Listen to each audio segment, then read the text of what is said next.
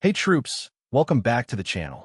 Today we're covering Alex Hormozi's second book, $100 Million Leads.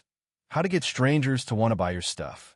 After the success of $100 million offers, Alex wrote this as the natural next step. The first book taught you how to create irresistible offers. This one shows you how to get people to see them. Alex went from sleeping on a gym floor to generating over 20,000 leads per day and $200 million in annual revenue using these exact methods. He breaks lead generation into 4 core ways: warm outreach, cold outreach, free content, and paid ads. No fluff, just real strategies with step-by-step frameworks. So grab your coffee, get comfortable, and let's learn how to fill your pipeline with quality leads. Let's get into it. It's hard to be poor with leads banging down your door. Hormozi family jingle. You have to sell stuff to make money. It seems simple enough, but everyone tries to skip to the make money part. It doesn't work. I tried. You need all the pieces. You need the stuff to sell, an offer. You need people to sell it to leads. Then you got to get those people to buy it, sales. Once you put all those in place, then you can make money. My first book, $100 Million Offers, covers the first step and give you the stuff. It answers the age-old question, what should I sell? Answer, an offer so good people feel stupid saying no. But strangers can only buy your stuff if they know you exist. This takes leads. Leads mean a lot of different things to a lot of different people. But most agree that they're the first step to getting more customers. In simpler terms, it means they've got the problem to solve and the money to spend. If you're reading this book, you already know leads don't magically appear. You need to go get them.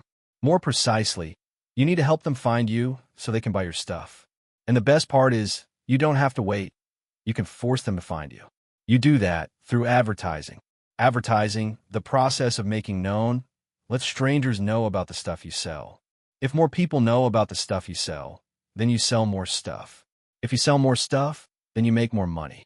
Having lots of leads makes it hard to be poor. Advertising lets you have a terrible product and still make money. It lets you be terrible at sales and still make money. It lets you make a ton of mistakes and still make money. In short, having this skill gives you endless chances to get it right. And in the unforgiving world of business, second chances are hard to come by. So you might as well load up. Advertising is a skill worth having. In this book, $100 Million Leads, shows you exactly how to do it. $100 Million Leads sits atop the foundation of my first book, $100 Million Offers. It assumes you already have a grand slam offer to sell, the stuff. Once you have an offer to sell, it creates the next problem. Who do I sell it to? This book is my answer to that question. Leads. Lots of leads. And before you know how to get leads, life sucks. You don't know where your next customer will come from. You scramble to cover rent and pay bills. You worry about laying people off, putting food on your table, and going under. You work your hardest to succeed, and others laugh at you for trying. It feels like death. I've been there. I get it. This book puts you in a better situation. One where you've got more leads than you can handle and more money than you could spend. Here's how. First, it explains how advertising works. Second, it reveals the 4 core ways to get leads. Third, it shows you how to get other people to do it for you. Finally, it wraps up with a 1-page advertising plan you can use to grow your business today. Once you know how to get leads, life gets easier. As for why you should blindly listen to me about getting more leads, don't. Make up your own darn mind. But in the spirit of walking the talk, here's my track record. I advertise in a variety of industries through my holding company acquisition.com.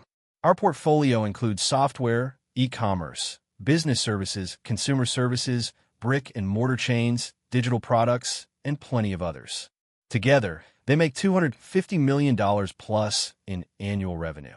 And they do it by getting 20,000 plus leads per day, selling offers from $1 to $1 million plus. On the personal side, I have a lifetime average return on advertising of 36:1. That means for every $1 I spend on advertising, I get $36 back.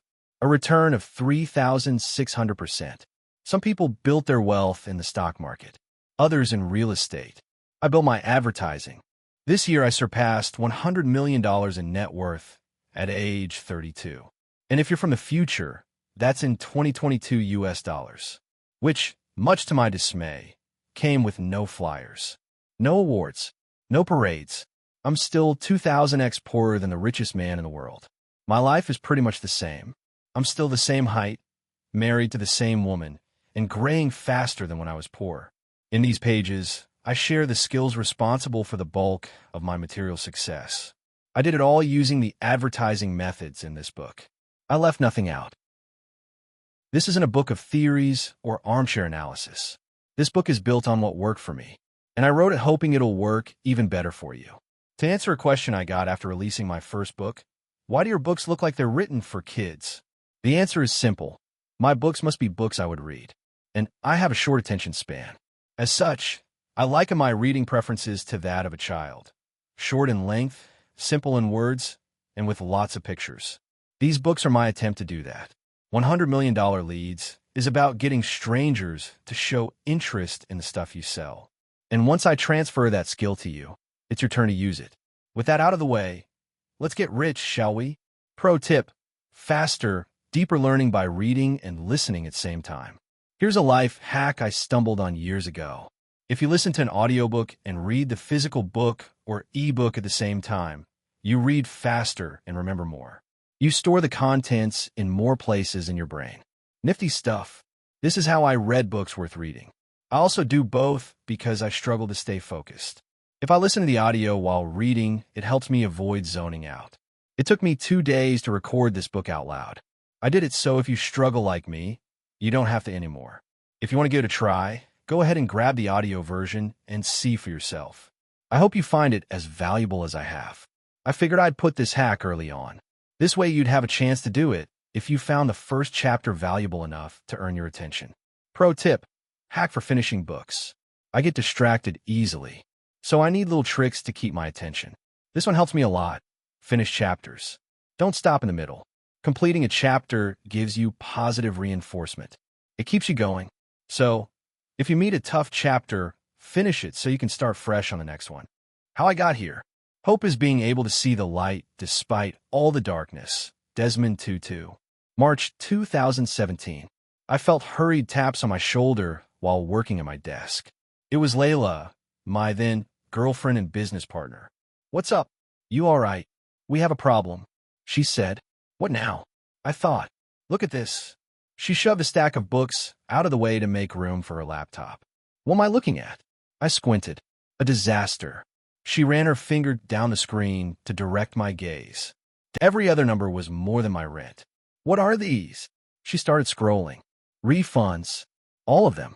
From the 2 gyms we launched last month." "Wait. How? What?" She scrolled more. "I got lots of weird texts last night from the members we sold at the Kentucky gym. I guess the owner stood up on a chair and told everyone to refund and go home. He didn't want to deal with all the new customers." "That's insane," I said. She was still scrolling. "Yeah, and the other gym owner told his new customers he would take them for half price if they asked for refunds from us, and paid him instead." "Wait, what? They can't do that," I said. "Well, they did." She scrolled faster, the numbers blurred. "Have you called them?" "That's not allowed in the agreement." I said. "Yeah, I know. They're ignoring my calls." I put my hand on hers. The refund waterfall froze in place. Hundreds of droplet-sized reminders of how much I sucked. How bad is this? How many refunds? Just cutting profits? Or enough to go negative and owe money? I tried to keep my voice steady. I failed. Layla paused before answering. "It's 150 grand. The number hung in the air. We won't be able to pay my friends." Their faces flashed through my mind, and the little hope I had drained from my chest. A month earlier, I got her friends to quit their jobs for this. Now I had to tell them I didn't have the money to pay them. She continued, "We can't sell our way out of this either. It'll just create more refunds to deal with. And we're out of money." Her eyes met mine, looking for the answers she deserved. I had nothing. I felt sick. A year earlier, I was good at getting leads for my gyms. I scaled to 5 locations in only 3 years. My claim to fame was opening my gyms up at full capacity on the first day. So I opened as many as I could as fast as I could. My fast pace started getting attention. I got asked to speak at a conference about my advertising method. To me, though, I didn't think my process was special. I figured everyone was doing it. So I walked through my presentation, hoping I wasn't boring the audience. They were silent. The moment I stepped off stage, a mob formed around me. They hurled questions at me left and right. I could barely keep up. They even followed me into the bathroom. I felt like a celebrity. It was wild. To this day, I've never been more bombarded in my life. Everyone wanted me to teach them how to do what I had just presented. They wanted my help. Me. But I had nothing to sell them. Although over 100 people left me their phone numbers and business cards in case I did. Then a wild idea came to me. I could make some money doing this. 3 months later, an idea turns into a business. Since I used advertising to launch my gyms at full capacity, I thought maybe I could launch other people's gyms to full capacity too. I called the company Gym Launch. Original, I know. My offer was simple. I'll fill your gym in 30 days for free. You pay nothing. I pay for everything. I sell new members and keep the first 6 weeks of membership fees as payment. You get everything else. If I don't fill your gym, I don't make money. You spend nothing either way. It was an easy offer to sell. I'd fly out, turn on my lead machine, work the leads, then sell the leads. Except, instead of selling them into my gym, I'd sell them into whatever gym I was camped at for the month. Every month, I'd go to a new gym. Rinse and repeat. It worked. Word of this kid who'd fill your gym for free got around fast. Unless I hired help, Referrals would have booked me out for more than 2 years straight.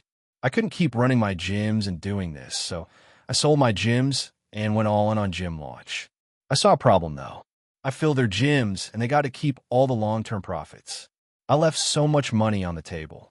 But if I were part owner of some of the gyms, I could stack revenue month over month. Bingo.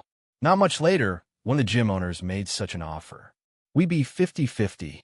I would fill the gym with members, and he would fill it with staff. With this new model, I could open up 1 to 2 gyms per month and own them all. This would work much better than only collecting the upfront cash. A win-win partnership. A slight hitch in the plan, though. My new partner had poor financials.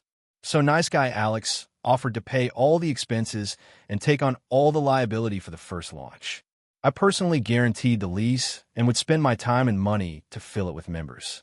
Once filled, I would hand the gym over to him. I put all the money from selling my gyms, including my life savings, into this launch and go model. It took everything I had. A few weeks later, halfway through the launch, I woke up to find all the money in the account gone. All of it. The partner accused me of stealing and took the money as his share of the profits. But we hadn't made any profit.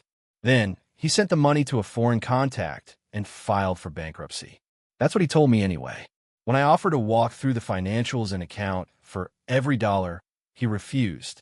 That's when I knew I had made a terrible mistake. It turns out he had been indicted for fraud a few years earlier. And to make matters worse, I already knew. He told me it was just a big misunderstanding. I believed him. As the saying goes, when money meets experience, the money gets the experience and the experience gets the money. Lesson learned.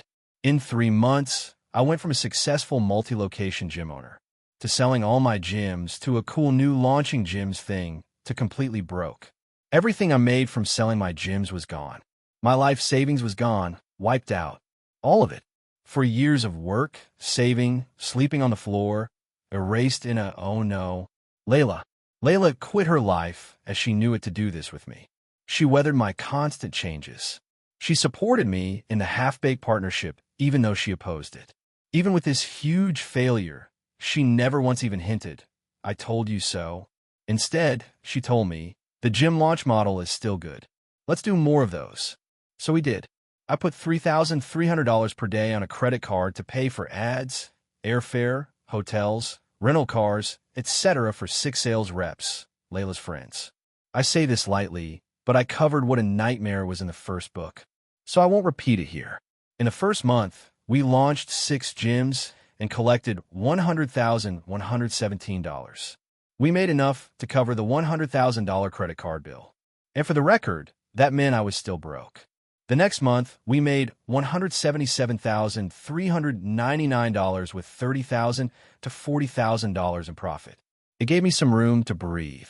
Finally, and that's when Layla tapped me on the shoulder to share $150,000 worth of bad news. Now you're caught up. The morning after Layla told me We had $150,000 in refunds and lost all our money. Again, a honking horn startled me at 3 a.m. My problems flooded back. Welp, I'm awake now. I pulled myself out of bed and slinked to my work corner. I walked over out of habit more than desire. I slid the chair out and plopped down, notebook and pen at the ready. I had to make $150,000 in profit, not revenue, in 30 days.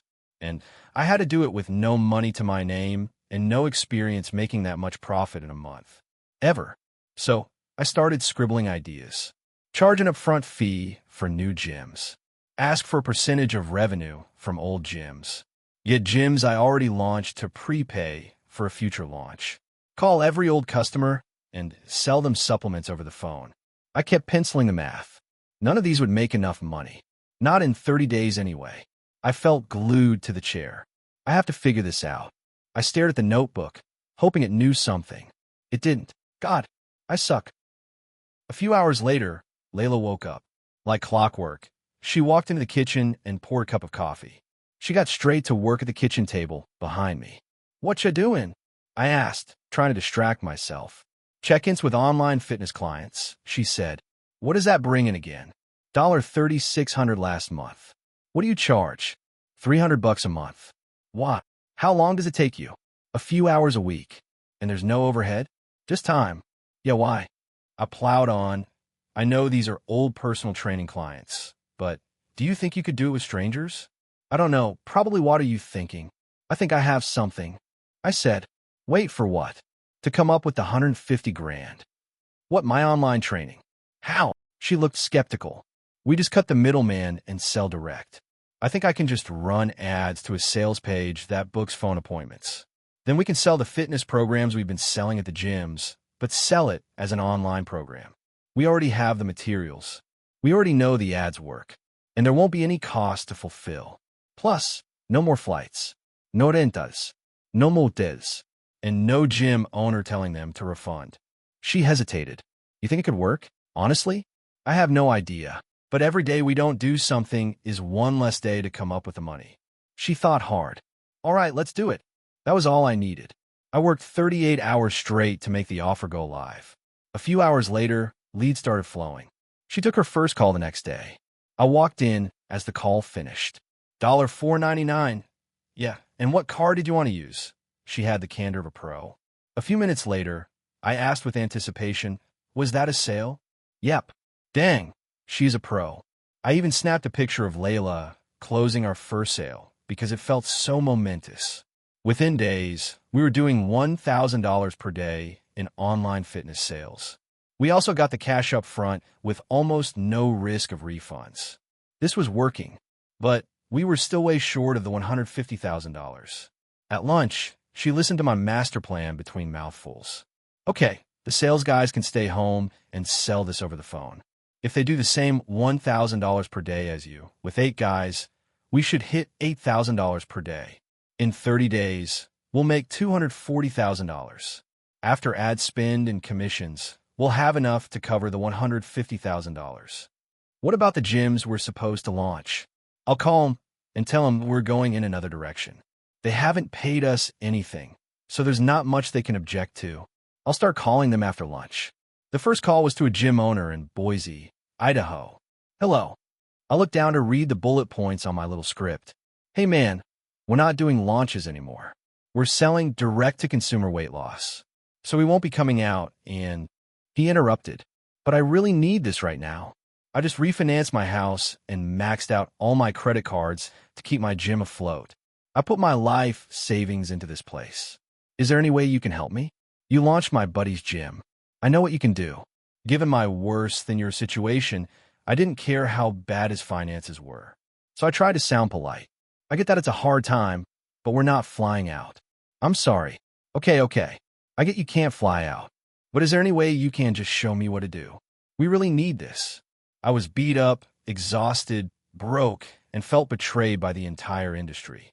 I should have said no, but instead I said, "Fine, I'll show you how to get leads, but I'm not flying out there to save you if you can't sell." "Totally get it. It's on me. I can close. I just don't have anyone walking in the door. I need leads." How much to show me how to launch? I looked down at my script. This is not how it was supposed to go. I wanted to say no and hang up. Our weight loss offer was working, and I didn't want distractions. He'd already told me he was broke, so I said the biggest number I could think of to get him off the phone. $6,000. Consider my selling my secret sale. $6K? Yes. $6,000. I said, articulating the whole number, hoping to scare him off. $6K. Okay, done. What? I stood there slack-jawed, frozen in disbelief. $6,000. I floated out of myself and watched the conversation happen. I still get choked up thinking about it.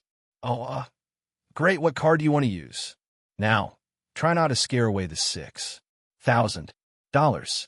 Panicked, I wrote his card information on the flap of a cardboard box. When do I start? He asked. I'll send you everything Monday morning. Giving myself the insane task of packaging my entire gym leads and sales system in 48 hours. He agreed. I hung up and sat in shock. Once I came to my senses, I ran the credit card. $6,000 success. Is this real? I desperately wanted to tell Layla, but she was on a sales call. 15 minutes later, she walked in. Got another one, she said. You won't believe this. I just sold our gym launch system for $6,000 to the gym in Boise. What? I thought we were doing weight loss. Yeah, I know. So did I, but she waited. I think we're still in the gym business. I think we were just doing it wrong. She needed more details. I didn't have any yet. I'm going to call the gyms we plan to launch next month and see if they'll buy it too. Okay, she said. The next call went the same except when he said, how much? I said, $8,000. He agreed. Next call, same thing except I said $10,000. He agreed. All 8 gyms we plan to launch said yes to licensing the launch materials instead. In a single day, I collected $60,000 selling something with zero cost to fulfill. In a single day, I was a third of the way out of my $150,000 prison. I spent 5 years developing that advertising system. It finally paid off. Doing the thing that scared me most, giving away my secrets, led to the biggest breakthrough in my life. I can't believe it, I said. I think we can get out of this. So, are we not doing the weight loss thing? No, I guess not. I think we've had something here all along. We just had to put the pieces together. Do you think anyone else will buy it? I'm going to call the 30 gyms we already launched. They know our system works because we did it in front of them. We also have some gym owner leads from that conference. That should cover the $150,000 and give us a clean slate. Okay, then what? Is this what we're going to do? She looked for some well-deserved stability. I think so. It makes more money than the other thing, and it's way easier to deliver. She agreed. So after I call those leads, I'll start running ads. I'll post our success stories in a few gym groups to get leads from there. And I'll also tell the gyms I'll pay $2,000 cash for any gym they send that signs up. That gives us ad leads, content leads, and referral leads. In the next 30 days, we made $215,000 in profit. We covered the $150,000 in refunds with cash to spare. We did so well because the average gym using our advertising system added an extra $30,000 in cash in their first 30 days. It made them more money than they paid for it. It delivered in spades. Plus, they got to keep all the cash. They loved it. Referrals poured in. I found the processing records from May-June 2017, the month it all happened. We finished that first year at $6,820,000 in revenue. The next calendar year, we did $25,900,000 in revenue and $17 million in profit. Yeah, tens of millions. It was insane. Like nuts. The company continues to this day with 4,500 plus gym locations and counting. And no one is more surprised than me. Something I made actually worked. Finally. In 2018, we started Prestige Labs to sell supplements through our gym client base. We used Prestige Labs and the gyms as an affiliate network to generate weight loss leads for each other.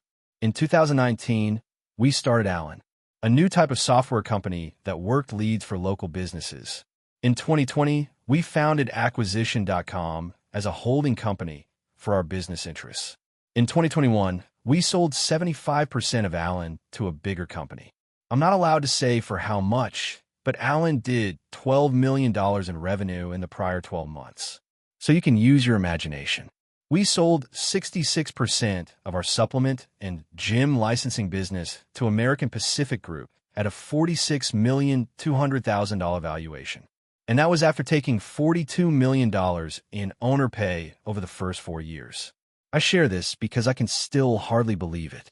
All this was because of a girl who believed in me, a credit card, and the ability to get leads. Important disclaimer: knowing how to get leads saved my business, my reputation, and likely my life. It was the only way I stayed afloat. It was the reason I kept getting second, third, fourth, and fifth chances. I advertised a lot of different things in a lot of different ways. I advertised to get member leads for local gyms. I advertised to get online weight loss leads for Layla. I advertised to get gym owner leads to sell business services. I advertised to get affiliate leads for our supplement company. I advertised to get agency leads for our software, and so on. Getting leads has been my get-out-of-jail free card with no expiration date. And at this point, it's faded and worn with use. I like to share this skill with you. I can show you how to get more leads. And here is your first piece of good news. By reading these words, you're already in the top 10%. Most people buy stuff and never crack it open. I'll also throw out a spoiler. The further you read, the bigger the nuggets get. Just watch. Thank you from the bottom of my heart. Thank you for allowing me to do work I find meaningful. Thank you for lending me your most valuable asset, your attention. I promise to do my best to give you the highest possible return on it. This book delivers. The world needs more entrepreneurs. It needs more fighters. It needs more magic. And that's what I'm sharing with you, magic. The problem this book solves. Leads, lots of leads. You have a problem. You're not getting as many leads as you want because you're not advertising enough. Period. As a result, your potential customers are ignorant of your existence. How sad. This means less money flows your way. So now that you know you have a problem, unless you hate helping people and making money, you kind of have to solve it. How this book solves it. To make more money, you've got to grow your business. You can only grow your business in 2 ways. 1, get more customers. 2, make them worth more. That's it. I grow our portfolio companies with this exact framework.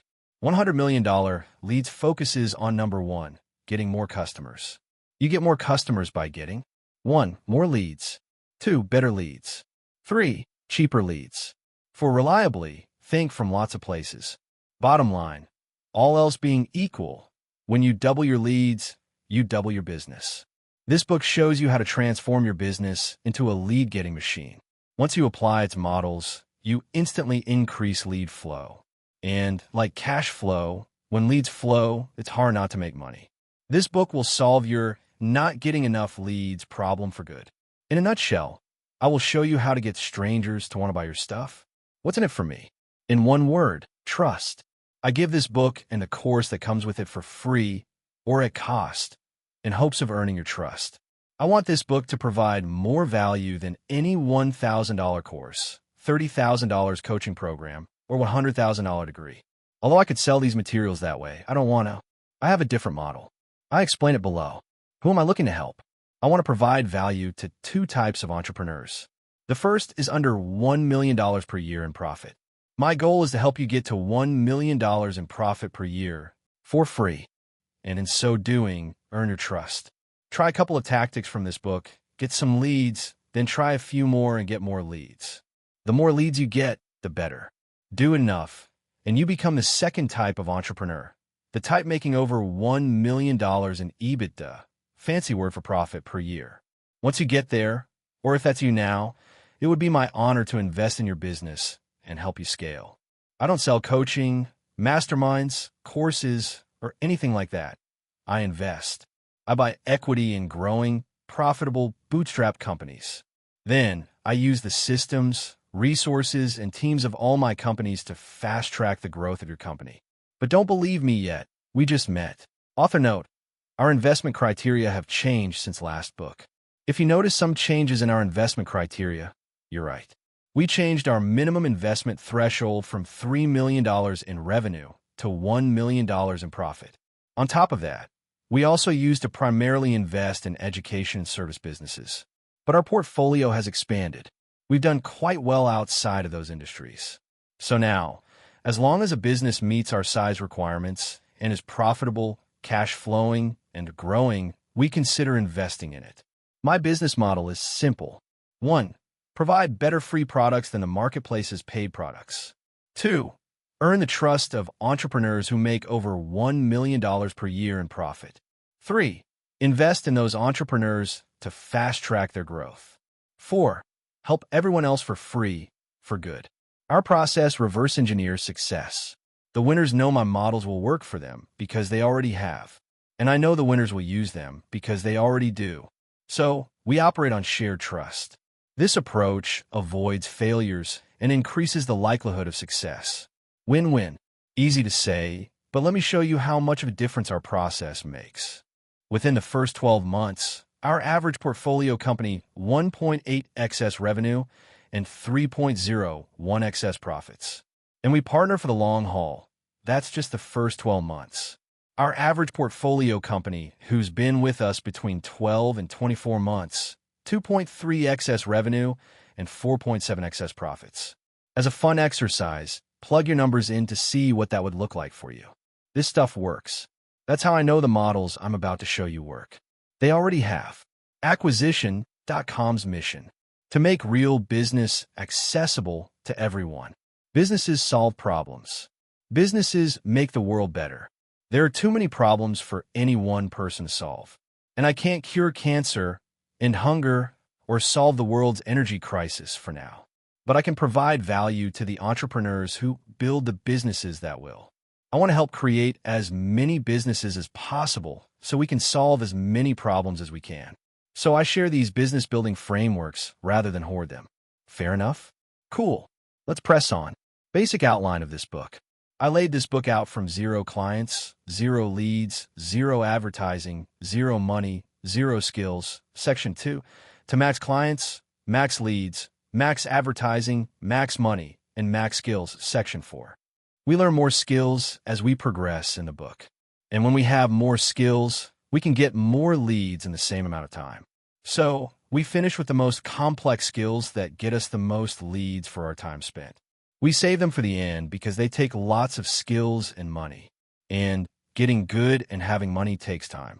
I want this book to help a person get their first 5 clients and crack their first $10 million month and beyond. This order also reminds those with skills and money, me included, of the basics we stopped doing. Our businesses deserve better. Respecting the tried and true methods that got you to your current level will probably get you to the next one. Masters never don't do the basics. So, we go from getting your first lead all the way to building a $100 million plus leads machine. Here's the breakdown. Section 1. You're about to finish reading it right now. Section 2. I reveal what makes advertising really work. Most entrepreneurs think about advertising the wrong way. Since they think about advertising the wrong way, they do the wrong stuff to get leads. You want to do the right stuff to get leads. This is the way. Section 3. We learn advertising's core 4. There are only 4 ways to get leads. So if there's a most important how-to section, it's this one. Section 4. We learn how to get other people, customers, employees, agencies, and affiliates to do it all for you. And this completes the assembly of your fully functioning $100 million leads machine. Section 5. We wrap up with a 1-page advertising plan you can use to get more leads today. Section 2. Get understanding. Advertising. Simplified. In this section, we cover 3 things to make sure advertising does exactly what we want it to do. First, we talk about what a lead actually is. If we want more of them, then we better be darn well sure we're talking about the same thing. Second, we learn how to separate leads that make you money from leads that waste your time. Third, I show you the best ways I know to get the leads that make you money to show interest in the stuff you sell. Let's dive in. Leads alone aren't enough. If you cannot explain something in simple terms, then you don't understand it. Dr. Richard Feynman, Nobel Prize winner in physics. I'll let you in on a little secret. This book started because somebody asked me what a lead was. You'd think it would be simple, but I couldn't give a straight answer. And after 6 months of trying to figure it out, I was more confused than before. It became clear I didn't know as much about leads as I thought. My search for a clear definition of a lead snowballed into the massive project that became $100 million leads. All this to say, we've got to agree on what the heck a lead is before we dive head first into getting them. So what's a lead anyways? Someone who clicks an ad? A phone number? A person that schedules a call? A list of names? A door you knock on? A walk-in? An email address? A subscriber? A person that sees your content? Etc. You see, words matter because they affect how we think. How we think affects what we do. And if words have us thinking the wrong way, then we will probably do the wrong stuff. I hate doing the wrong stuff. So to do the right stuff more and the wrong stuff less, it's best we know what words mean and use them. To cut the suspense, a lead is a person you can contact. That's all. If you bought a list of emails, those are leads. If you get contact information from a website or database, those are leads. The numbers in your phone are leads. People on the street are leads. If you can contact them, they are leads. But what I came to realize was leads alone aren't enough. We want engaged leads, people who show interest in the stuff you sell. If someone gives their contact information on a website, that is an engaged lead. If someone follows you on social media and you can contact them, that is an engaged lead. If people reply to your email campaign, they are engaged leads. The leads showing interest are the leads that matter. Engaged leads are the true output of advertising. Getting more engaged leads is the point of this book. But I couldn't call the book Engaged Leads because no one would get it. But now you do. So the next question is, how do we get leads to engage? Engage your leads, offers, and lead magnets. I don't do drugs. I'm drugs, Salvador Dali. April 2016. I paid $25,000 to be in this group, and everyone told me to do a webinar. In fact, my mentor at the time told me, do a webinar every week until you make $1 million. Until then, don't ask me about anything else. This is my only path to success. I've got to figure this out. A webinar, as I understood it, was a magical presentation with a zillion slides. If somebody watched, it would hypnotize them into buying my thing. There was so much I didn't know. Landing pages, registration pages, follow-up emails, replay emails, cart close emails, presentation software, website integration, writing ads, making ad creative, figuring out where to put the ads, who to show the ads to, building a payment page, processing payments. Never mind making the actual webinar. The list overwhelmed me. So I started with what I understood most, the landing page. I built a few of those for my gyms. My mentor made millions with webinars, so I modeled his landing page. But I didn't need it to make millions. I just needed it to make something. Okay, now the thank you page. An entire Sunday later, the thank you page went live. Now for the big test. I put my email into the landing page, clicked sign me up, and waited. My brand new thank you page loaded. Success. I still wasn't a millionaire. Sad face. But it was something. The following Sunday, I sat down for my regular work on the business, not in the business ritual. I had 10 hours to figure out the next piece of this webinar puzzle. After my first cup of coffee, I decided I didn't really want to work, but I still wanted to feel productive. So I went to my advertising groups forum to get some tips. Just got off my webinar. $32,000 in an hour. I ROI'd the entire tuition in my first week. Webinars rock. I'm never going to make this work. He joined the same month as me. He was in the same industry as me. He figured out how to make money with his webinar before me. He was stealing all the clients before I even got a chance. Everyone is making money except me. Desperate, I called other people in the group. I will do anything for your business. Build a sales team. Write your sales scripts, fix your sales process. Anything. Just help me finish this webinar. Please? One person agreed to help me. Thank God. 8 Sundays later, and the little circle next to my ad campaign turned green. It's alive. I was officially spending $150 per day on ads. All I had to do now was watch the money pour in. I was going to be rich. 3 days, for $150, 80 leads, and 0 sales later. I shut it all down. I suck. No one even watched my webinar. Meanwhile, that guy posted again about how much money he was making off this webinar stuff. Why do I suck so much? I spent most of my money to join this group, and I just set another $450 on fire. I didn't have the money to fail again. I needed the next thing to work. And if I couldn't even get anyone to watch, what was the point? The case study. I scrolled my news feed to see what other people were doing, and that caught my eye. Free case study on how I spent $1 and made $123,000 in a weekend, or something like that. I punched in my email, and the page sent me to a video of walking through a successful advertising campaign. Nothing fancy, no slides, no presenting, just a dude explaining how his stuff worked. This I can do. I fired up my screen recorder. Okay, everyone. So here's the ad account at gym we just launched. Here are the ads we ran. This is how much we spent. We sent them to this page with this offer. You can see how many leads we got here. They got this many people scheduled. This many showed. This is how many they sold. This is how much the gym owner made. This is everything we did. If you want help setting something like this up, we'll do the whole thing for free. And we only get paid off the sales you make. If that sounds fair, book a call. It took maybe 13 minutes. Simple. I swapped the webinar out for this video and changed the headline. Free case study. How we added 213 members and $112,000 in revenue to a small gym in San Diego. They would book a call on the next page. I set up a fresh ad campaign and went to bed. The next morning, Alex, what did you do? Layla asked. What do you mean? Strangers have booked my calendar solid for like the next week. Really? Yeah. Did you start a new campaign or something? Yeah, but I didn't think it would go live so fast. Wait, people booked calls. Yeah, tons. Seeing Layla's calendar stacked with appointments filled me with joy. It's working. I learned an important lesson. They didn't want my webinar, but they didn't want my case study.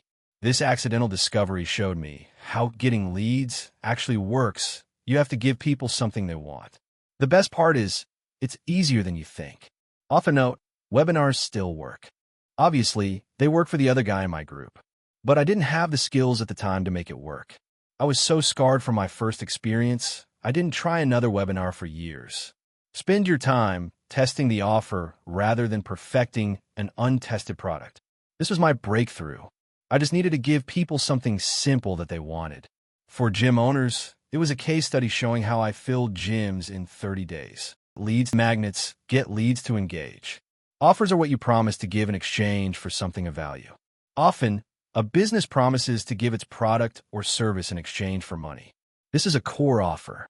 If you advertise your core offer, then you go straight for the sale, the direct path to money. Advertising your core offer might be all you need to get leads to engage. Try this way first.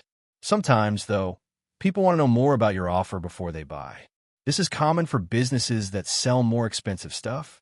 If that's you, then you'll often get more leads to engage by advertising with a lead magnet first. A lead magnet is a complete solution to a narrow problem. It's typically a lower cost or free offer to see who is interested in your stuff. And once solved, it reveals another problem solved by your core offer. This is important because leads interested in lower cost or free offers now are more likely to buy a related higher cost offer later.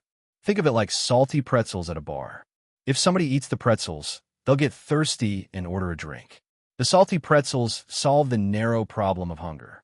They also reveal a thirst problem solved by a drink, which they can get in exchange for money. The pretzels have a cost, but when done right, the drink revenue covers the cost of the pretzels and nets a profit. So your lead magnet should be valuable enough on its own that you could charge for it. And after they get it, they should want more of what you offer. This gets them one step closer to buying your stuff. A person who pays with their time now is more likely to pay with their money later. Good lead magnets get more engaged leads and customers than a core offer alone, and do it for less money. So let's make a lead magnet, shall we? Pro tip, even free stuff has a cost. People will give you time before they'll give you money. But time is still a cost. If your lead magnet isn't worth their time, it's overpriced. And free or not, they won't buy from you again. So look at it this way. If they think your lead magnet is worth their time, they'll think your core offer is worth their money. 7 steps to creating an effective lead magnet. Step 1. Figure out the problem you want to solve and who to solve it for. Step 2. Figure out how to solve it. Step 3. Figure out how to deliver it. Step 4. Test what to name it. Step 5. Make it easy to consume. Step 6. Make it darn good. Step 7. Make it easy for them to tell you they want more. Something to keep in mind before we start. Grand Slam offers work for free stuff as much or better than they do for paid stuff. So make your lead magnet so insanely good people will feel stupid saying no. And yes, this means you may have a few insanely valuable offers, even if some are free. But that's a good thing. The business that provides the most value wins. Period. So let's get started. Step 1. Figure out the problem you want to solve and who to solve it for. Here's a simple example we can walk through together. This book is a lead magnet. You are a lead. I want to solve an engaged lead problem. And I want to solve it for businesses making less than $1 million in annual profit. With enough engaged leads, they can make more than $1 million plus in annual profit. Then they qualify for my core offer, me investing in their company to help them scale. The first step is picking the problem to solve. I use a simple model to figure this out. I call it the problem-solution cycle. You can see it below.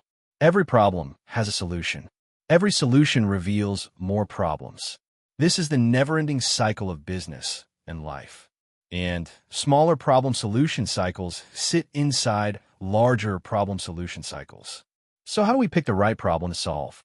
We start by picking a problem that's narrow and meaningful. Then solve it.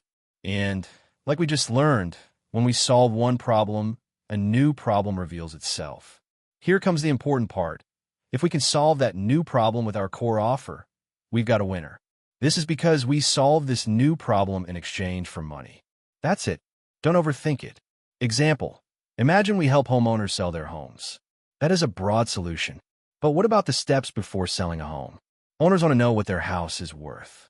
They want to know how to increase its value. They need pictures. They need it cleaned. They need landscaping.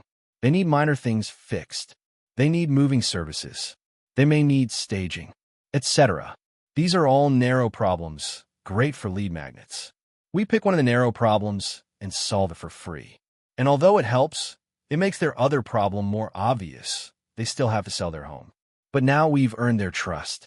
So we can charge to solve the remaining problems with our core offer and help them achieve their broader goal. Action step. Pick the narrowly defined problem you want to solve. Then, make sure your core offer can solve the next problem that comes up. Step 2. Figure out how to solve it. There are 3 types of lead magnets, and each offers a different type of solution. First, if your audience has a problem they don't know about, your lead magnet would make them aware of it. Second, you could solve a recurring problem for a short amount of time with a sample or trial of your core offer. Third, you can give them one step in a multi-step process that solves a bigger problem. All 3 solve one problem and reveal others. So your 3 types are 1. Reveal problems, 2. Samples and trials, and 3. One step of a multi-step process. 1. Reveal their problem. Think diagnosis. These lead magnets work great when they reveal problems that get worse the longer you wait. Example. You run a speed test that shows their website loads at 30% below the speed it should. You draw a clear line between where they should be and how much money they lose by being below standards. Example. You do a posture analysis and show them what their posture should look like. You draw a clear line to what their pain-free life would look like if their posture were fixed and how you can help. Example. You do a termite inspection that reveals what happens when the bugs eat their home. If they do have termites, you can get rid of them for cheaper than the cost of another home. If they don't, they can pay you to prevent the termites from coming to begin with. You can sell them either way. Win-win. 2. Samples and trials. You give full but brief access to your core offer. You can limit the number of uses, time they have access, or both. This works great when your core offer is a recurring solution to a recurring problem. Example. You hook them up to your faster server and show their website loading at lightning speed. They get more customers from your faster load times. If they want to keep it, they need to keep paying you. Example. You give a free adjustment for their bad posture and they experience relief. To get permanent benefits, they must buy more. Example. Food, cosmetics, medicine, or any other consumables. Consumables, by nature, have limited uses and solve recurring problems with recurring use. So single-serving, fun-sized, etc. samples are great lead magnets. It's how Costco sells more food than other stores. They give out samples. Pro tip, be a drug dealer. Many people make money selling drugs, legally and illegally. A free drug sample is a lead magnet. They can afford to give a hit away because once people try it, they're hooked. It's so good, they come back for more. This is why we don't dilute the value of our lead magnets or give away sucky fluff. If anything, like a drug dealer, you'd want to give the strongest hit first. It keeps them coming back for more. Your lead magnet is your first hit. The next one they have to pay for. Be a legal drug dealer, and you'll make money like one. P.S. Whatever you do, make sure it's legal. 3. One step of a multi-step process. When your core offer has steps, you can give one valuable step for free and the rest when they buy. This works great when your core offer solves a more complex problem. Example, this book. I help you get to $1 million plus per year in profit. Then you'll have new problems we can help you solve and scale from there. Example, you give away a free wood sealant for a garage door. But the sealing process requires 3 different coats to protect from all weather conditions. I do the first one free, explain how it only gives partial coverage, and offer the other 2 in a bundle. Example, you give away free finance courses, guides, calculators, templates, etc. They are so valuable people really can do it all themselves. But they also reveal the time, effort, and sacrifice of doing all. So you offer financial services to solve all that. Action step, pick how you want to solve your narrowly defined problem.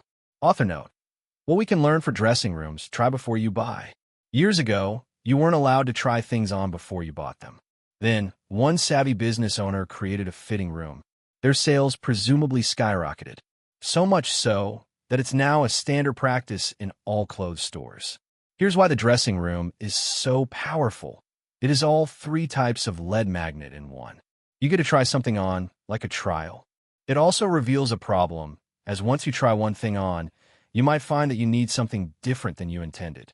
And once you find a shirt you like, a good salesperson would say, do you want pants to go with it? It becomes step 1 on a multi-step process of creating an outfit. So if you can try get a lead magnet that does all 3, reveal a problem, give them a taste of a solution, and show it as a small piece of a total package. Step 3, figure out how to deliver it. There are unlimited ways to solve problems, but my favorite lead magnets solve them with software, information, services, and physical products. And each of those works great with the 3 types of lead magnets from step 2. I'll show you what I've done to attract gym owners using each lead magnet type. 1. Software. You give them a tool. If you have a spreadsheet, calculator, or small software, your technology does a job for them. X.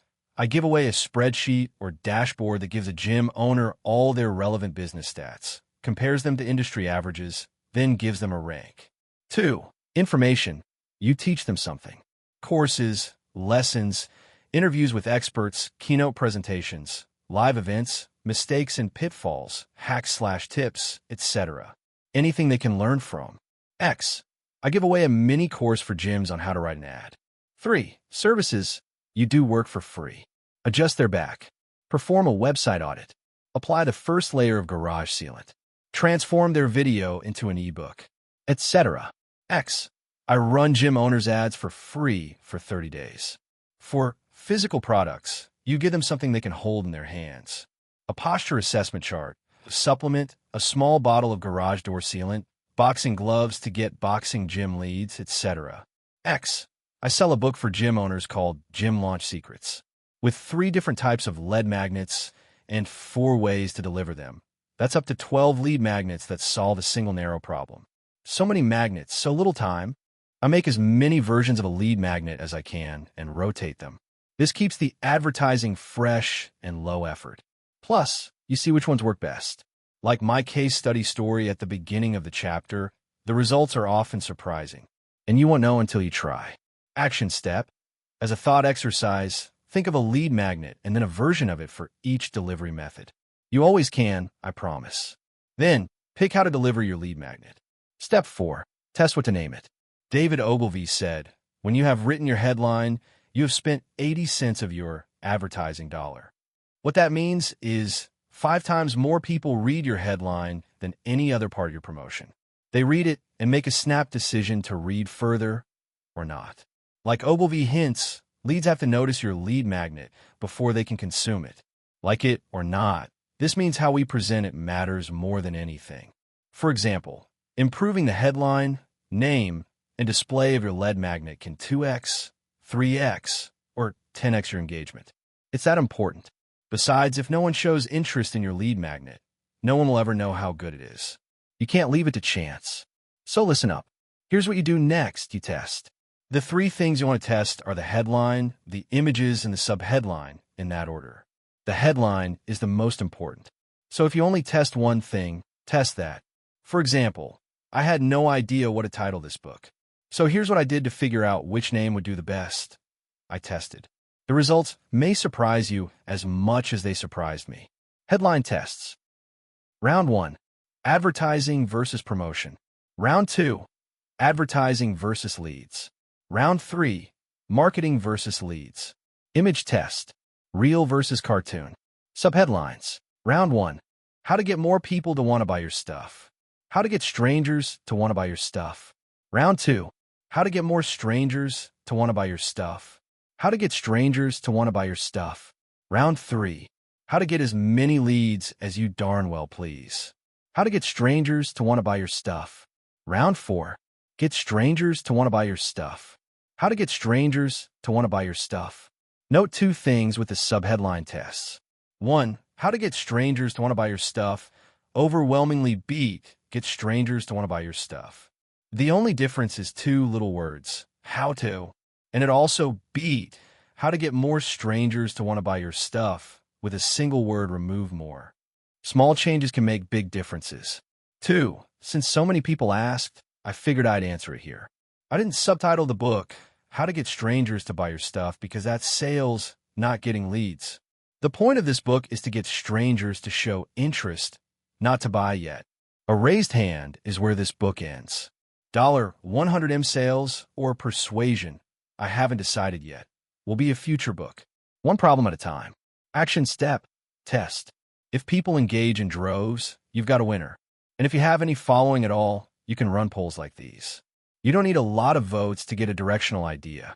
If you can't do that, make a post on every platform and ask people to respond with a 1 or a 2, then count them up. If you still can't even do that, then just message people and ask. There's always a way, and this is one of the highest leverage things you can do with your time. Make sure how you package it gets engagement, and you give yourself a big head start. Bonus points. If people respond to the poll and ask when they can get their hands on it, you have a mega winner. Step 5. Make it easy for them to consume. People prefer to do things that take less effort. So if we want more people to take us up on our lead magnet and consume it, we got to make it easy. You can see 2x, 3x, and even 4x plus increases in take rates and consumption simply by making it easier to consume.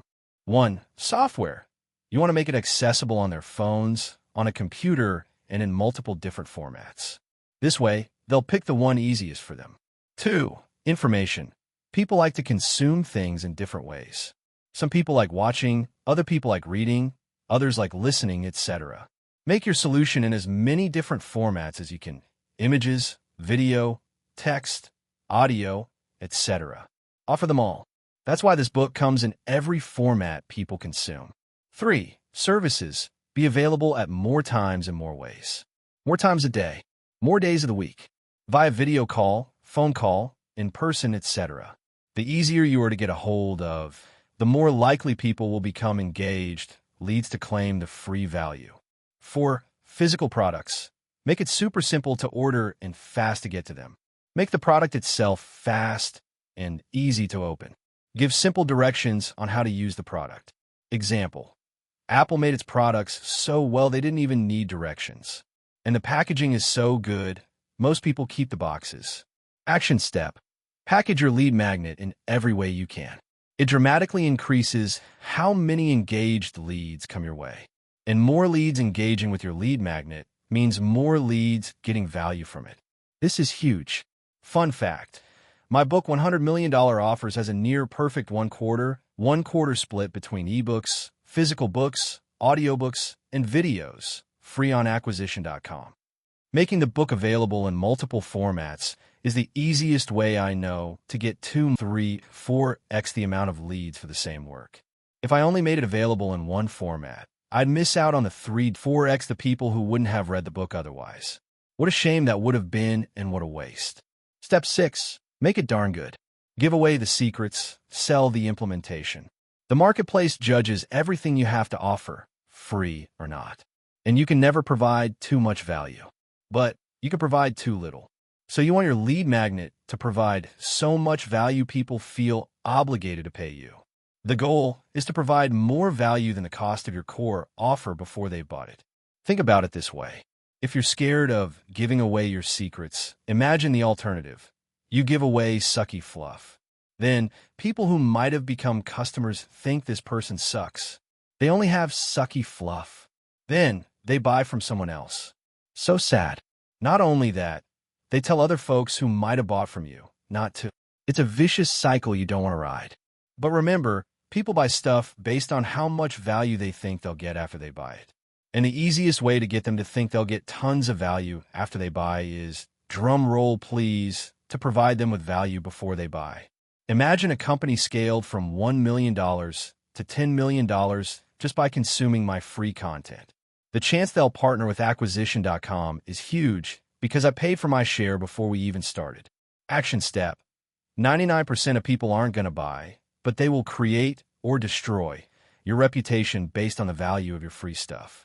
So, make your lead magnets as good as your paid stuff. Your reputation depends on it. Provide value. Stack the deck. Reap the rewards. Step 7. Make it easy for them to tell you they want more.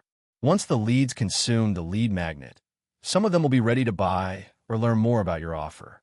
This is the time to give a call to action. A call to action, CTA, tells the audience what to do next. But there's a little more to it than that. At least, if you want your advertising to work. Good CTAs have 2 things. 1. What to do, and 2. Reasons to do it right now. What to do. CTAs tell the audience to call the number, click the button, give information, book the call, etc. There are way too many to list. Just no CTAs tell the audience how to become engaged leads. Good CTAs have clear, simple, and direct language. Not don't delay, but instead call now. Read the next paragraph to learn more. See what I did there? Reasons to do it right now. If you give people a reason to take action, more people will do it. But couple things to keep in mind. First, good reasons work better than bad reasons. And second, any reason, even bad ones, tends to work better than no reason at all. So to get more people to take action, I include as many effective reasons as I can.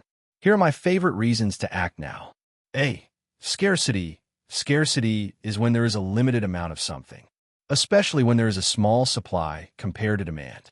When something is scarce, like your lead magnet or offer, people also tend to want it more. And this is why they're more likely to act right now. The fewer you have, the more valuable people think it is. But there's a catch. The fewer you have, the fewer engaged leads you can get before running out. So the best strategy for scarcity is reality. Let me explain. If you sold 1,000x to customers tomorrow, could you handle it? If not, you have some limit to how much you can sell.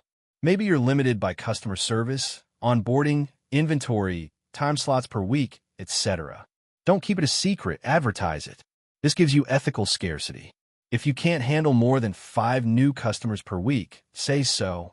Draw attention to the natural scarcity in your business. If you have limitations, you may as well use them to make money. X. The most convenient class times fill up fast. Call now to get the one you want. I can only handle 5 people per week, so if you want it solved soon, do X. We only printed 1 batch of shirts and will never reprint this design. Get one so you don't regret missing out forever. B. Urgency. You can have unlimited units to sell, but let's say you stop selling them in an hour on purpose. I bet more people than normal will buy your thing in that hour. This is urgency in action. Urgency is when people act faster because they have a short amount of time. And the less time people have, the faster, more urgent they tend to act. So if you make the time they can act on your CTA shorter, you can get more of them to act on it faster. You You can also use the same urgency with discounts or bonuses that go away after X minutes or hours, after which this offer will never be available again. Our July 4th promotion ends Monday at midnight, so if you want it, take action now. Our Black Friday promotion ends at midnight. There are only 4 hours left. Get it while the getting's good. Through Friday, I'll also throw in a free hat to anyone who buys more than 3 books. So if you want to look slick in an acquisition.com hat, buy now. Pro tip: the urgency tactic I use the most. I put time limits on bonuses. This way, I don't need to change my pricing or products all the time. I can just change the bonus. I like to make a handful of valuable bonuses and rotate them each week. And if they don't take action by the end of the week, they'll actually miss out on the bonus. The best part is that it's an easy way to make CTAs more effective without capping sales. C. Fraternity Party Planner, my favorite. Make up a reason. Fraternities don't need a reason to party, but they sure make up some doozies. John got his wisdom teeth removed, kegger, Margarita Monday, toga Tuesdays, thirsty Thursday, etc. Your reason doesn't even have to make sense, and it will still get more people to act. In fact, Harvard ran an experiment showing that people were more likely to let someone cut in line if they only gave a reason. The number of people that let others cut increased if the reason made sense, like scarcity and urgency. But any reason still works better than no reason. So I always try to include one. Think the stuff you say after the word because. Examples: because moms know best, because your country needs you, because it's my birthday and I want you to celebrate with me. Action step: give a clear, simple, action-oriented CTA. Then, give them a reason why using scarcity, urgency, and any other reasons you can think of. And do it often. Don't be clever, be clear. Even if your lead magnet costs money to deliver, it should still lower your cost to get a new customer. This is because more engaged leads means more chances to get customers. And the extra customers more than cover your costs. That's the point. Let's say you make $10,000 of profit on your core offer, and it costs you $1,000 in advertising to get someone on a call for it. If you close 1 out of 3 people, it costs you $3,000 in advertising to get a customer. Since we have $10,000 in profit to work with, that's fine. But we're savvy, we can do better. So, let's do better. Imagine you advertise a free lead magnet instead of your core offer. Your lead magnet costs you $25 to deliver, and because it's free to them, more will engage. The extra engagement means it only costs $75 in advertising to get someone on a call. All in, it's $100 per call.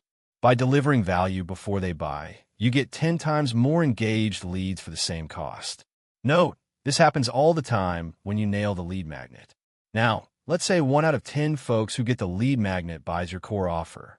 This means your new cost to acquire a customer is $1,000, $100 x 10 people. We just cut our cost to get a customer by 3x. So instead of spending $3,000 to get a new customer by using a lead magnet, we spend only $1,000. Given we make $10,000, that's a 10:1 return. So if we keep our advertising budget the same and use a lead magnet, we triple our business. Remember, the goal is to print money, not just make our fair share. This is where experienced business owners beat newbies. With a $25 budget to deliver your lead magnet, you can provide far more value than a $0 budget. Crazy, I know. You attract more customers because your lead magnet is more valuable than other people's, oftentimes by a lot. This translates into more strangers becoming engaged leads. It also translates into more sales because you provided value in advance. Win, win, win. Action steps. Step 0. If you're struggling to get leads, make an amazing lead magnet. Step 1. Figure out the problem you want to solve for the right customer. Step 2. Figure out how you want to solve it. Step 3. Figure out how to deliver it. Step 4. Make the name interesting and clear. Step 5. Make it easy to consume. Step 6. Make sure it's darn good. Step 7. Tell them what to do next, why it's a good idea, do it clearly, and do it often. Section 2. Conclusion. My goal with this book is to demystify the lead-getting process. In the first chapter, we covered why leads alone aren't enough, you need engaged leads. In the second chapter, we covered how to get leads to engage, a valuable lead magnet or offer. And a good lead magnet does 4 things. 1. Engages ideal customers when they see it. 2. Gets more people to engage than your core offer alone. 3. Is valuable enough that they consume it. 4. Makes the right people more likely to buy. So, more people show interest in our stuff. We make more money from them. And we deliver more value than we ever have, all at the same time. Next up, we've armed ourselves with a powerful lead magnet. Now, I'll show you the 4 ways we can advertise it. In other words, now that we have the stuff, we got to tell people about it. Let's get some leads. Section 3, Get Leads. The core 4 advertising methods. We get engaged leads by letting people know about our stuff. And there are 2 types of people we let know. People who know us and people who don't. And there are 2 paths of letting them know about it, one-to-one and one-to-many. Those combine into the 4 basic ways one person can let other people know about anything. Let's break down how we can use those 4 ways to get us leads. 2 types of audiences, warm and cold. Warm audiences are people who gave you permission to contact them. Think people who know you, aka friends, family, followers, current customers, previous customers, contacts, etc. Cold audiences are people who have not given you permission to contact them. Think strangers, aka other people's audiences, buying contact lists, making contact lists, paying platforms for access, etc. The difference matters because it changes how we advertise to them. 2 ways to communicate: one-to-one, private; one-to-many, public. We can contact people one-to-one or one-to-many. Another way of thinking about this is private or public communication. Private communication is when only one person gets a message at a time. Think phone call or email. If you announce something publicly, many people can get it at the same time. Think social media posts or billboards or podcasts. Now, automation can make this seem confusing. Don't let it. Automation just means some of the work is done by machines. The nature of the communication stays the same.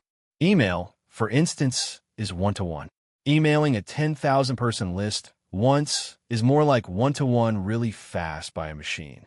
Automation, which we cover later, is one of the many ways we can get leads on steroids.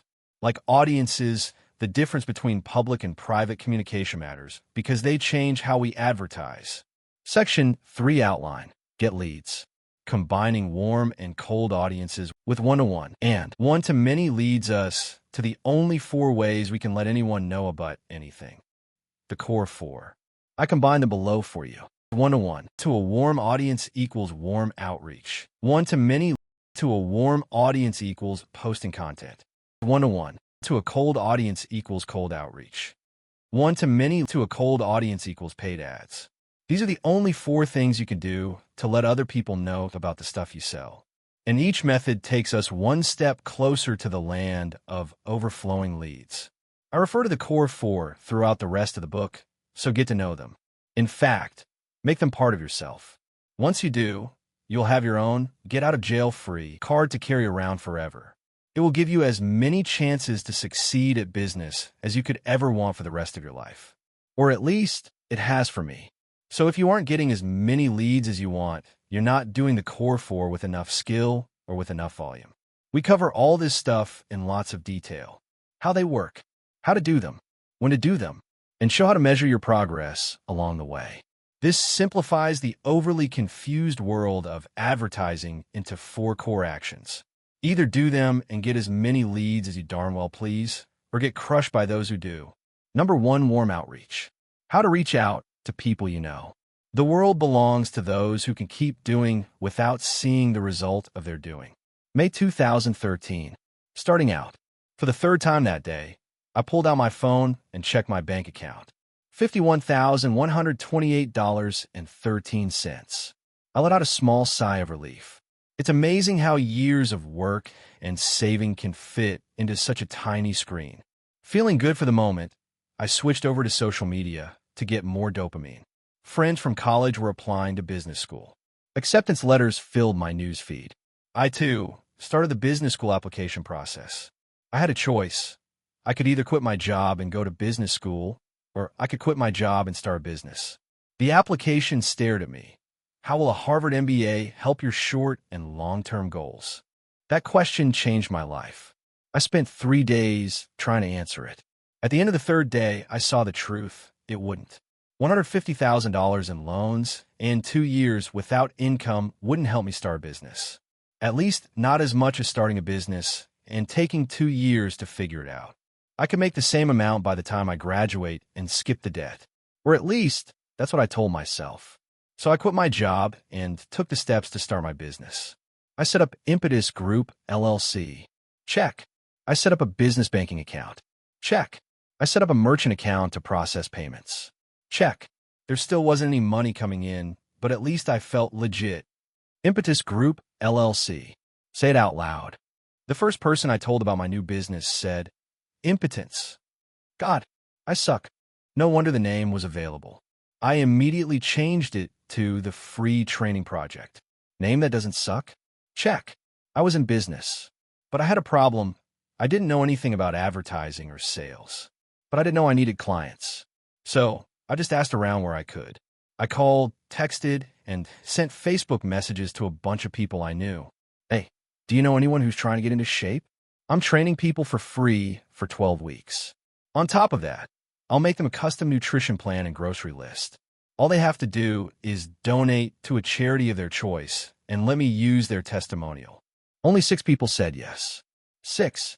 2 high school friends, 1 college friend, and 3 people they referred. I emailed everyone fitness plans, and we got to work. We texted during the week to keep tabs on progress. Thankfully, they were all friends of mine, so they gave it their all. They encouraged me more than anyone in the beginning. A decade later, I still have their before and after pictures. And this is where the decision to skip business school started coming back to haunt me. A few months into this, I was less sure of myself. My pile of money didn't look as big without new money coming in every month. And it started turning into a real problem. So, after 12 weeks of the pay a charity period, I asked them to pay me instead. I was the charity now. I worried they'd be upset to pay me instead, but they didn't seem to mind. Once they got results, I asked them to send their friends over. To my surprise, I got another 5 or 6 clients from their referrals. I asked the referrals to pay me directly. Again, none of them minded. That little business made about $4,000 per month and replaced the income from my first job. It gave me enough money to live on, and some. My savings started to grow again. Sigh of relief. If this business sounds straightforward, that's because it was. I emailed clients their plans, and they texted me the questions they had along the way. That's about it. So if you're starting, you don't need a lot. All you need is a tax ID, a bank account, a way to take payments, and a way to communicate with people. But that last part, a way to communicate with people, is the most important part. It's how you get leads. So even though I had no idea I was doing warm reach outs, one of the core 4, it's how I got my first leads. I still get leads this way, just with bigger numbers. And I'll show you how you can too. How warm reach outs work. Warm reach outs are when you make one-to-one contact with your warm audience, aka the people who know you. It's the cheapest and easiest way to find people interested in the stuff you sell. It's super effective, and most businesses don't do it. Don't be like most businesses. Also, you do have a warm audience, even if you don't know it. Everybody knows somebody. So your personal contacts are the easiest place to start. Warm reach outs usually come in the form of calls, texts, emails, direct messages, voicemails, etc. And like we learned in Section 2, you advertise one of 2 things. You let them know about your lead magnet, something free and valuable, or you let them know about your core offer, the main thing you sell. When you start doing warm reach outs, you don't get many engaged leads for your time. You do everything on your own and make each message personal. But for that reason, it is reliable. As certain as the sun rises and sets, it works. Note, reaching out to your warm audience works whether you have 100 contacts or 1 million. So as your business grows, you will use automation and employees to make it more efficient. The system starts small, with you, but they scale all the way up. I detail how to scale these systems to larger audiences in Section 4. How to do warm reach outs in 10 steps. Warm reach outs are a fantastic way to get your first 5 clients for any new product or service. Advanced folks, think re-engagement and new product lines. Here's how to do it. Step 1, get your list. Step 2, pick a platform. Step 3, personalize your message. Step 4, reach out. Step 5, warm them up. Step 6, invite their friends. Step 7, make them the easiest offer in the world. Step 8, start at the top. Step 9, start charging. Step 10, keep your list warm. Step 1, but I don't have any leads. Everyone has a list. You know other humans. Let me prove it to you. Grab your phone. Inside you have contacts. Each contact has subscribed to communication from you. They have given you the means and permission to contact them. Pull up all the email accounts you've used over the years. Pull your contacts and address list from each. Bingo. Look at all them leads. Now, go to all your social media profiles. See your followers, subscribers, friends, connections, or whatever kids call them these days. Eureka! You got more leads. Add up all your contacts from all the platforms. Seriously, figure out the number. Between your phone, email, social media, and other platforms, you will have more than enough contacts to get started. For many of you, this will be your first 1,000 leads. Would you look at that? I don't have any leads. Just found some. And if you're terrified, you'll have to talk to people. Relax. You'll like what I'm going to show you next. Step 2. But I don't know where to start. Pick a platform. Pick the platform you have the most contacts on. Phone, email, social media, mail, carrier pigeon, etc. It doesn't matter. Just pick the one with the most contacts. You'll hit them all eventually anyways. Step 3. But what do I say? Personalize your greeting. Use something you know about the contact as your actual reason to reach out. If you don't have much personal info, you can check their social media profiles, etc. to learn a bit about them first. Don't be a weirdo. Pay your social dues. Remember, you haven't asked for anything. You're just checking in and providing value. So relax. X, so you just had a baby. Congrats. How is the baby doing? How are you? Step 4, now what? Reach out to 100 people every day. To get what you want, you have to deserve what you want. Charlie Munger. Now, reach out to 100 of them per day with your personalized messages. You'll call, text, email, message, send a postcard, etc. And you will reach out to them up to 3 times. Once per day, for 3 days or until they respond. Whichever comes first. Once per week with physical mail. Pro tip, rip off the Band-Aid. The first reach out is always the hardest and takes the longest. Your second reach out will take minutes. Your third, seconds. Be okay with sucking. It's new. This is how we learn. When thinking about starting new things, I remember this Chinese proverb. Everything must be hard before it can be easy. Step 5, what do I say when they respond? Act like a human. Now we can break the ice without sounding icky. Reply using the ACA framework. Acknowledge what they said. Restate it in your own words. This shows active listening. X, 2 kids, and you're an accountant. Compliment them on whatever they tell you. Tie it to a positive character trait, if you can. X, wow, supermom. So hardworking. Managing a full-time career and 2 kids. Ask another question. Lead the conversation in whatever direction you want. In this case, to a topic closer to your offer. Examples. Therapy/life coaching. Do you get time for yourself? Fitness/weight loss. Do you have time to get workouts in? Cleaning services. Do you have anyone who helps you keep the house tidy? The ACA framework is great because it helps you talk to anyone. It just so happens it's also useful for letting people know about your stuff. This means you can learn about the person and guide the conversation toward your offer. People love talking about themselves, so let them. They also love to be complimented, so do that too. And if people feel good when talking to you, they'll like and trust you more. You want people to like and trust you more. Besides, it's solid practice to find the good in everyone anyway. Speaking of practice, this will take practice. And that's okay. Pro tip, on email, you'll be more upfront. On email, you will have a personalized opener to show that you actually took time to research them in some way. Think 2 to 3 sentences. Then you will transition directly to your offer or lead magnet, which we talk about next.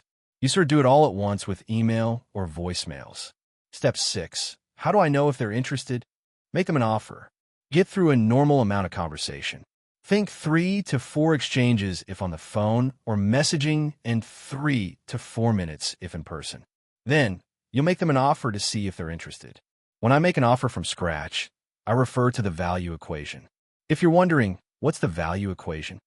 It was the core concept of my first book, $100 million Offers. Value, as I define it, has 4 elements. 1. Dream outcome. What the person wants to happen, the way they want it to happen. State the best possible results your product can get. Big bonus points if those results come from people like the one you're talking to.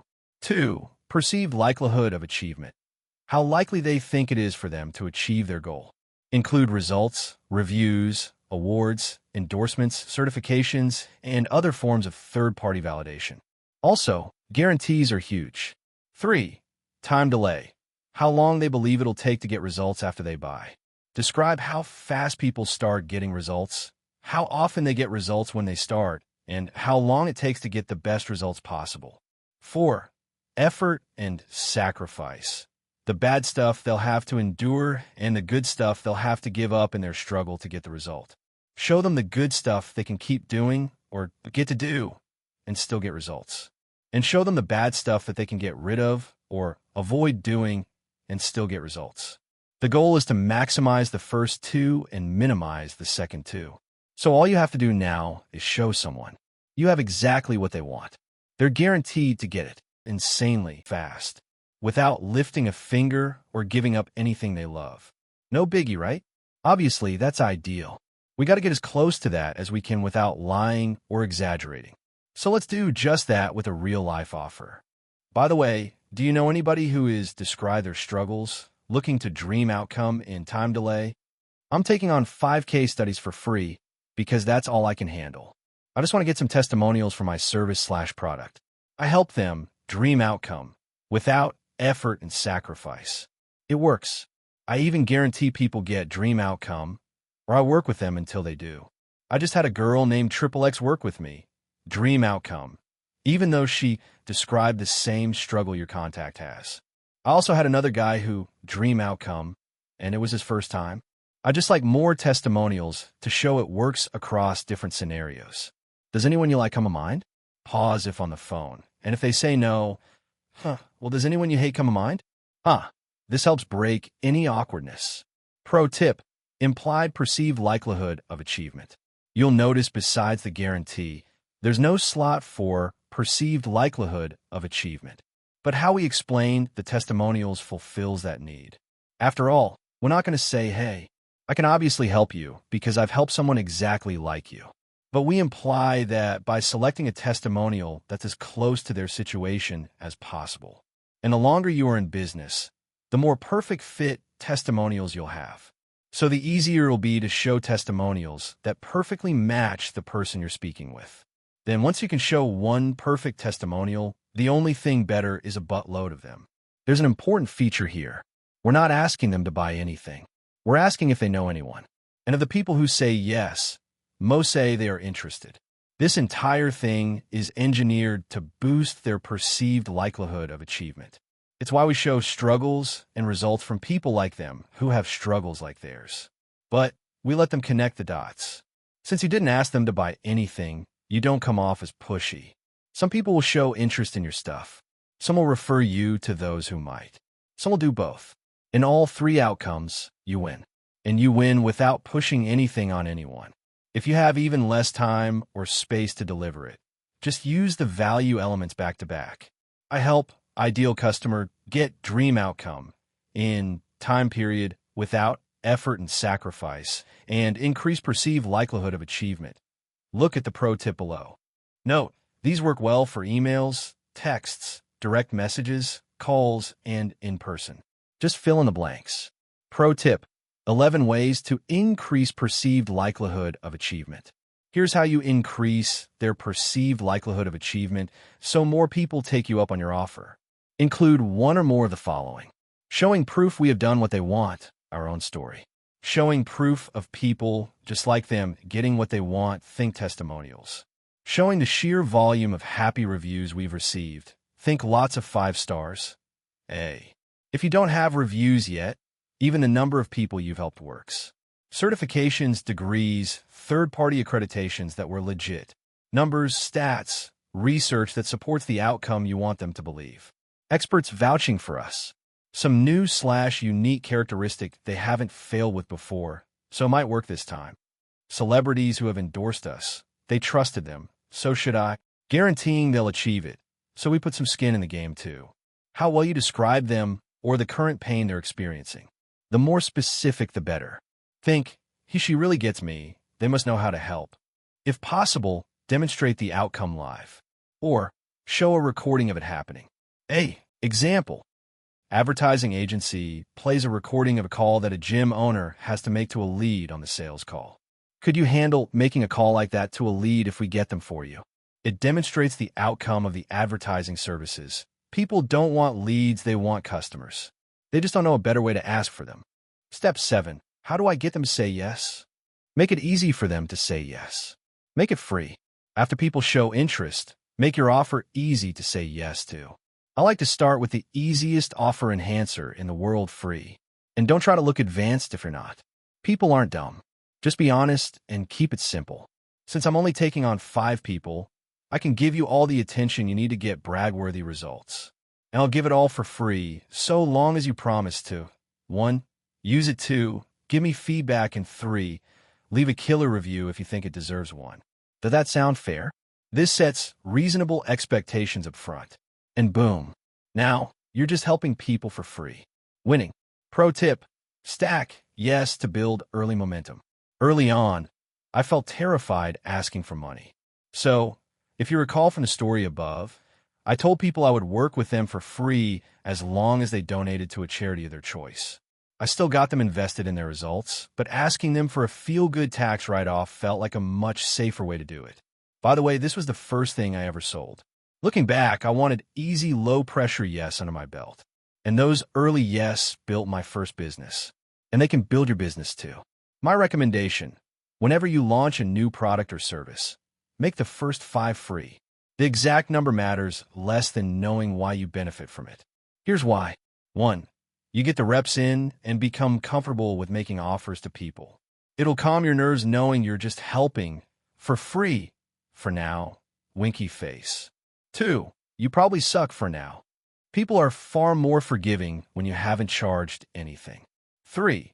Because you probably suck, you need to learn how to suck less. You suck less by doing more. It's better to have a few guinea pigs to get the kinks out. You learn a ton from the people you help for free, I promise.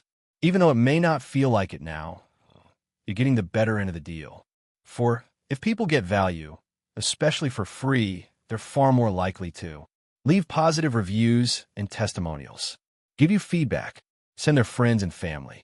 And if that's not awesome enough, free customers can make you money in 3 other ways. 1. They convert into paying customers. 2. They send you paying customers via referrals. 3. Their testimonials bring in paying customers. So no matter what, you win. Pro tip. Apply the hinge method to referrals. If you ask for a referral, get a 3-way introduction. My favorite way to do this in person is to grab the customer's phone, take a picture of the 2 of us, then text that picture to the referral and your own number. If I'm virtual, screenshot a video call and do the same thing. If you can't do that, then at least get a 3-way conversation going with them, initiating it. What if they say no? Often, the most expensive part of what you sell isn't the price, it's the hidden costs. Hidden costs are the time, effort, and sacrifice it takes to get results from the thing you sell. In other words, the bottom part of the value equation. If you struggle to give your stuff away for free, it means either people don't want it, dream outcome, they don't believe you, perceived likelihood of achievement, or the hidden costs, time, effort, and sacrifice are too high. In short, your free stuff is too expensive. So figure out the hidden costs. Once you do, you unlock even more value that you'll eventually be able to charge for. To build your understanding of hidden costs, ask. So when someone says no, ask why. What would I have to do to make it worth it for you to continue? Their answers give you a chance to solve their problem. And if you solve that problem, they'll probably buy from you. And even if they don't buy from you, they'll give you the ammo to get the next person to. And remember, Failure is a requisite for success. It's part of the process. So rack up failures as fast as you can. Get them out of the way to start paying down your no tax. If you get thousands of no's, you will get your yes, I promise. I always tell myself, yes, give me opportunity. No's give me feedback. Either way, I win. Author note, Warren Buffett and Benjamin Graham. Before Warren Buffett became the greatest investor of our time, he offered to work for his hero, Ben Graham, for free. Want to know Graham's response? You're overpriced. Graham knew what was up. The most expensive thing about hiring Buffett wasn't a paycheck, but the time to train him. Graham would actually be working for Buffett. And in the same way, your early customers are working for you. They're training you for free, and you want to minimize that cost to them. Know your hidden costs. P.S. Buffett still managed to get Graham to take his free offer. The rest is history. Pro tip, learning or earning. If anyone tells you not to undervalue yourself by giving your services away for free in the beginning, tell them a hush. Sure, you're a special snowflake, but the stuff you sell isn't. It isn't valuable yet. You've barely started. The objective right now is to learn not to earn. We'll get to the earning once we've learned more, but we must crawl before we run. Don't get the objectives mixed. The earning will come, I promise. Step 8. What I do once I've reached out to everyone. Start back at the top. After reaching out to all the leads on one platform, switch to the platform you have the second most leads on. After you reach out to those leads, go to the platform you have the third most leads on, and so forth. Let's say you follow this to the T, because being poor sucks more than helping people for free. If between all platforms, you have 1,000 leads, that gives you 10 solid days of work. A month of work, including follow-ups. By this point, I promise, 5 or more people will have accepted your free offer, and some will have converted into paying customers. If you did a good job, they'll send friends, and they'll become paying customers too. So, let's make our first dollar. Step 9, but I can't work for free forever. Start charging. This is important. This is your litmus test to know when you're good enough to charge. Once people start referring, start charging. When that happens, swap out free in the script above to 80% off for the next 5. Then 60% off for the next 5. Then 40% off for the next 5, and so forth. The I increase my prices every 5 rule also adds urgency because prices actually go up. And if you're curious, you don't have to stop raising your price. Feel free to keep raising it by 20% every 5 until you find your sweet spot. It's your business. You could do what you want. Charge more as you get more experienced. A nice reward.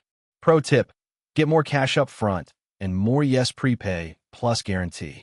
Offering a guarantee gets more people to buy because it reverses risk. Here's a nice twist on a guarantee that'll get you more yes and more cash. You can offer a guarantee only to people who pay up front. Reason why? People who invest up front are more committed. And as a result, we're able to guarantee their outcomes. So if you'd like our guarantee, you can prepay our service. Another version of wording I got my good friend Dr. Kashi. After the person agrees to buy, you say, would you rather pay less today or get all your money back? Paying less today equals payment plan, so less money down. Get all your money back equals prepay, and get a guarantee that you get the result you want. Example, pay less equals $2,000 per MO for 3 months equals $6,000, no guarantee. Or get all your money back equals $6,000 up front with a guarantee. Presented this way, the majority of the people take the upfront cash option with a guarantee.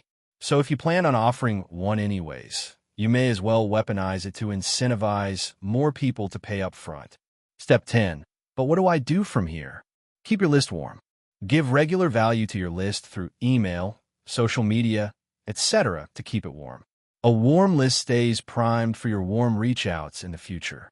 We cover exactly how to give that value in the next chapter.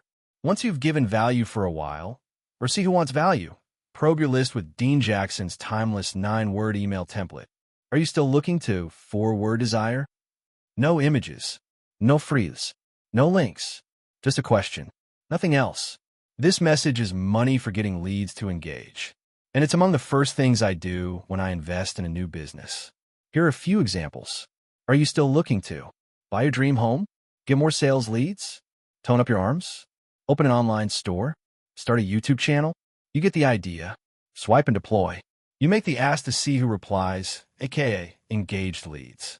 And these replies should be your top priority for warm reach outs. I'll end step 10 here because I break down this give-ask process in the next chapter. The main point is that a warm list is a huge asset because it's a consistent and growing source of engaged leads. If you treat them well, your audience will feed you forever. Advertising checklist summary. Now let's look at this in 10 lines because it took 10 pages to get here. Warm reach outs daily checklist. Who? Yourself. What? First 5 free. Where? Phone, email, physical mail, /SMS, /etc. To whom? Your contacts. When? First 4 hours of your day. Why? You want to get customers or intros. How? Personalized message using ACA. How much? 100 attempts per day. How many? Follow up 2 more times after first. How long? Until you get customers. Benchmarks. How well am I doing? Warm reach outs should get about 1 in 5 contacts to engage. So 100 warm reach outs should get about 20 replies. Of the 20 who reply, another 1 in 5-ish will take you up on your free offer. So, for people, of the 4 who take your free offer now, you should be able to convert 1 into some sort of paid offer later. Hooray money. This framework allows you to predict how many customers you get per 100 warm reach outs. In the example, you would get 1 customer per 100 reach outs. These numbers vary based on the value of your offer and how much they trust you. But no matter what, with enough volume, you will get a customer. And the more you do it, the better your numbers will get. It just takes effort. You'll also learn a lot about what engages your audience, what they value, and how to make offers to them. This knowledge can make you millions. You get to learn while you earn score. This process alone can take you to $100,000 plus per year with nothing else. Wild, I know. Here's the money math. This assumes 1% of your list buys a $400 offer using only warm reach outs. 500 reach outs per week equals 5 customers per week. $400 product, 5 customers per week, x $400 each equals $2,000 per week. $2,000 per week, x 52 weeks equals $104,000, bingo. Which, as of this writing, is still 2 times the median household income in the US. Not bad. Pro tip, join communities. To learn even faster, join communities of people doing the same advertising method as you. They're great for peer support and up-to-date tricks and tips. Also, don't do anything sketchy. There are lots of people who pride themselves on pushing the legal envelope. Don't be that person. It always comes back to bite you. Do it the right way, and you will feed yourself for life. You'll learn more in the first 10 days of doing 100 reach outs than you did from everything you've ever read or watched. Get that learning done as fast as you can. Remember, we want to get rich, not just get by. What's next? Warm reach outs have 2 limitations. The first is time. When you're starting out, getting new customers should take the majority of your time. Think 4 hours per day minimum. It should be the first thing you do when you get up. And you shouldn't stop until you achieve your goal. Embrace the work. It will be part of the story you tell one day. It has been for me. The second limiter is the number of people who know you. You'll eventually run out. Don't worry though. We can get more. A lot more. Now, we add the second of the core 4 advertising activities, posting free content. Number 2, post free content. Part 1. How to build an audience to get engaged leads. No one's ever complained about getting too much value. January 2020. Did you hear about Kylie Jenner? Layla asked. No, what? I replied. She's now the youngest female self-made billionaire. Wait, what? Yeah, she's 20. Forbes just put her on the cover. I was 10 years older than her and not a billionaire. Why do I suck so much? How could she make so much more than me? I thought I was pretty good at business. We took home $13 million in personal income a year before. But I was clearly missing something, and I felt horrible about it. My ego protected me. Well, Kris Jenner is her mother, and she must have organized all this. I wrote it off as rich parents and moved on. A few months later, Layla looked up from her computer. Dude, Huda just sold a minority stake in her company at a $600 million valuation. Huda, the makeup girl? I replied, yeah. Holy cow. Again? How have I been screwing up so bad? How is someone so young making so much more money than me? She's in beauty, she can do that, I can't. I told myself, then carried on. A few months later, a headline caught my eye. Conor McGregor's Proper 12 whiskey hits a $600 million valuation within 12 months of launching. Seriously? Another person making gobs of money in what felt like seconds. A few months later, I saw another headline. With an insane $3.5 billion worth, Dwayne Johnson's Terramana sweeps the floor with Conor McGregor's Proper 12. Dwayne "The Rock" Johnson was now a multi-billionaire, and he never even talked about business. What am I doing wrong? A few months later, at a famous friend's house. Up to this point, I stayed behind the scenes for the most part. I did not want to be famous. I wanted to be rich, and I succeeded at that. But seeing these successes chipped away at my beliefs. Could building a personal brand be that powerful? Simple answer, yes. But I wanted my privacy. We sat around his kitchen table, and I asked him, you get all these weird messages from strangers. People threaten your family. Are you still happy you became famous? He replied with something that changed my life forever. If getting weird messages and hate from people I don't know is the price I have to pay to make the impact I want to have, I'd pay that price any day of the week. I felt exposed. I was being a pansy. I claimed I wanted to make the impact, but wasn't willing to pay the price for it. After that conversation, Layla and I went all in on building personal brands. I have a core belief I'd like to transfer to you. If someone is making more money than you, they are better at the game of business in some way. Take it as good news. It means you can learn from them. Don't think they had it easy. Don't think they had a shortcut. Don't tell yourself they broke some moral code. Even if it's true, none of those beliefs serve you. None of those beliefs make you better. Years ago, I was vocal about making content. I didn't see the point. Why would I waste my time making something that would disappear in a few days? I thought it was a stupid waste of time and let everyone know. I was wrong. It really wasn't about the content at all. It was about the audience. What I didn't understand was the content you create isn't the compounding asset, the audience is. So even though the content may disappear in time, your audience keeps growing. This was a lesson my ego prevented me from learning for too long. It took an entire year of getting hit in the face with solid evidence before I changed my ways. Building an audience is the most valuable thing I've ever done. I saw Kylie Jenner, Huda Katan, Conor McGregor, and The Rock become billionaires overnight. My famous friend said a massive audience was crucial to his success. The overwhelming evidence broke my beliefs, so I rewrote them. I now saw the power of having an audience.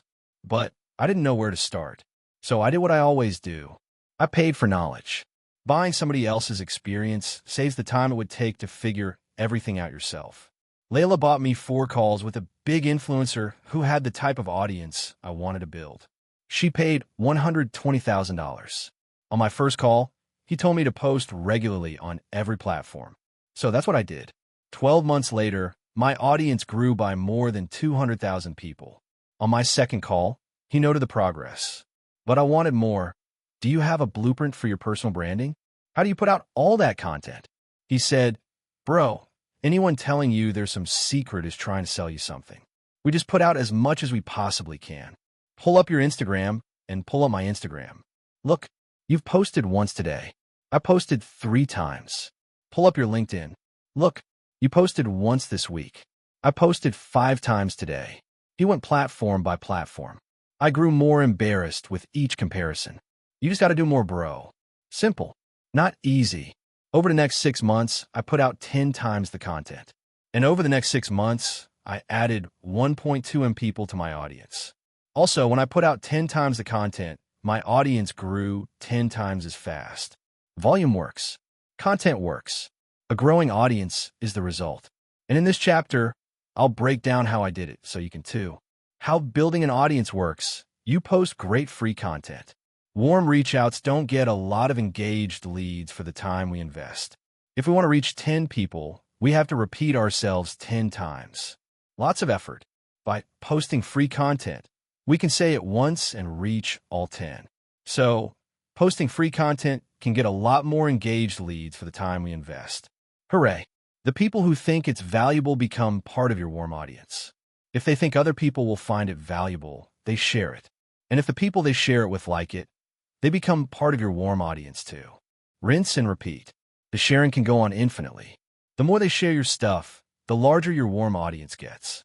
And once in a while, you'll make them an offer. If your offer has enough value, they'll take it. When they do, you make money. And the bigger the audience, the more money you make. Look at it this way. Posting free content grows your warm audience. So constantly posting free content means you'll have a constantly growing audience of people more likely to buy your stuff. Free content makes all other advertising more effective. If you reach out to someone and they can't find content related to your services, they're less likely to buy. On the other hand, if they find lots of valuable content, they are more likely to buy. This is what my ego prevented me from learning. Now the headlines with Jenner, Huda, McGregor, and The Rock all made perfect sense. But posting free content is not all sunshine and rainbows. It has trade-offs. First, it is more difficult to personalize your message, so fewer people respond. Second, you compete with everyone else posting free content. This makes it harder to stand out. Third, if you do stand out, people will copy you. This means you need to constantly innovate. That being said, a bigger audience means more engaged leads. More engaged leads means more money. More money means you more happy. Just kidding, it won't do that. But it'll give you the resources to remove stuff you hate. Anyways, this chapter covers only 2 topics. First, we demystify audience-growing content by showing it's all made of the same basic units. A content unit has 3 components: hook, retain, and reward. Second, how linking basic units together will make audience-growing content for any platform or media type. The next chapter, Post-Free Content Part 2, shows you how to weaponize this content to make money. But for now, you can't monetize content until you know how to make it. The content unit, 3 components. All audience-growing content does one thing. It rewards the people consuming it. And a person can only get rewarded by the content if they 1. Have a reason to consume it, and 2. Pay attention long enough to 3. Get that reason satisfied. Thankfully, we can reverse those 3 outcomes into the 3 things we have to do to make audience-growing content. This means we have to A. Hook attention. Get them to notice your content. B. Retain attention. Get them to consume it. C. Reward attention. Satisfy the reason they consumed it to begin with. The smallest amount of material it takes to hook, retain, and reward attention is a content unit. It could be as little as an image, a meme, or a sentence. Meaning, you can hook, retain, and reward at the same time. This is how short tweets, meme images, or even a jingle can go viral. They do all 3. I separate them so we can discuss them more clearly, but they can all happen at once. Let's dive into each of the things we do to create a content unit. This way you can create effective content that grows your audience. 1. Hook. They cannot be rewarded unless we first get their attention. The objective. We give them a reason to redirect their attention from whatever they are doing towards us. If we do that, we've hooked them. The effectiveness of your hook is measured by the percentage of people who start consuming your content. So if you hook attention well, many people will have a reason to consume your content. If you do a poor job, few people will have a reason to consume your content. Remember, this is a competition for attention. We have to beat every alternative they have to win theirs. Make yourself the best option. We increase the percentage of people who pick our content by picking topics they find interesting, headlines that give them a reason, and matching the format of other stuff they like. Let's dive into each. Topics. Topics are the things you make your content about. I prefer to use personal experiences. Here's why. There's only one of you. The easiest way to differentiate is to say something no one else can say. And no one else has lived your life but you. I divide topics into 5 categories: far past, recent past, present, trending, and manufactured. A. Far past. The important past lessons in your life. Connect that wisdom to your product or service to provide huge value to your audience. Give them the story without the scar. It's why I write these books. 1 example. A personal lesson where I broke my belief that I don't have enough time. 1. Hook. I complained to a friend that I didn't have enough time to do something while glued to my phone. 2. Retain. They yanked it out of my hands and looked at its usage. It showed I spent 3 hours per day on social media. 3. Reward. They looked back at me and said, "Hey, I found you some time." It's a simple story other people can relate to. This makes it an interesting topic to more people. And it connects what I do, growing businesses, to a struggle many people experience, not having enough time. The epiphany I give away makes this lesson valuable for my audience, people starting, growing, and selling their businesses. B. Recent past. Do stuff, then talk about what you did or what happened. Anytime you speak with somebody, there's a chance your audience can get value from it. Look at your calendar for the last week. Look at all your meetings. Look at all your social interactions. Look at all your conversations with warm reach-outs. There's gold in these conversations. Tell stories from them that would serve your audience. For example, 1. This tweet came from a meeting I had with a portfolio CEO that was just copying the same offer everyone else in his market was making and was getting subpar results. 2. This means taking notes, recordings, and other records to make that stuff easy to access. But it also means a free, easy, and valuable stash of content. 3. Testimonials and case studies fall in this category. If you can tell a cool client story in a way that provides value to your audience, you'll both promote your services and provide value. Win-win. C. Present. Write down ideas at the exact time they come to you. Always have a way to record your ideas in arm's reach.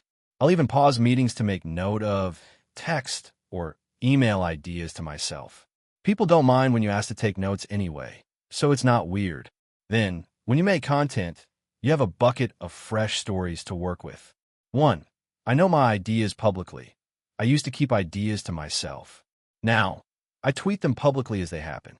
If a post does better than normal, I know it's something people find interesting. Then, I make more stuff on that topic. D. Trending. Go where the attention is. Look at what's trending right now and make stuff about it. Apply your own experiences to it. If you have relevant commentary or it touches your expertise in some way, talk about it. Talking about trendy stuff is very effective for gaining the attention of a broader audience. E. Manufactured. Turn your ideas into reality. Pick a topic people find interesting. Then, learn about it. Make it or do it. Then, show it to the world. This costs the most time and effort since you have to create the experience versus talking about one you already had. But it can have the biggest payouts. 1. Example manufacturer experience. I lived on $100 for a month. Here's how. Now I don't live that way, but I could manufacture that experience then make content about it. Author note, manufactured versus documenting. Manufactured content has the most potential to grow and monetize an audience. By far. This is because skilled content creators can engineer the maximum reward for every content unit. To give you an idea, as of this writing, the top 10 videos on the most popular video platform are all music videos, and they've racked up about 60 billion views. Watching or listening. That's a lot of attention. But for us mortals, the lower cost of documenting our experiences versus manufacturing them lets us keep the volume high. And I believe it's more sustainable over a lifetime. A quote I heard from a famous content creator, I don't want to be filling my living room with sand when I'm 50. And personally, I'd rather see entrepreneurs put out more content more often and in more places. Just one man's 2 cents. Action step. Life happens. Profit by sharing yours. Headlines. A headline is a short phrase or sentence used to grab the audience's attention. It communicates the reason they should consume the content. They use it to weigh the likelihood they will get a reward for consuming your content versus another. Rather than give you a bunch of templates, I'd rather give you the timeless principles that make great headlines. And there's no greater headline creator than the news. So let's study them. A meta-analysis of news revealed headline components that drove the most interest in stories. They are as follows. Try and include at least 2 in your headline. Recency, as recent as possible, quite literally the news. Example. People pay attention to something that happened an hour ago more than a year ago. Relevancy, personally meaningful. Example: nurses pay more attention to stuff that affects nurses compared to stuff that affects accountants. Celebrity, including prominent people, celebrities, authorities, etc. Example: normally, we wouldn't care what another human has for breakfast every day. But if it's Jeff Bezos, we do. Since he's a celebrity, many people care. Proximity, close to home, geographically. Example: a house on fire across the country doesn't get your attention. If it's your neighbor, it sure does. Make it as close to home as possible.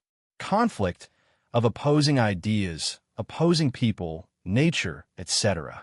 Example: pineapple versus no pineapple on pizza. Conflict. Example: good versus evil. Hero versus villain. Left versus right. Example: freedom versus security. Justice versus mercy. You get the idea. Unusual, odd, unique, rare, bizarre. Example: think of a six-fingered man at the old-time circuses. If it's outside of the norm, people pay more attention. Ongoing, stories still in progress are dynamic, evolving, and have plot twists. Example: if someone goes into labor, people want updates every 10 minutes because anything could happen. Action step: include one or more of these components to give yourself meatier, attention-grabbing headlines. Format: once we have a good topic and communicate it with a headline using one or more components, we need to match our format to the best content on the platform. People consume content because it's similar to stuff they've liked in the past. And matching the popular format of the platform gets the most people to interact with it. So, we want to make our content look like the stuff they've liked before. Format example: this meme communicates the point better than I can with words. All 4 images above are all images, but they have a different look and feel. This is because formatting depends on the audience you want to hook and the platform your audience is on. Bottom line, you got to make your content look like what they expect will reward them. Otherwise, no matter how good it is, better-looking content will hook them before yours even has a chance. Action step: format your content for the platform first. Then, tweak it so it hooks your ideal audience. Use the best content on the platform that targets your market as your guide. This concludes the hook step of our content unit. Always following these basics will already put you in the top 1%. At least, it has for me. 2. Retain. My favorite driver of retention is curiosity.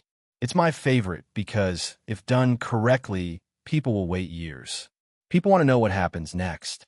For example, I get messages daily for years now about when I will release a book on sales. My favorite way to get the audience curious is to embed questions in their minds. Unresolved questions can be explicit or implicit. You can directly ask the question, or the question can be implied. My 3 favorite ways to embed questions are lists, steps, and stories. A. Lists.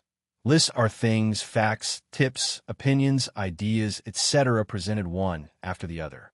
Good lists and free content also follow a theme. Think top 10 mistakes or 5 biggest moneymakers and so on. Giving the number of listed items in your headline or in the first few seconds of your content tells people what to expect.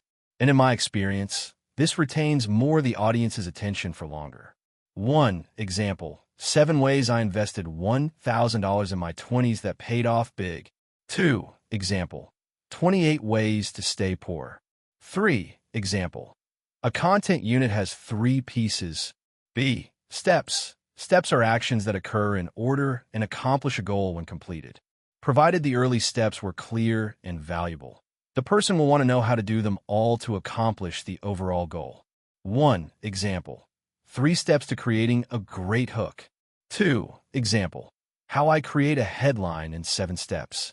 3. Example: the morning routine that boosts my productivity. Note: here's the difference between steps and lists. Steps are actions that must be done in a specific order to get a result.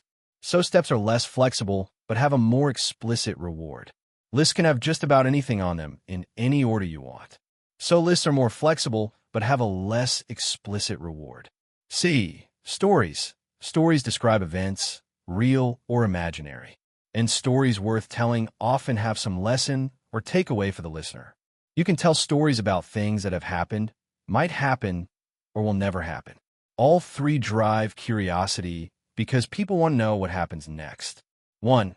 Example. Almost every chapter in this book has a story. 2. Example. My editor made me do 19 drafts of this book.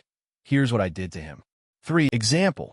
My journey from sleeping on the bottom floor of a gym to the top floor of a 5-star hotel. You can use lists, steps, and stories on their own or interweave them.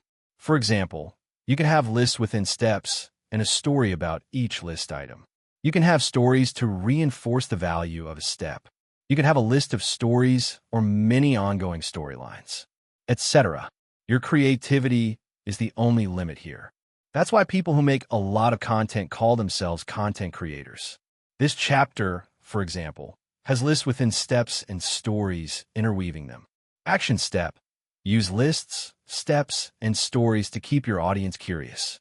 Embed questions in their minds to make them want to know what happens next. 3. Reward. Anyone can think of cool hooks and organize their content using lists, steps, or stories. But the real question is it good? Does it satisfy the reason they watch to begin with? Does it make people want to share it? How good your content is depends on how often it rewards your audience in the time it takes them to consume it.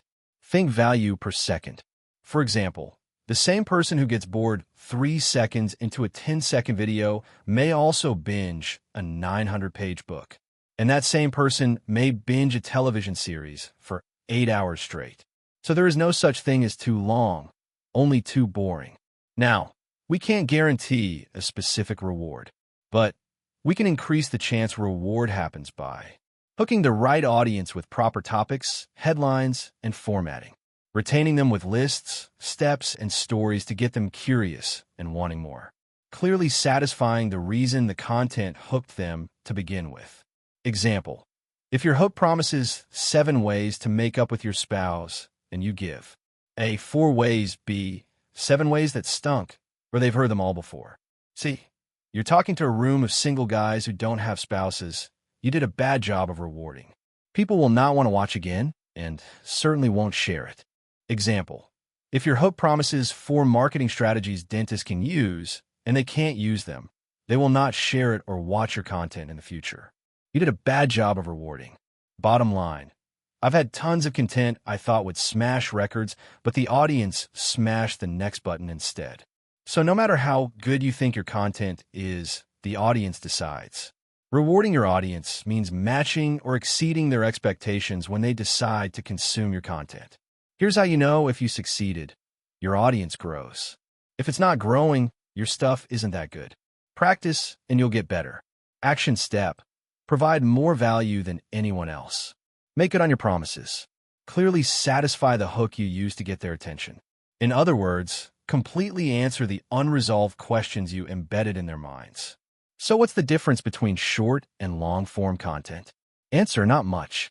If you recall from earlier, the smallest amount of material it takes to hook, retain, and reward attention is a content unit. So to create a longer piece of content, we simply link content units together. For example, a single step in a 5-step list might be a content unit. When we link all 5 together, we have a longer piece of content. Here's a visual to drive it home. Shorter content hooks, retains, rewards fewer times. Longer content does it more times. And doing it more times takes more skill because you have to string more good content units in a row. For example, a new comedian typically will only get a few minutes on stage to perform their bit. Only a master comic gets an hour. It takes practice to reward attention, just often enough to keep it for that long. So start small, then build from there. Even if you start with longer content, which is fine, I suggest starting with shorter versions. You'll have an easier go of it. Many successful authors with epic-length novels started by writing, you guessed it, short stories. Pro tip: make all your content for strangers. This is important. Pay attention. If you want to grow your warm audience, then you need to make content assuming the people consuming it have never heard of you before.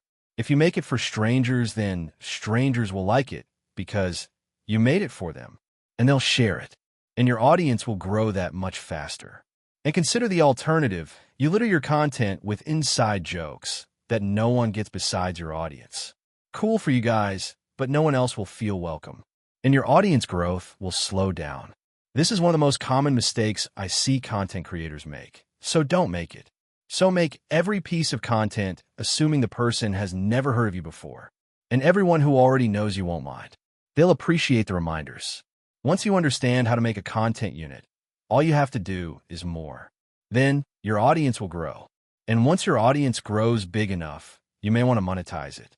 I had too much to say to fit into one chapter, so we'll talk about how to monetize the audience in the next one. See you there. Number 2, post free content part 2. Monetize your audience. Give until they ask. Pro tip, give in public, ask in private. If you continue to give in public, people will ask you privately to sell them stuff. Bank on it.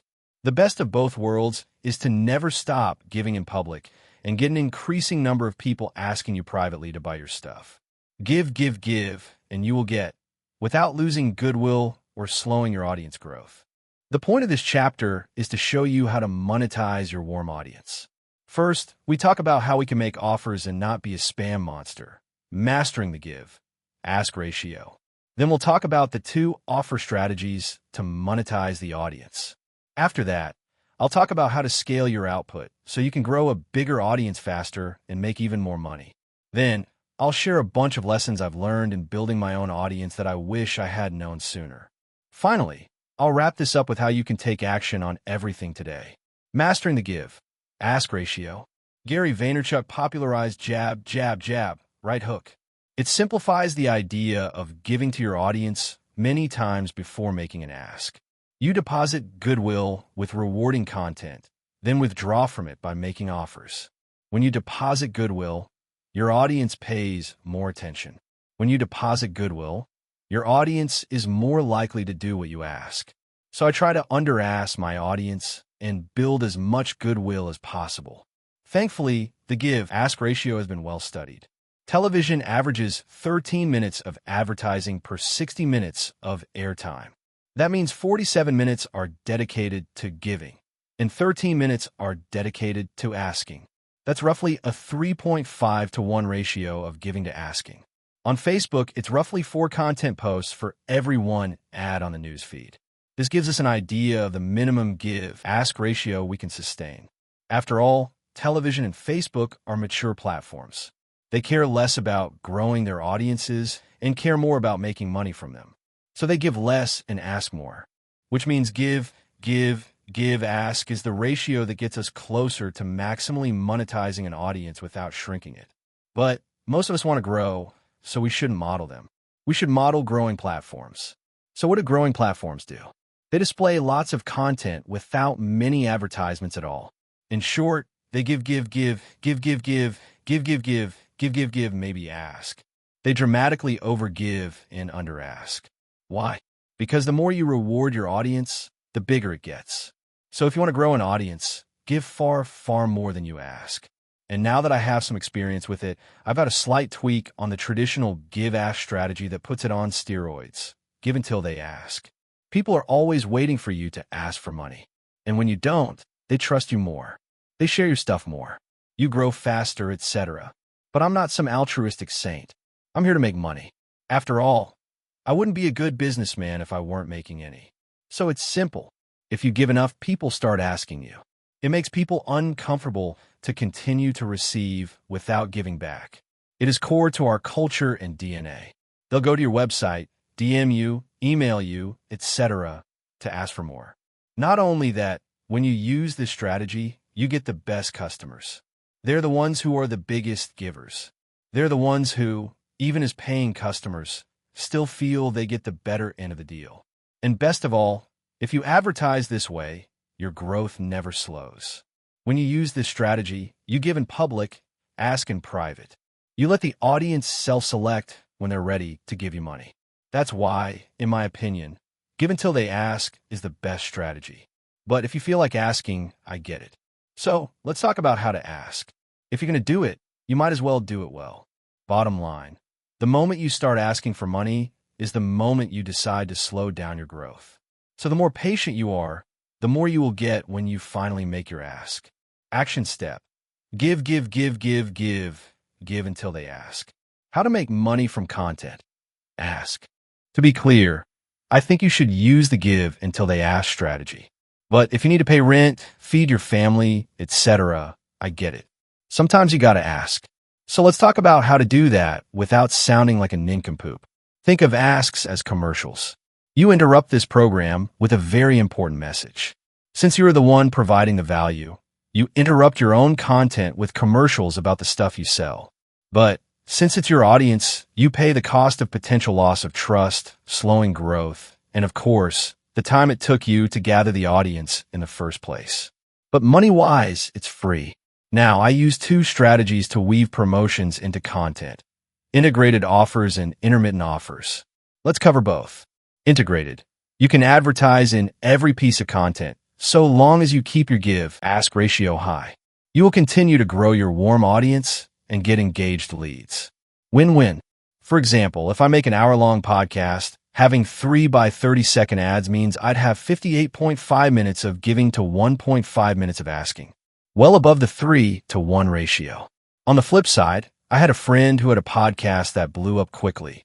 Eager to monetize his new audience, he started making offers, asking too frequently in the content. His podcast not only stopped growing, it actually shrank. Don't be like that. Don't kill your golden goose. It's a balancing act. Overgive to protect your most valuable asset, the goodwill of your audience. Action step.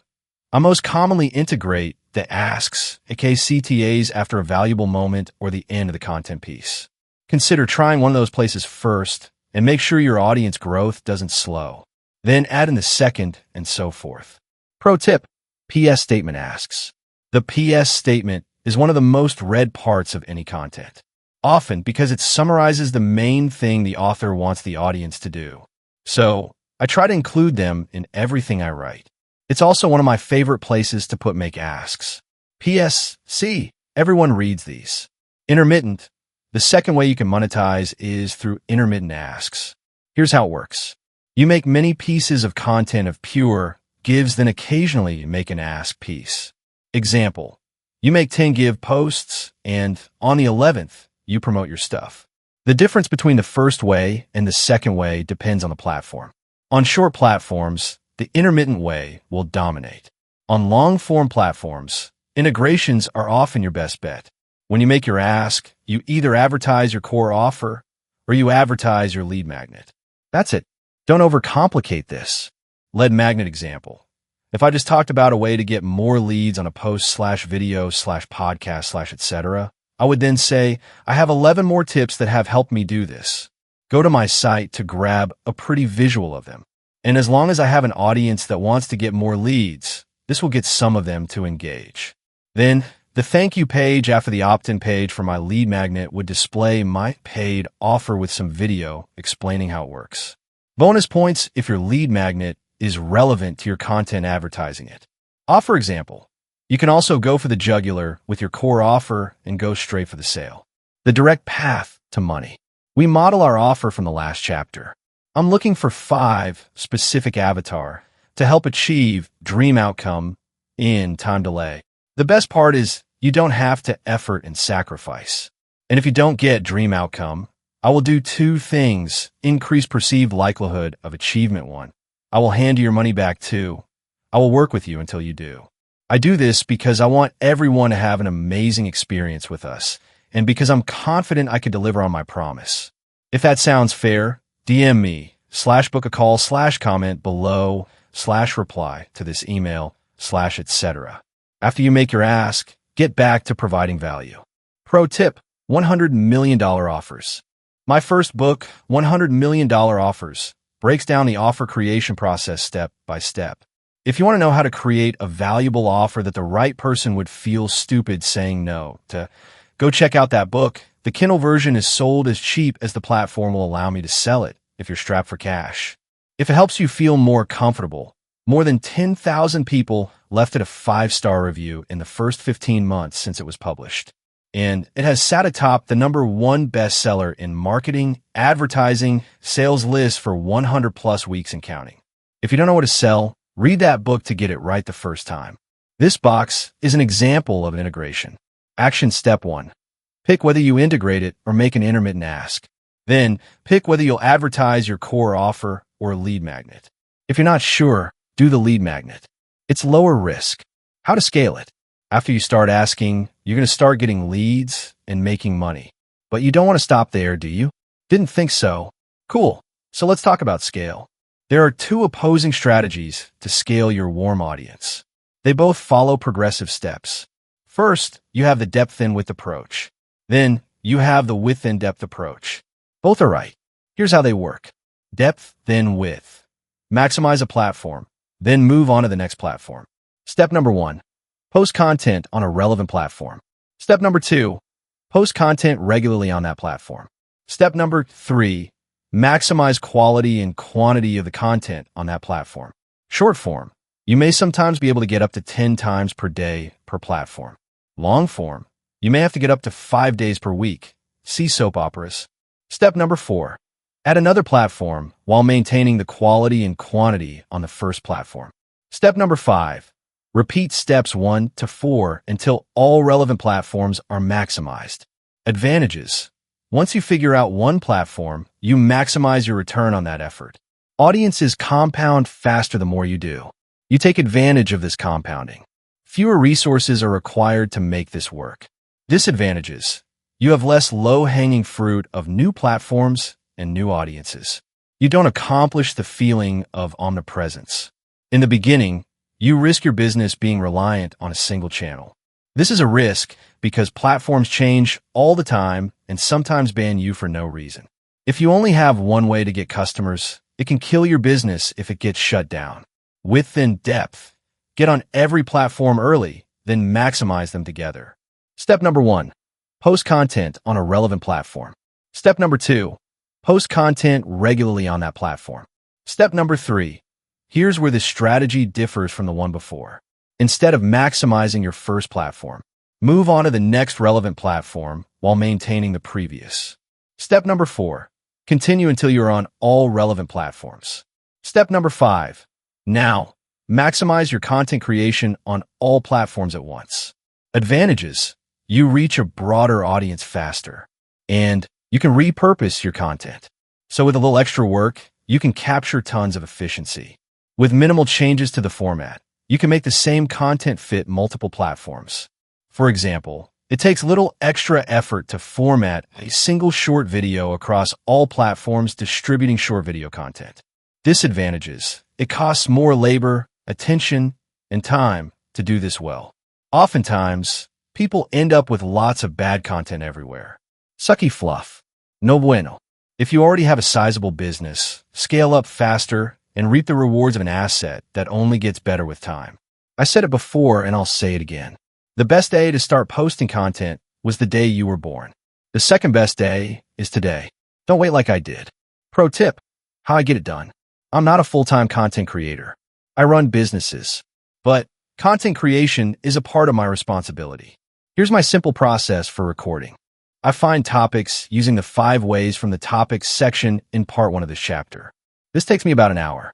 I sit down twice every month and record 30 or so short clips based on step 1. On the same day, I record 2 to 4 longer videos unpacking tweets that had more stories or relevant examples. This creates my longer form content. If this sounds simplistic, it's because it is. Just start. You can add volume over time. Action step: pick an approach. Start posting. Then, go up the scaling steps over time. Pro tip: only one call to action at a time. A confused mind doesn't buy is a common saying in the sales and marketing world. To increase how many people do what you want, only ask them to do one thing per call to action. For example, don't ask people to share, like, subscribe, and comment at the same time, because instead of doing them all, they'll do none. Instead, if you want them to share, only ask them to share. And if you want them to buy, only ask them to buy. Make up your mind so they don't have to. Why you should make content, even if it's not your primary advertising strategy. January 2020. I called all the major departments to a meeting to answer an important question. Why isn't our paid advertising working like it used to? Opinions flooded the room. The creative, the copy, the offer, our pages, our sales process, our price, they shot back and forth at each other, every bit as invested as I was in solving the problem. Layla and I sat quietly as the team debated. After the din died down, Layla, in her wise fashion, asked a different question. What do we stop doing in the months before the decline? A new debate arose, and a unanimous answer surfaced. Alex stopped making gym content and started talking about general business. Now, I didn't know how important that was, but I had to find out. So, I sent a survey to our gym owners. I asked if they had consumed any content of mine before they booked a call. The results astounded me. 78% of all clients had consumed at least 2 long-form pieces of content prior to booking a call. I had fallen in my old ways and given paid ads all the credit. But our free content was nurturing the demand. Don't make the same mistake I did. Your free content gives strangers an opportunity to find, get value from, and share your stuff. And it warms people on the fence that go to and come from the cold audience methods we dive into next. So even if it's hard to measure, free content gets you better returns on all advertising methods. Bottom line, start making content relevant to your audience. It will make you more money. 7 lessons I've learned from making content. 1. Switch from how to how I. From this is the best way to these are my favorite ways, etc., especially when starting out. Talk about what you've done, not what others should do. What you like, not this is the best. When you talk about experience, no one can question you. This makes you bulletproof. A. I make my oatmeal this way versus you should make your oatmeal this way. B. How I built my 7-figure agency versus how to build a 7-figure agency. C. My favorite way to generate leads for my business versus this is the best way to generate leads for your business. It's subtle, but when you tell your experience, you are sharing value. When you tell a stranger what to do, it's hard to avoid coming off preachy or arrogant. This helps avoid it. 2. We need to be reminded more than we need to be taught. You're a silly goose if you think 100% of your audience listens 100% of the time. For example, I post about my book every single day. I surveyed my audience and asked them if they knew I had a book. 1 in 5 that saw the post said they didn't know. Keep repeating yourself. You'll get bored of your content before your whole audience even sees it. 3. Puddles, ponds, lakes, oceans. Narrow the focus of your content. If you have a small local business, you probably shouldn't make general business content. Not at first, at least. Why? The audience will listen to people with better track records than you. But you can narrow your topics to what you do and the place you do it. Example, plumbing in a certain town. If you do that, you can become king of that puddle. Over time, you can expand your plumbing puddle to the general local business pond, then the lake of brick and mortar chains, and so forth. Then eventually, the ocean of general business. 4. Content creates tools for salespeople. Some content will perform well and get more people interested in buying your stuff. That content helps your sales team. Create a master list of your greatest hits. Label each hit with the problem it solves and the benefit it provides. Then, your sales team can send it before or after sales calls and help people decide to buy. They work especially well if the content resolves specific concerns prospects commonly face. 5. Free content retains paying customers. How a customer gets value from you matters less than where they got it. Imagine a person pays for your thing and then consumes your free content. If your free content is valuable, they will like you more and stay loyal to your business longer. On the flip side, if they consume your free content and it sucks, they will like your paid product less. Here's something you may not know. Somebody who buys your stuff is more likely to consume your free content. This is why it's so important to make your free content good. Your customers will include it in how they calculate their ROI from your paid thing. 6. People don't have shorter attention spans. They have higher standards. Repeated for emphasis. There's no such thing as too long, only too boring. Streaming platforms have proven that people will spend hours binging long-form content if they like it. Our biology hasn't changed. Our circumstances have. They have more rewarding stuff to choose from. So make good stuff people like and reap the rewards rather than whining about people's short attention spans. 7. Avoid pre-scheduling posts.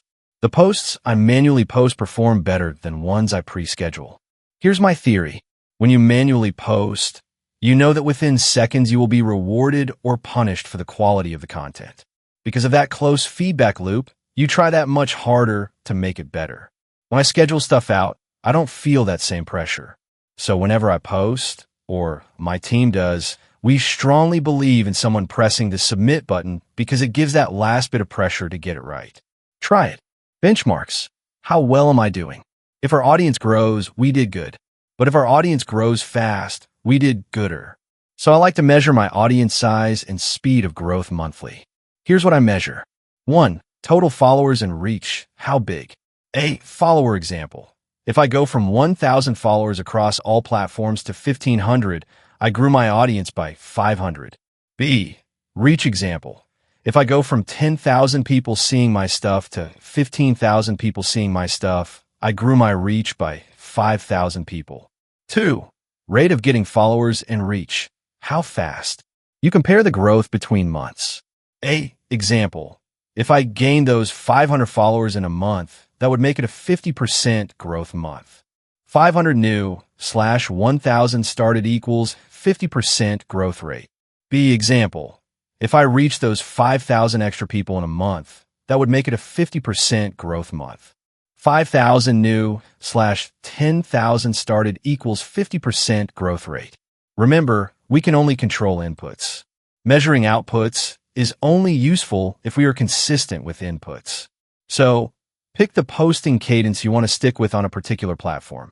Then pick your ask cadence on that platform, how you will direct people to become engaged leads. Then start and do not stop. For reference, I posted a new podcast twice a week for 4 years before even getting picked up on the top 100 list. Because I did the same thing every week for years, I knew I could trust the feedback. In the beginning, it didn't grow much.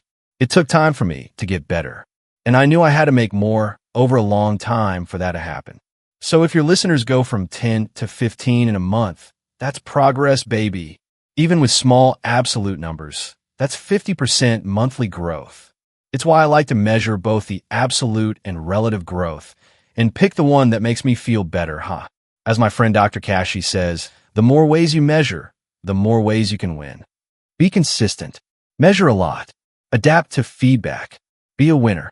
To close the loop, in its 5th year, my podcast, The Game, became a top 10 podcast in the U.S. for business and top 500 in the world. This was only possible after 5 years of multiple podcasts per week, every week. Remember, everyone starts at 0. You just got to give time. Your first post. You've probably been providing value to other humans knowingly or unknowingly for a while. So the first post you can make an ask. My hope is that it gets you your first engaged lead. If it doesn't, you need to give for a while, then make an ask once you've earned the right to.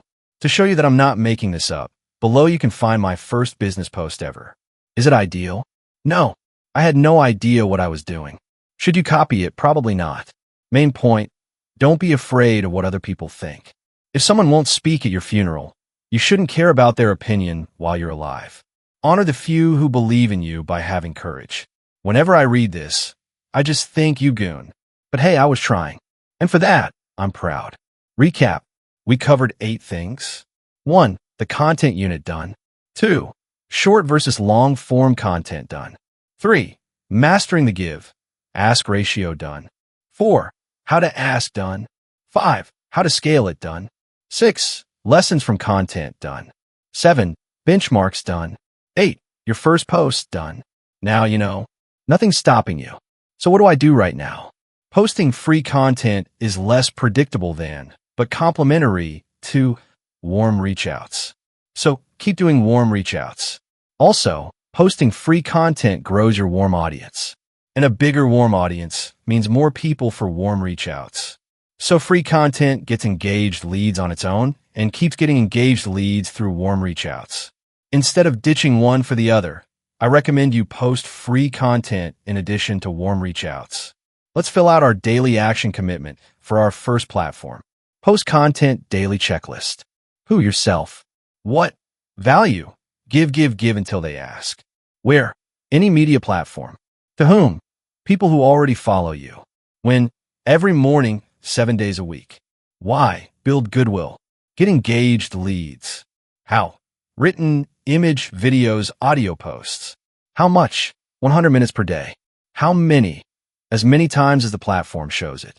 How long? As long as it takes. Next up, first, we start with warm outreach. We reach out to every person we have permission to contact. Second, we post publicly about the successes and lessons we have from our first clients. We post testimonials. We provide value, then occasionally ask. We commit to doing both of these activities every day.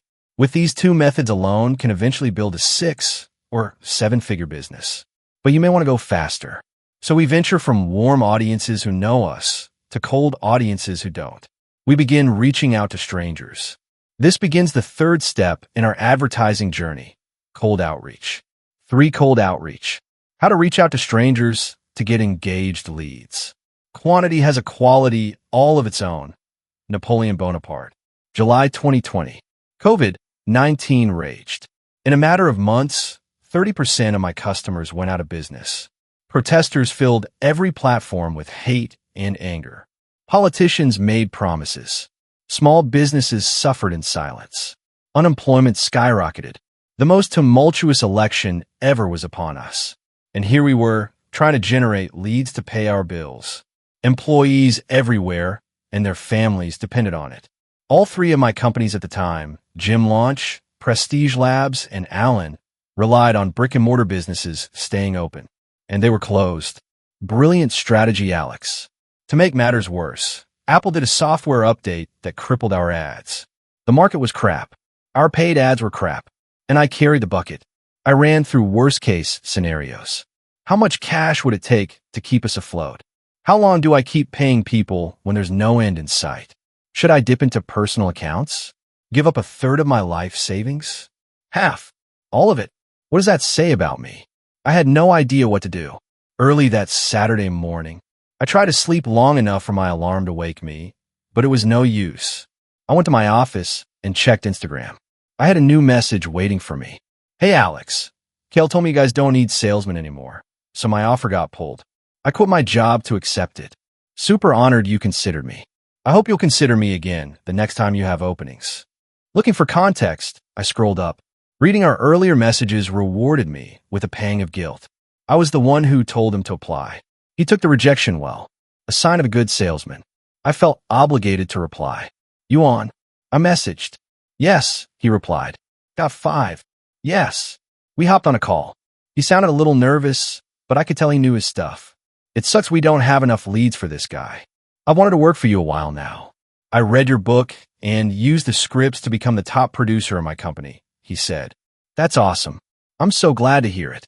What kind of company? I asked. A gym software company. I hadn't heard of them. Oh, interesting. How do you guys get leads? We're 100% cold outreach. You cold call and cold email gyms, then sell them software. Yeah, pretty much. How big is the team? We got about 30 guys. A team of 30? What's your revenue like if you can share that with me? We're doing about $10 million per month now. Insane. Just from cold outreach. Yeah, we run some ads, but we haven't cracked that yet. And you do this with a retention offer? You're not even really making gyms more money. Yeah, it's definitely not as easy to sell as the stuff you do for gyms. Do you think you could use the same cold outreach system here? I've never started a team, but I bet I could figure it out. All right, what was the offer Kale pulled? I was going to be a closer, but he said you guys didn't need one anymore. I thought for a moment. Well, given our current lead volume, he's probably right. But if you can get your own leads, I'll give you the runway to get cold outreach going. What do you think? It takes a while to get going. I'll have to figure out the scripts for your offer. Yeah, that makes sense. How long you think? I'm confident I can make it profitable in 12 weeks. All right, deal. I'll let Kale know the plan. To be clear, you'll be expected to figure all this out. The software, the lists, everything. I'll front you the time, but we can't support you much beyond that. Understood. Here's what happened during the months that followed. September, 0 sales. Zippala, nothing. Zilch, nada. October, 2 sales, $32,000 in revenue. Team asked me to pull the plug on cold outreach. December, 4 sales, $64,000 in revenue. Team asked me to pull the plug again. January, 6 sales, $96,000 in revenue. February, 10 sales, $160,000 in revenue. March, 14 sales, $224,000 in revenue. April, 20 sales, $320,000 in revenue. May, 30 sales, $480,000 in revenue. Today, cold outreach generates millions per month for our businesses. Making this work took every legal cold outreach method we knew. Cold calls, cold emails, cold direct messages, voicemails, everything. But piece by piece, we built a reliable customer getting machine. I wanted something that would endure.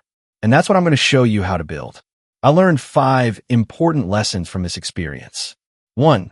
There was another company in my space making a lot more money than mine. It broke my belief about how big the market really was. 2. They made all their money through private advertising. I had no way of knowing they existed unless they contacted me first. So they kind of operated in secret. 3. They built a very profitable cold outreach machine in my space. If they could do it, so could I. For it's good to have proper expectations. Cold outreach veterans told me it would take a year to scale. I figured we could do it in 12 weeks. I was wrong. It took almost a year. Cold outreach takes a long time. At least it did for me. 5. We tried cold outreach 2 times before and failed. Working with a person that had done it all before was immensely helpful in getting this going. I hope to be that person for you now. How cold outreach works. At some point, you'll want one of 2 things. Either you want to grow faster than you currently are, or you want to increase the predictability of your lead flow. Here's how we can do that. We advertise to people who don't know us, cold audiences.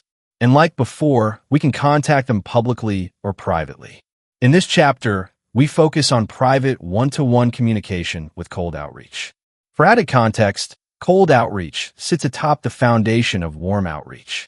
So think of this as the more advanced cousin of warm outreach, no longer limited by your warm audience. If you can figure out a way to contact somebody one-to-one, you can use it for cold outreach. You knock on 100 doors. You make 100 phone calls. You send 100 direct messages. You send 100 voicemails. All these are examples of cold outreach that have made companies zillions. It worked 100 years ago. It works today. And when the platforms change, it'll work tomorrow. Cold outreach has one key difference from warm outreach: trust. Strangers don't trust you. And compared to people who know us, strangers present 3 new problems. 1. First, you don't have a way to contact them. Duh. 2. Second, even if you can contact them, they ignore you. 3. Third, even if they give you their attention, they're not interested. Let me describe what these problems look like in the real world. If you're knocking on doors, you don't have the addresses. Then, even if you do, they don't open the door when you knock. If they open, they still tell you to pound sand. If you're making cold calls, you don't have their phone numbers. Even if you do, they don't pick up. If they pick up, they hang up on you. If you're sending cold emails, you don't have their email addresses.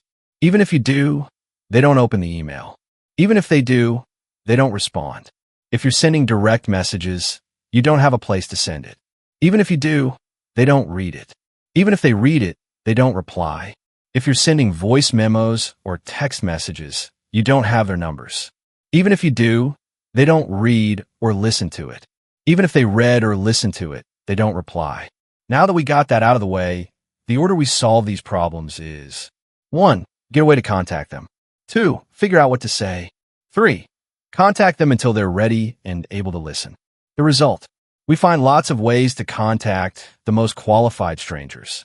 We reach out to a lot of them in a lot of ways a lot of times.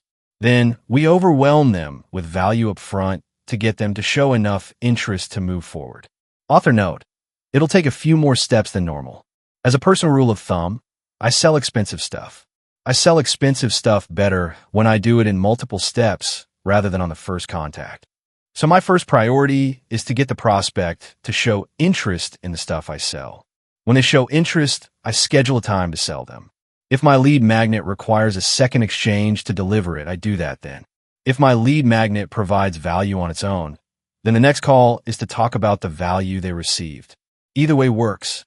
Cold outreach is a numbers game. The more people you reach out to, the more engaged leads you get. Once we figure out how much outreach it takes to engage a lead, then we only have one thing to do more. Let's go hunting. As there are 3 new problems strangers introduce, I divided this chapter into 3 steps. 1 step per problem. First, we get a targeted list of leads. Next, we need to know what to say to get them to reply. Third, we make up for a lower response rate by increasing the volume and type of our reach-out attempts. Problem 1. But how do I contact them? Build a list. Up until this point, from warm reach-outs and posting free content, you've had to accept the leads that came to you from your warm audience. No more. With cold outreach, unlike any other way of advertising, we get to be as specific as we want. Only want to talk to hedge fund managers managing over $1 billion? Done. You can do that. Only want to speak with golf apparel retail store owners over $3 million in sales? Done. Only want to talk to influencers who get over 50,000 unique page views per month? Done. Now we get to pick our targets rather than them picking us. Now, you probably don't have a way to reach out to 1,000 perfect fit strangers. And if we're going to get them to buy from us, we've got to first find a way to contact them. Duh. So let's solve that problem first. There are 3 different ways I get my targeted lead lists. First, I use software to scrape a list of names.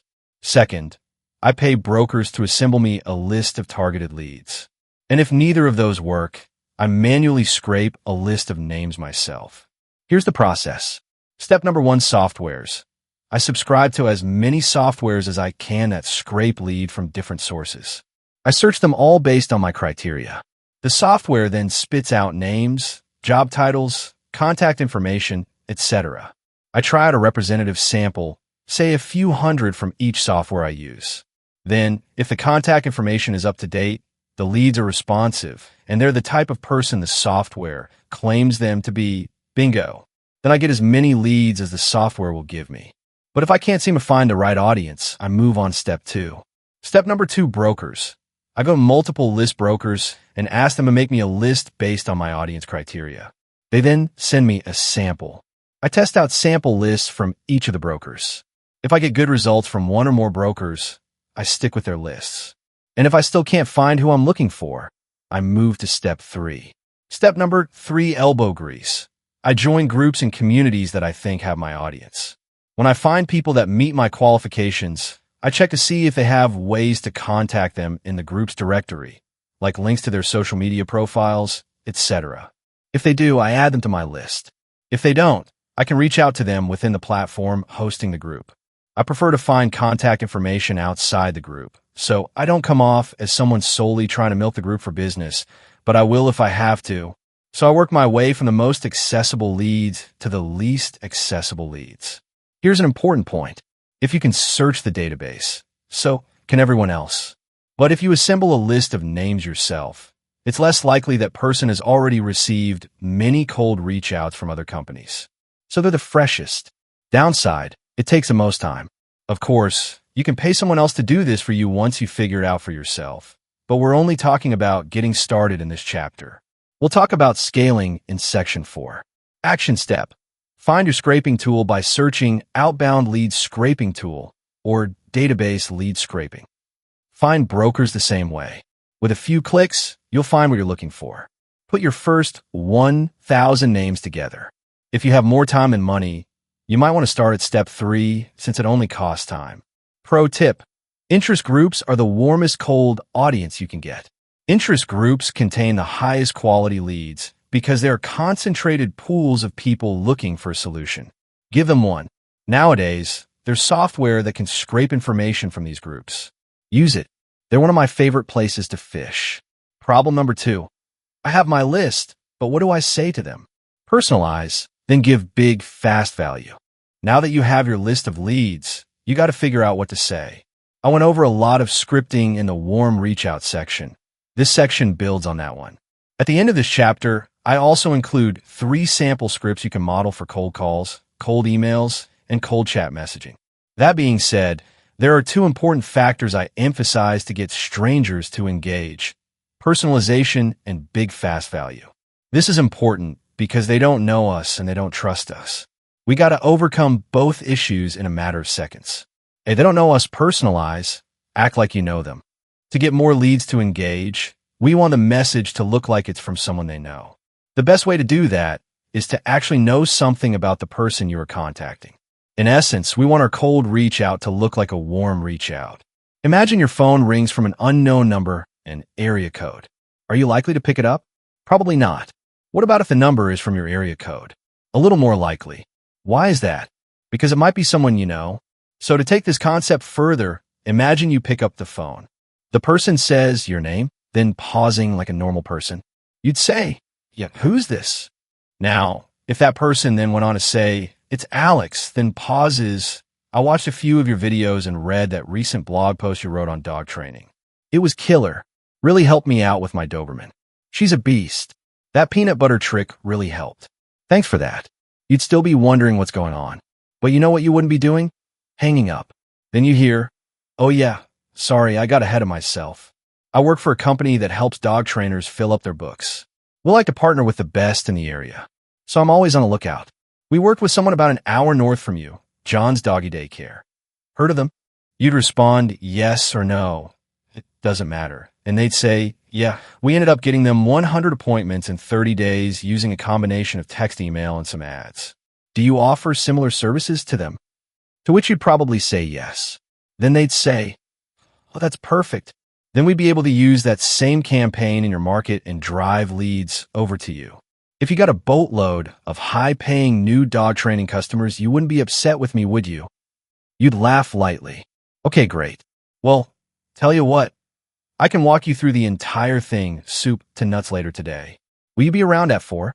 And you'd say sure or whatever. The point is, if that person had started the call with, hey man, want to buy some marketing services? You'd probably have hung up. Personalization is what gets your foot in the door to get the sale. Basically 1 to 3 pieces of information we can find that a friend might know about the prospect. Then we want to compliment them on it, and ideally, show them how it benefited us. People like people who like them.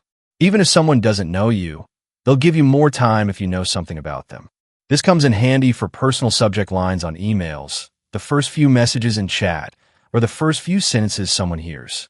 Even if someone doesn't know you, they will appreciate the time you took to research them before contacting them. This tiny effort goes a long way. Action step. Do a little research on each lead before you send them a message. We can do this ourselves, pay people to do it for us, or use software. Batch this work. Then, use your notes to figure out the first thing you'll open with to feel more familiar. Pro tip, 50% email response rate bump. I took our cold outreach template and rewrote it below a 3rd grade reading level. The results, 50% more leads responded. I recommend running all scripts and messages through a free reading level app online. I won't recommend one because they go out of business all the time, but I promise you can find one. Make your messages easier to understand, and more people will respond. B, they don't trust us. Big, fast value. The key difference between people who know you and strangers is strangers give you far less time to prove your worth, and they need a lot more incentive to move towards you. So make your life easier by giving away the farm. We're not trying to tickle their interest. We're trying to blow their minds in under 30 seconds. Like warm reach outs, you can directly make your offer or offer a lead magnet, or both. It gives the person a strong reason to respond. I specifically call out big, fast value rather than your lead magnet as a reminder that it needs to be big, fast value. If it's not, or it's mediocre, you'll blend in with the ocean of people trying to get their attention. And they'll treat you the same. They'll ignore you. Here's how much it matters. The first 4 months of cold outreach felt like torture. We offered a game planning session as our lead magnet. Some gyms took us up on it, but most didn't. We needed something better. I tested many parts of our process, but swapping the lead magnet blew everything else out of the water. We swapped from game planning code for sales call to actually giving them as much free service as we could possibly afford. Our take rates 3xd, and cold outreach became a monster channel for us. If your offer/lead magnet isn't working for you, up the ante. Keep offering more until you make it so good they feel stupid saying no. They either buy from you or have nice things to say about you. Win-win. If you forget everything about this chapter, remember one thing. The goal is to demonstrate big value as fast as possible. Give yourself a downhill battle by giving away something crazy. Give away something for free people would normally pay for, and they will want it. Note, I didn't say so good they should pay for it. I said stuff they actually pay for. Big difference. Take this to heart, and your results will show it. Action step. Provide the biggest, fastest value you can afford to with your lead magnet or offer. Then write your scripts. And don't worry, I got your back there. To give you a head start, I provide sample phone, email, and direct message scripts at the end of the chapter. Note, phone and chat scripts are never more than a page or two, and cold emails rarely more than half a page. So don't overthink it. There are no awards for prettiest script.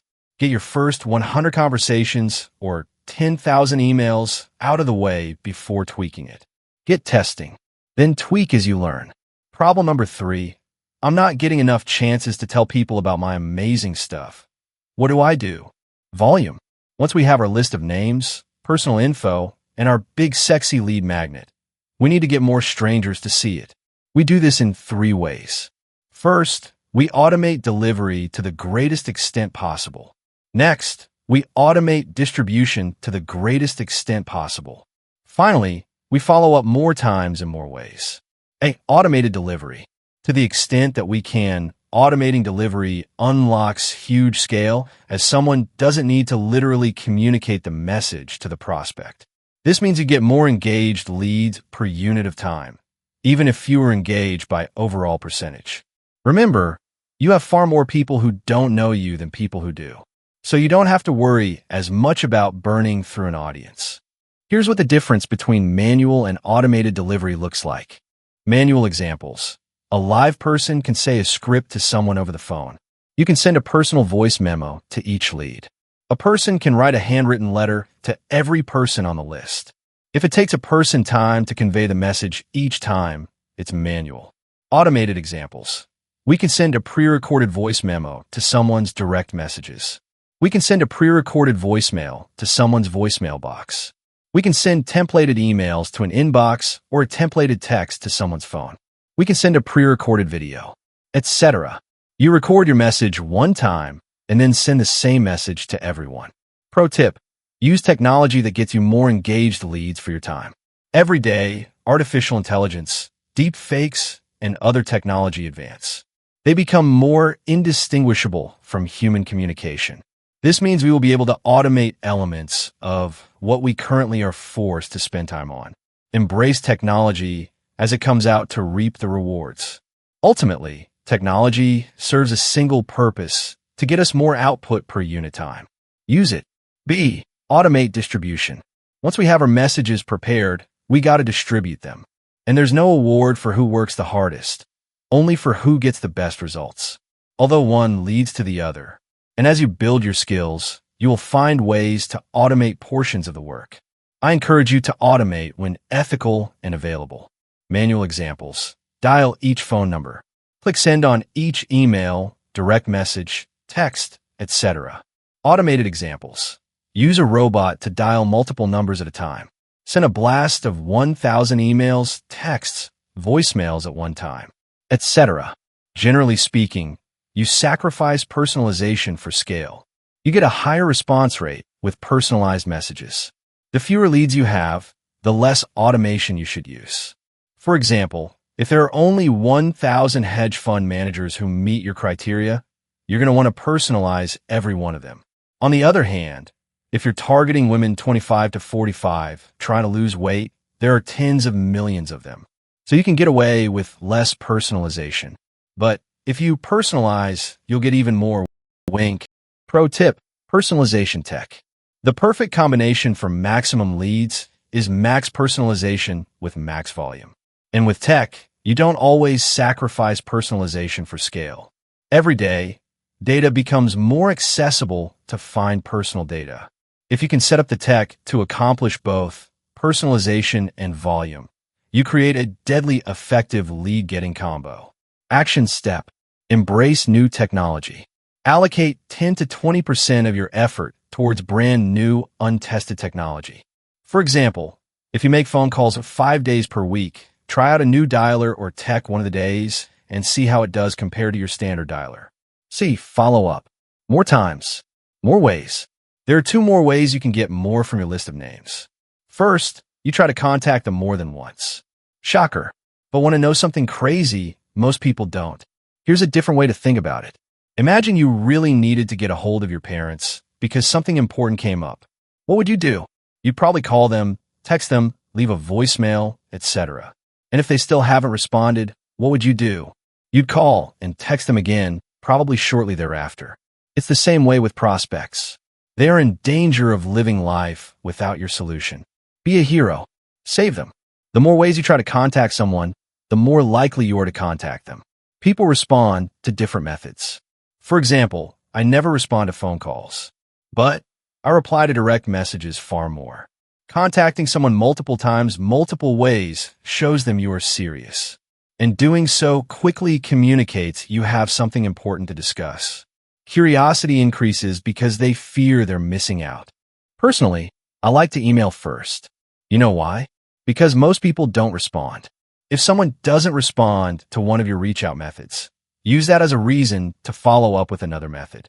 Hey, I'm calling you to follow up about my email. We either get a response or a real reason to reach out again. We win either way. And once you do get them booked for an appointment, expect more than one conversation. Remember, we're contacting complete strangers. Outreach takes more touch points with people who don't know you. So expect 2 to 3 conversations before a higher ticket sale. Shoot for less, but expect more when you start out. Bottom line, act like you're actually trying to get a hold of these people rather than going through the motions, and you probably will. Action step: contact each lead multiple times in multiple ways. Pro tip: don't be a nincompoop. If someone asks you not to contact them, don't contact them again. Not because there isn't a chance it could work, but because for the same effort, you could reach out to someone who isn't already negatively inclined. It's just more efficient to turn neutrals to yes than no to yes. On top of that, you don't want a bad reputation. That kind of stuff follows you. Try hard because you have a genuine desire to solve their problems, but be respectful. Second, once you finish contacting your list, start back at the top again. This actually works for 3 reasons. 1, because they simply may not have seen your first series of messages. Only a fool would think 100% of people see what you put out 100% of the time. So we make up for that discrepancy with follow-up. 2, even if they do see it, it may not have been a good moment to respond. People's schedules change every day, and there are times when people can't respond to you even if they wanted to. So the more opportunities you give them to respond, the greater the chance they will. 3, their circumstances may have changed. They might not have needed you then, but need you desperately now. Imagine a person you message about losing weight before the holidays. At that time, they fit into their skinny jeans, so they feel no pain. They probably wouldn't respond. But after they gain 10 pounds over the holidays, they may all of a sudden be in desperate need of what you offer.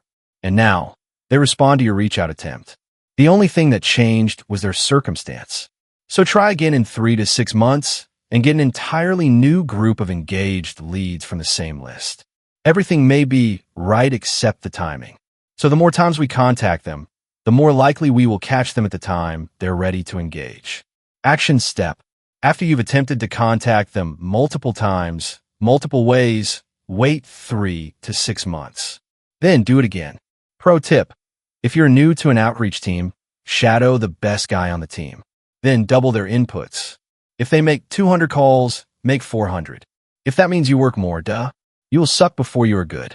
You can make up for your lack of skill with volume. Volume negates luck. And when you do twice as many, you'll get good in half the time. Once you beat their numbers, then you can get cute and try new things. Replicate before you iterate. 3 problems strangers create solved. I wrote the book in this order to build on itself. Start with warm reach-outs. Get some reps. Post some content to grow your warm audience. Get even more reps. Then, you'll be ready for cold reach-outs. And now, we solve the 3 core problems cold audiences create: finding the right list of people, getting them to pay attention to you, and getting them to engage. Victory. Author note: for people with low-ticket products. I had trouble making cold outreach profitable when selling from my direct-to-consumer business. Cold outreach teams are expensive, and my average ticket wasn't high enough. But I learned I could make a low-ticket product a high-ticket product if I sold a lot at once. So I switched from using cold outreach to get customers to using cold outreach to get affiliates who got customers for me. There were two ways that worked. Either I'd sell the affiliates lots of products in bulk up front, then they'd sell my products to their customers. Or I'd use cold outreach to recruit them, then get them to sell my products to their customers and receive a commission after the sale. One affiliate sale can be worth thousands of customers. Both ways transform my low-ticket sale into a high-ticket sale by selling many at once. So the numbers pencil out. If you have trouble using cold outreach for your direct-to-consumer business, consider going after affiliates instead. More on this in the affiliates chapter later. Benchmarks. How well am I doing? The 2 times I failed at cold outreach, I hired people who never tracked metrics well. The third person did, and cold reach out succeeded. The person who runs it, maybe you, has to know the metrics of the sales process like the back of their hand. Every single stat. Let's break down the numbers with a couple platform examples. I cannot give an example for every platform because it would take too long. My hope is that you can generalize the concept to whatever platform you use. Phone example. Let's say I make 100 cold calls per day, and let's say I get a 20% pickup rate. From there, I am able to get 25% of people to want to take my lead magnet. That means I got 4 engaged leads. If it took me 4 hours to make those calls, it means I got 1 engaged lead per hour. I can do this at first. Once the amount of engaged leads that convert to customers makes me more than it costs to pay a cold outreach rep, I teach someone else to do it for me. More on this in section 4. So you know you do well when you make at least 3 times the lifetime profit of a customer compared to what it costs you to get them. Email example. Let's say you send 100 personalized emails per day. From there, 30% open our email. From there, 10% reply showing interest. That means we'd have 3 engaged leads. 30% x 10% equals 3%. The numbers will vary, but shoot for 3% of your list turning into engaged leads.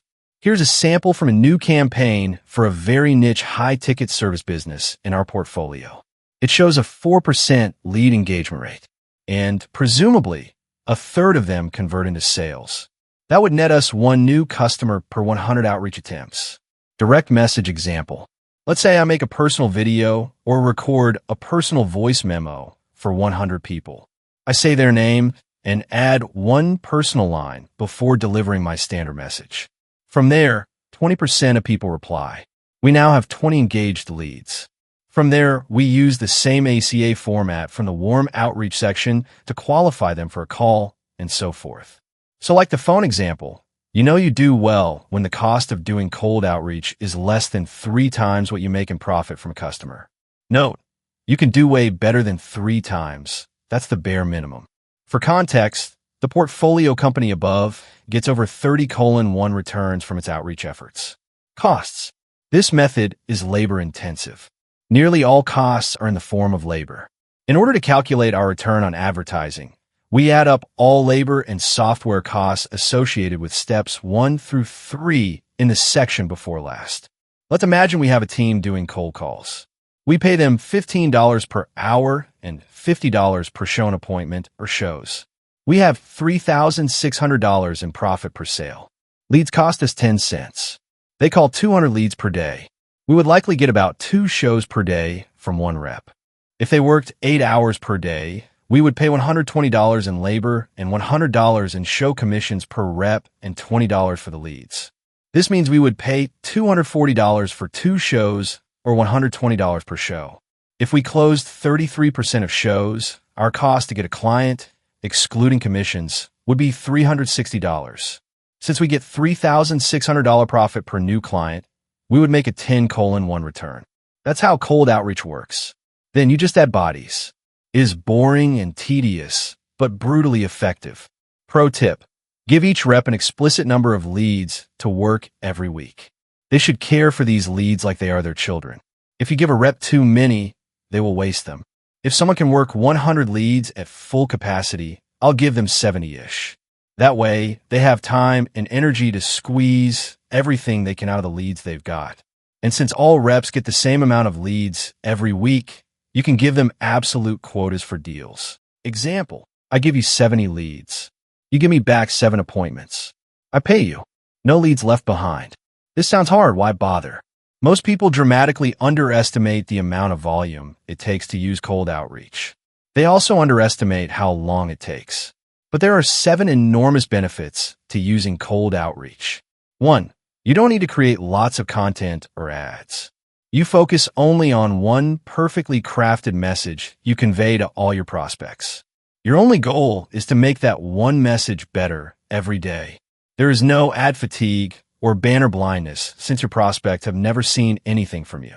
So, you don't need to be a marketing genius to make this work. 2. Your competition won't know what you're doing. Everything is private. By that fact alone, you can continue to operate in secrecy. You are not educating your competitors about how you acquire customers. They don't know what you're doing or even that you exist. 3. It's incredibly reliable. All you have to do to get more is do more. A certain amount of input creates a certain number of responses. It becomes like clockwork, bringing a reliable flow of new engaged leads into your world. You can reverse engineer the amount of sales you want to make to the number of inputs at the top of your lead pathway. Eventually, you'll have an equation. For every X people contacted, you get Y customers. Then, you simply solve for X. Example. Let's say for every 100 emails, I get 1 customer. If I want 100 customers, I need to send 10,000 emails. That's 333 per day.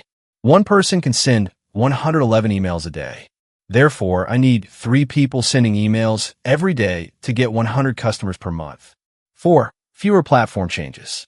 Private communication is rarely subject to platform changes, whereas public platforms change rules and algorithms every day. You got to stay on top of rule changes to remain effective. In contrast, rules for cold calling, door knocking, and cold email have hardly changed in 30 years. 5. Compliance is less painful. Many platforms have stringent rules around claims you can make about the stuff you sell. Some also ban certain industries altogether: tobacco, firearms, cannabis, weight loss, etc.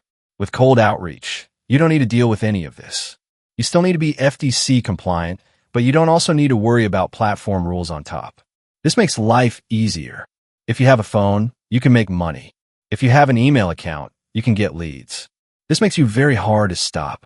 6. No spokesperson equals sellable business. If an investor can buy it from you without worrying your business will stop getting customers if you leave, your business is far more valuable. Having an established outreach team is how we were able to sell Gym Launch. The business could grow without me dancing in front of the camera or relying on me being super ridiculously good looking, I don't think they would have wanted to buy us without it, or at least not for as much. 7. Hard to copy.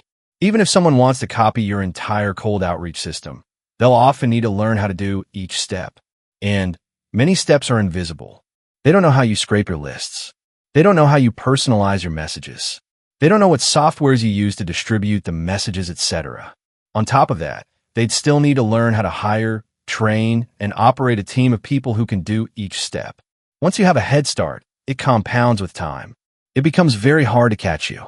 Author note: belief-breaking volume, scaling to 60,000 emails per month. To break your beliefs around what is possible, here's an example. To break past $1 million per month, we automated the entire process of scraping, crafting, and sending emails for one of our portfolio companies. One virtual assistant sends 2,000 emails per day using multiple pieces of software. This generates the business 40 engaged leads per day. Note, the response rate dropped because we took out so much personalization. From there, they're able to get 10% of engaged leads sold, meaning they get 4 new customers per day. This got them past the 100 customers per month barrier. Fun facts: they started with us at $250,000 per month, our minimum size requirement for investment at the time. The business makes $20,000 per customer. With 4 new customers per day, do the math at how big they are now. Smiley face. Your turn. If you recall our advertising checklist, this kicks off your journey to get more engaged leads with cold outreach. You start this as you run out of people to advertise to, or because you just want more. Here's a sample. Cold reach outs daily checklist. Who? Yourself. What? Hook plus lead magnet / core offer. Where? Any private communication platform. To whom? List, scraped, bought, or software used. When? Every day, 7 days per week. Why? Get leads to engage to sell stuff. How? Live calls, voicemail drops, email blasts, text blasts, direct message texts, video messages, voice messages, direct mail pieces, handwritten cards, etc. How much? 100 per day. How many? Day 1, 2x. Day 2, 2x. Day 7, 1x. How long? As long as it takes. Pro tip: count in 100s. This is a volume game. You will need to do a lot of volume efficiently to get the results you want. Don't set a daily goal below 100. And don't stop for 100 days minimum. If you do 100 reach outs for 100 days straight, I promise you will start getting new engaged leads. Next up, now that you have set your commitment for this cold outreach method, we move on to the last thing a single person can do to advertise: run paid ads. Number 4, run paid ads part 1. Making an ad. How to publicly advertise to strangers. Advertising is the only casino where, with enough skill, you become the house. June 2013. Let's try some Facebook ads for the gym. I spouted. Sam's eyebrow went up. They don't work. I already tried. Now, this was the brief time between quitting my real job and starting my first gym.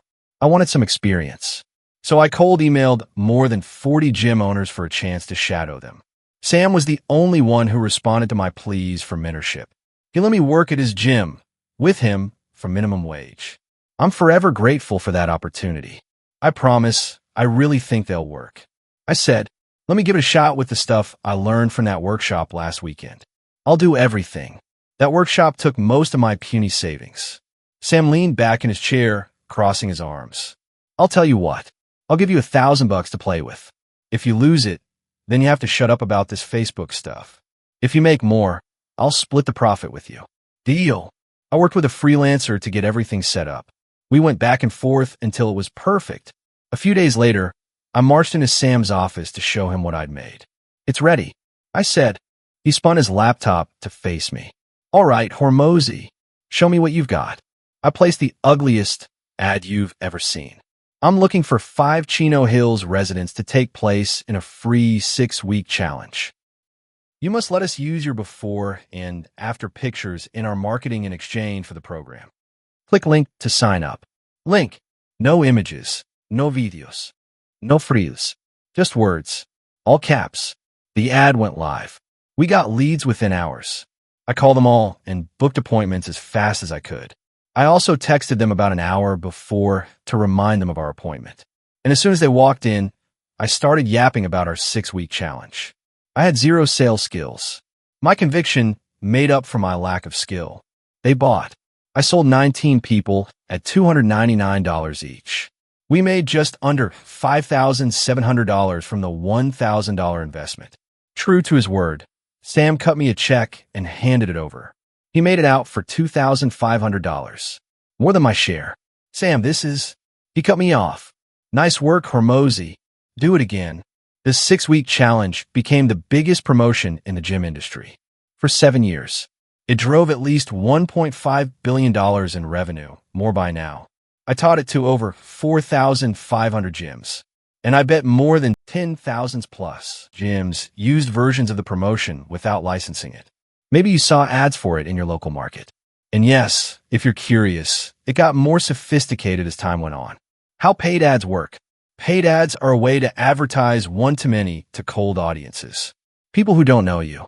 Paid ads work by paying another person or business to put your offer in front of their audience. Think of it like renting eyeballs or earballs. And because you don't need to spend time building an audience, paid ads are the fastest way to get the most people to see your stuff. You trade money for reach. A considerable advantage when you know what you're doing. Ads are riskier, but when done right, they can get you more leads than any other method. With warm and cold outreach, we have to do more stuff to reach more people. To reach more people with free content, we depend on the platform or audience sharing it if they feel like it. Paid ads are different. The reach is guaranteed, but getting your money back isn't. So it's a game of efficiency rather than reach. Let me explain. In principle, if you paid enough money, you could get every person in the world to see your ad. And if every person in the world saw your ad, someone would buy. even if only by accident. So the question isn't, do ads work? It's how well can you make them work? In other words, it's a push and pull between how much you spend and how much they buy. And like cold outreach, paid ads go to colder, lower trust audiences. So even with good offers, a smaller percentage of people will respond. And like cold outreach, paid ads get over this hurdle by putting your offer in front of more people.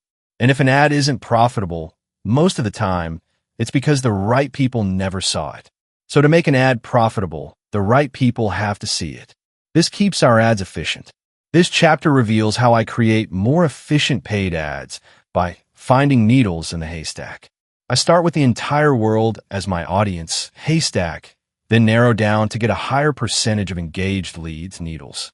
First, I pick a platform that contains my ideal audience. Second, I use whatever targeting methods that exist within the platform to find them. Third, I craft my ad in a way that repels anyone else. Finally, I tell whoever's left standing to take the next step. People overcomplicate it. But that's it. That's all we're doing, narrowing down who sees our ad so we have the highest chance of getting the right type of people to respond. Once we advertise profitably in a small puddle of an audience, we expand to a pond, then a lake, then an ocean. And as the audience gets bigger, it does have more of the wrong people, but it has more of the right ones too. So ads decrease in efficiency, but at that point you can afford it. In other words, the ratio between what you spend and how much they buy goes down, but the total amount of money you make goes up. So instead of spending $1,000 to make $10,000 with $9,000 in profit, you spend $100,000 to make $300,000 with $200,000 in profit. Your ratio goes down, but you make more money. So the risk is higher because you spend more. But so is the reward. This means we want to make the audience as big as possible while still turning a profit. Paid ads give us 4 new problems to solve. Let's break them down together. 1. Knowing where to advertise. 2. Getting the right audience to see it. 3. Making the best ad for them to see. 4. Getting permission to contact them. Step 1. But where do I advertise? Find a platform where these 4 things are true. Platforms distribute content to an audience. If you're not familiar with any available platforms, I invite you to come join me on planet Earth. If you've ever consumed content, which you have, you've directly or indirectly used a platform and been a member of its audience. And wherever there's an audience, you can usually advertise. So if you want to become a great entrepreneur, you have to learn about them. Here's what I look for in a platform I want to advertise on. I've used it and gotten value from it as a consumer, so I have some idea how it works. I can target people on the platform interested in my stuff. I know how to format ads specific to the platform, which I'll dive into in step 3. I have the minimum amount of money to spend to place an ad. And yes, platforms change all the time, but these principles stay the same. Pro tip: place ads where your competitors place ads to start. Platforms often have different ad types. For example, on LinkedIn, you can send message ads or you can run newsfeed ads. On Instagram, you can run ads to the newsfeed or stories. On YouTube, you can run ads on the sidebar, midstream, or as pre-roll. So how do you know where to start? Look at the ad placement of other people in your space and start there. If they can make it work, so can you. Replicate before you iterate. Action steps. Start with one platform that meets the 4 requirements. And start watching, listening, or reading ads on the platform as a first step to learning how to make one. Step number 2. But how do I get the right people to see it? Target them. So if we start with the entire world, which we kind of do, we need to be a bit more specific. For example, if you choose a platform that has 100 million users, you've already cut out 99% of the world right off the bat. And if everyone who buys from you speaks English, you also want to exclude the audiences within the platform who don't. If that's half the platform's users, you're already at 99.5% of the world excluded. Specific is good.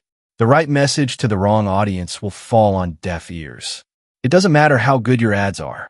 If you're marketing to Florida residents about a local business in Iowa, it's probably not going to work. So you have only one goal when targeting: get the highest number of people you think will buy your stuff to see your ad. We did our first round of targeting by selecting our platform. We do the second round within the platform itself. Modern advertising platforms have 2 ways to target. You can use them separately or combine them. 1. Target a lookalike audience. Modern platforms can show your ad to an audience that is similar to and much bigger than a list you provide. Advertisers call this a lookalike audience. Modern platforms will make lookalike audiences for you, so long as you upload their minimum list size. The bigger the list and the higher quality the contacts, the more responsive the lookalike audience will be. Start with your list of current and previous customers. If your customer list is big enough to meet the platform minimum, use it. If it's not big enough, add your warm reach out list. If it's still not big enough, add your cold reach out leads to hit the minimum. This is exactly what I do. Forcing the list to the right size sometimes makes the lookalike audience too broad. And that's okay because you can. 2. Target with factors of your choosing. Targeting options include age, income, gender, interests, time, location, etc. For example, if you know no one over 45 or below 25 has ever bought your thing, then exclude anyone outside that range. If you sell car parts, then show your ad during car shows and on car channels. If only people with pets buy your thing, then include pets as an interest. Basic filters on top of the platform-generated lookalike audience are a simple way to get more of the right people to see your ads. End result, more efficient ads. Pro tip, local targeting. Since local markets are already tiny in comparison to national markets, you won't want to add many more filters. Be as specific as possible, but no further. The local market on its own is already 0.1% of the nation, so you're already pretty narrow. The more filters you use, the more specific the list. The more specific the list, the more efficient your ads, but the faster you will burn through it. However, this specificity sets you up to get more wins early on. The wins from smaller specific audiences now give you the money to advertise to larger and broader audiences later. This is how you scale. Action steps. Bring all your lead lists together into one place. Separate them by past and previous customers, warm outreach, and cold outreach.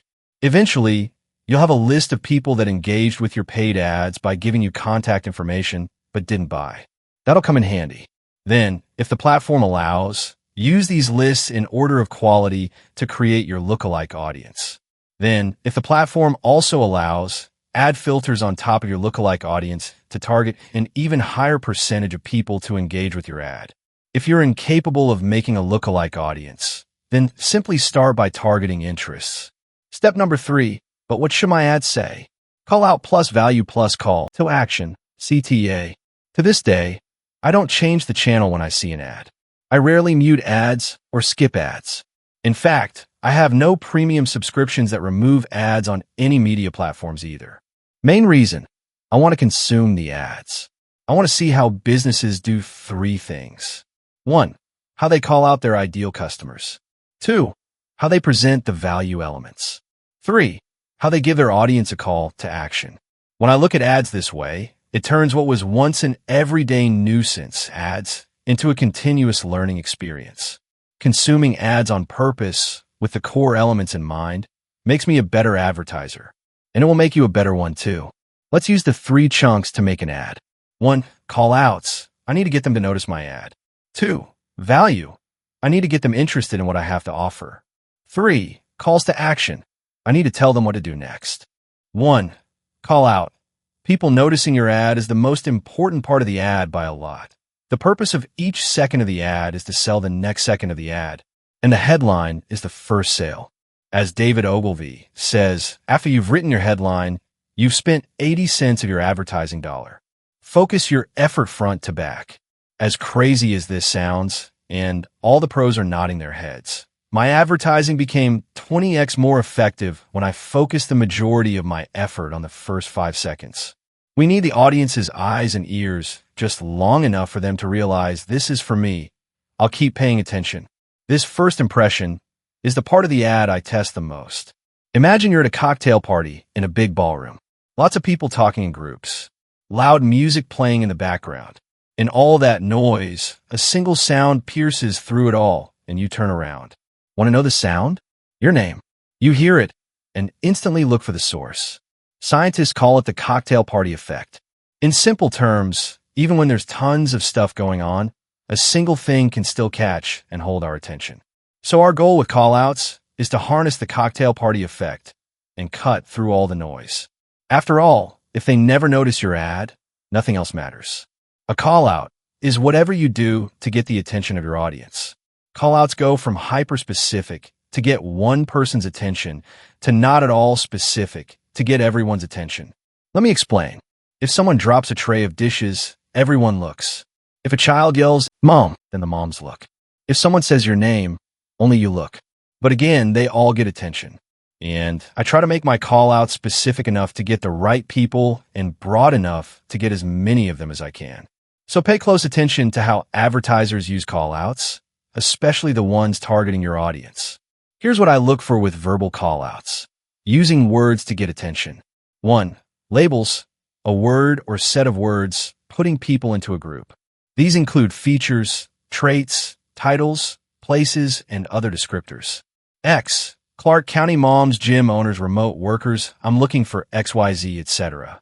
To be most effective, your ideal customers need to identify with the label. A. People automatically identify with their local area. So with local ads, the more local, the better.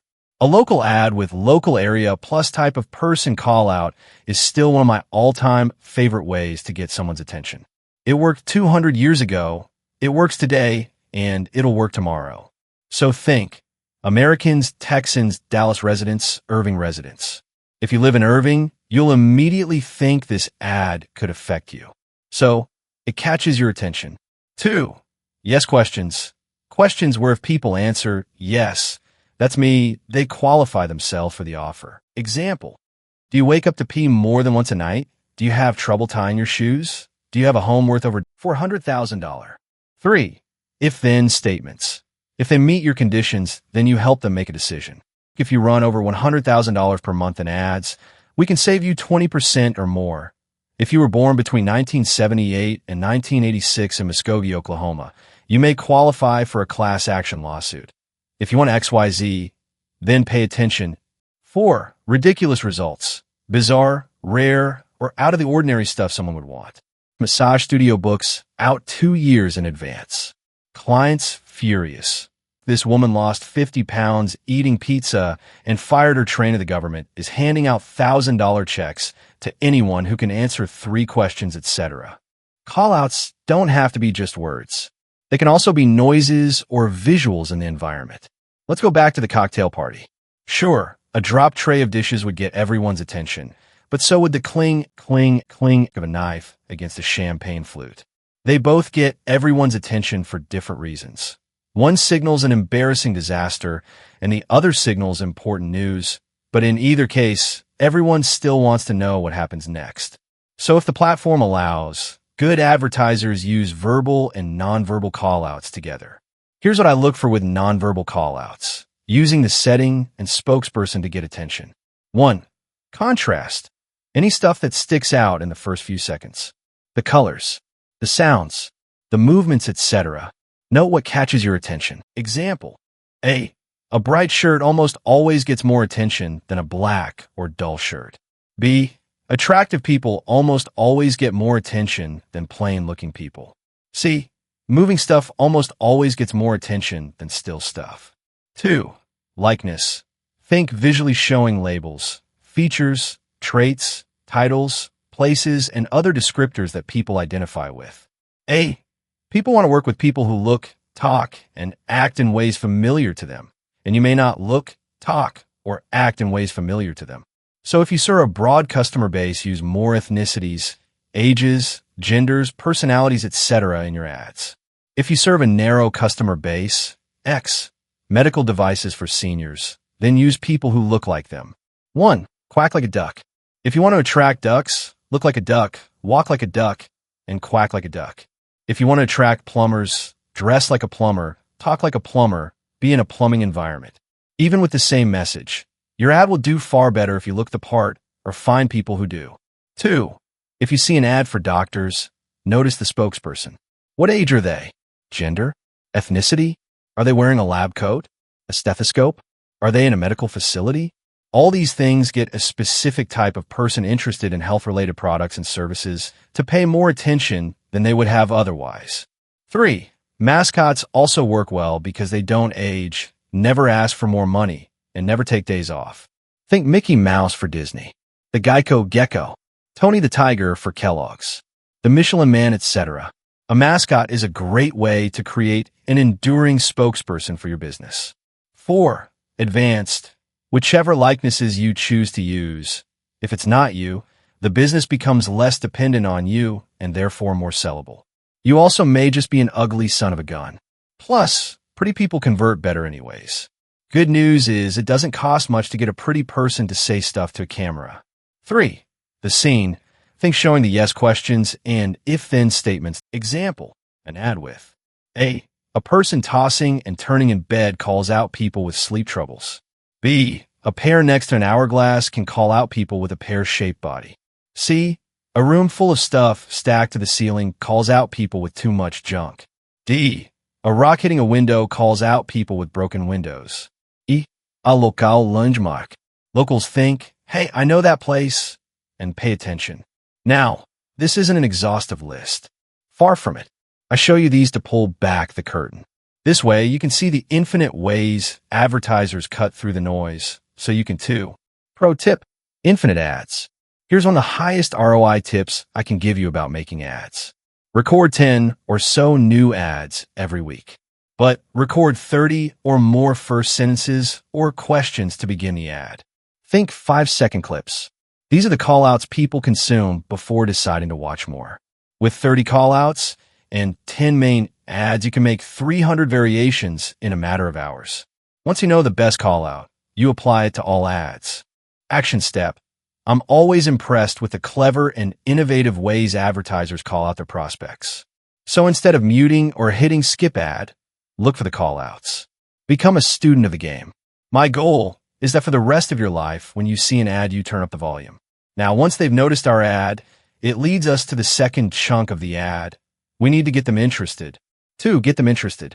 If people think an offer or lead magnet has big benefits and tiny costs, they value it, and they'll exchange money or contact information to get it. But if the cost outweighs the benefits, they don't value it, and they won't. So the best ads make the benefits look as big as possible and the costs look as small as possible. This makes an offer or lead magnet as valuable as it can be and gets the most engaged leads because of it. A good advertisement, paid or not, uses clear and simple ways to answer the question, why should I be interested in your thing? It tells people why they should want a lead magnet or offer. Now, there are a million ways to do this, but I'll share with you my what, who, when framework. This mental framework hinges on knowing the value equation forwards and backwards. So all you have to do is know 8 key things about your own product or service, how it fulfills each element of value for your prospect, and how it helps them avoid their hidden costs. Remember those? Think of them like carrots versus sticks. How your offer delivers more good stuff and less bad stuff. Then think of the perspectives of the people who would experience them. Who? And finally, what time period when they'd have these experiences, positive or negative. In the words of David Ogilvy, the customer isn't a moron. She's your wife. So you know what that means? Write to her. Ads cause the prospect to think questions to themselves. And a good ad answers those questions at precisely the time they think it. So if you can answer what they're thinking with your ad, using the words they'd use, you've won. So let's start with the what. 8 key elements. Dream outcome. A good ad will show and tell the maximum benefit the prospect can achieve using the thing you sell. It should align with the ideal prospect's dream outcome for that sort of product or service. These are the results they experience after buying the thing. Opposite, nightmare. A good ad will also show them the worst possible hassles, pain, etc. of going without your solution. In short, the bad stuff they'll experience if they don't buy. Perceived likelihood of achievement. Because of past failures, we assume that even when we buy, there's a risk we don't get what we want. Lower perceived risk by minimizing or explaining away past failures, emphasizing the success of people like them, giving assurances by authority, guarantees, and how what you have to offer will at least give them a better chance of success than what they currently do, etc. Opposite, risk. A good ad will also show them how risky it is to not act. What will their life be like if they carried on as they always have? Show how they will repeat their past failures and how their problems will get bigger and worse.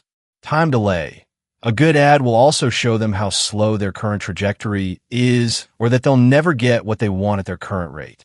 Opposite, speed. To get things we want, we know we have to spend time getting them. A good ad will show and tell how much faster they will get the thing they want. Effort and sacrifice. A good ad will also show them the amount of work and skill they'll need to get the result without your solution, and how they'll be forced to keep giving up the things they love and continue suffering from the things they hate. Or worse, that they work hard and sacrifice a ton right now and have gotten nowhere. In other words, they waste more time and money doing what they currently do than if they just bought our darn solution. Opposite, ease. To get things we want, we know we have to change something. But we then assume we have to do stuff we hate and give up stuff we love. And ease comes from a lack of needed work or skill. A good ad disproves the assumption. It tells and shows how you can avoid the stuff you hate doing, do more of the stuff you love doing without working hard or having a lot of skill, and still get the dream outcome. Those are the 8 key elements. Now we fully understand the what, how we deliver the 4 value elements, and how we avoid their 4 opposites. We now go to the next W, the who. Who? Humans are primarily status-driven, and the status of one human comes from how the other humans treat them. So if your product or service changes how other people treat your customer, which it does in some way, it pays to show how.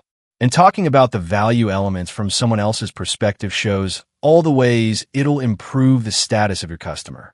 So we want to outline 2 groups of people. The first group is the people gaining status, your customers.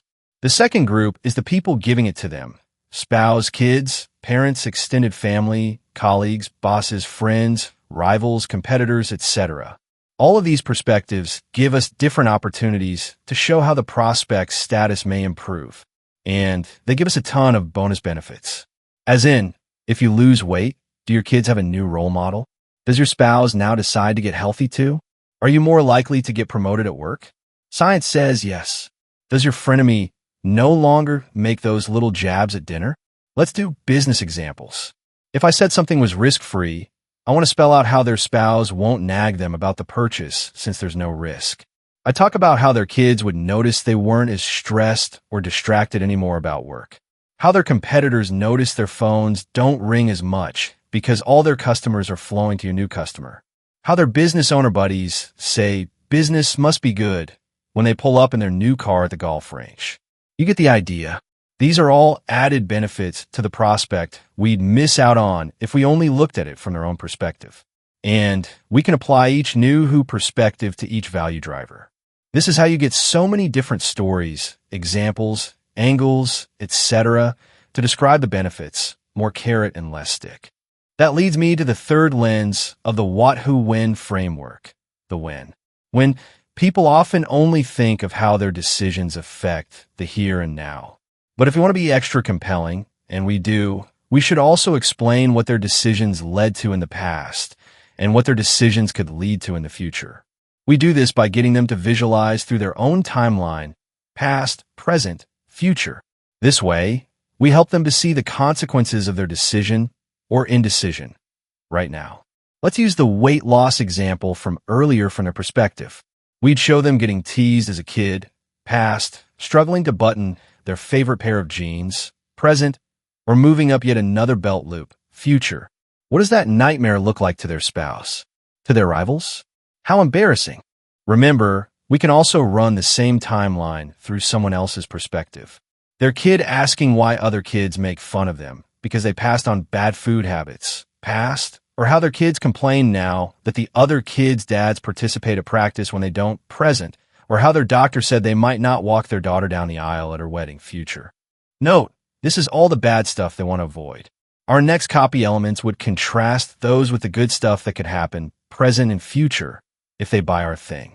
We use both towards good stuff and away from bad stuff, then combine it with the past, present, and future of the prospect's life to create powerful motivators in our copy. Putting the what, the who, and the when together, we answer why they should be interested.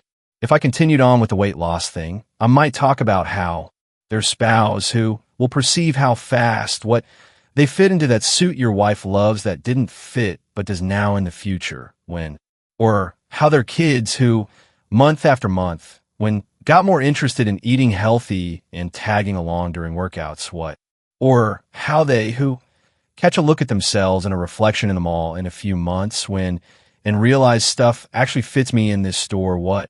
Pro tip: make your ads as specific as you can, but no more specific. The more specific your copy, the more efficient it can get, but also the longer it tends to get. And if it gets too long for the platform, it lowers efficiency. So make the ad in its entirety as specific as you can in the most efficient space you've got. If you got audio and visuals at your disposal, then use contrast, likeness, and the scene itself to match your copy. It becomes more specific without getting any longer. And this makes your ad even more efficient and profitable. When we combine everything we can to get the prospect going toward the 4 value drivers, while also getting them away from their opposites, the many perspectives we can show them gaining status, and different timelines for each, this adds up to why they should be interested. And now we have a lot of ways to get them interested. And the more angles we cover, the more interested they'll become. Also, since you asked, the only difference between long ads and short ads is how many angles we have time to cover from the copywriting framework. Longer ads use more. Shorter ads use fewer. So add or take away based on the platform, but keep the callouts, the first few seconds, and CTAs, what to do next, the same. Pro tip: get unlimited inspiration. Many platforms have a database of ads past and present. As of this moment, if you search Platform Ad Library in a search engine, in a few clicks you will find them.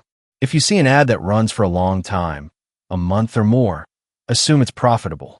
Then take notes on the callouts they use, how they illustrate the value elements in their CTAs. Look for the words they use and how they demonstrate them.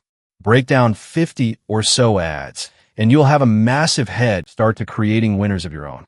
Action steps: get as many advertising angles with your offer as you can with the What, Who, When framework. What? Know the 8 key things about your own product or service, how it fulfills each element of value, and how it helps avoid their opposites.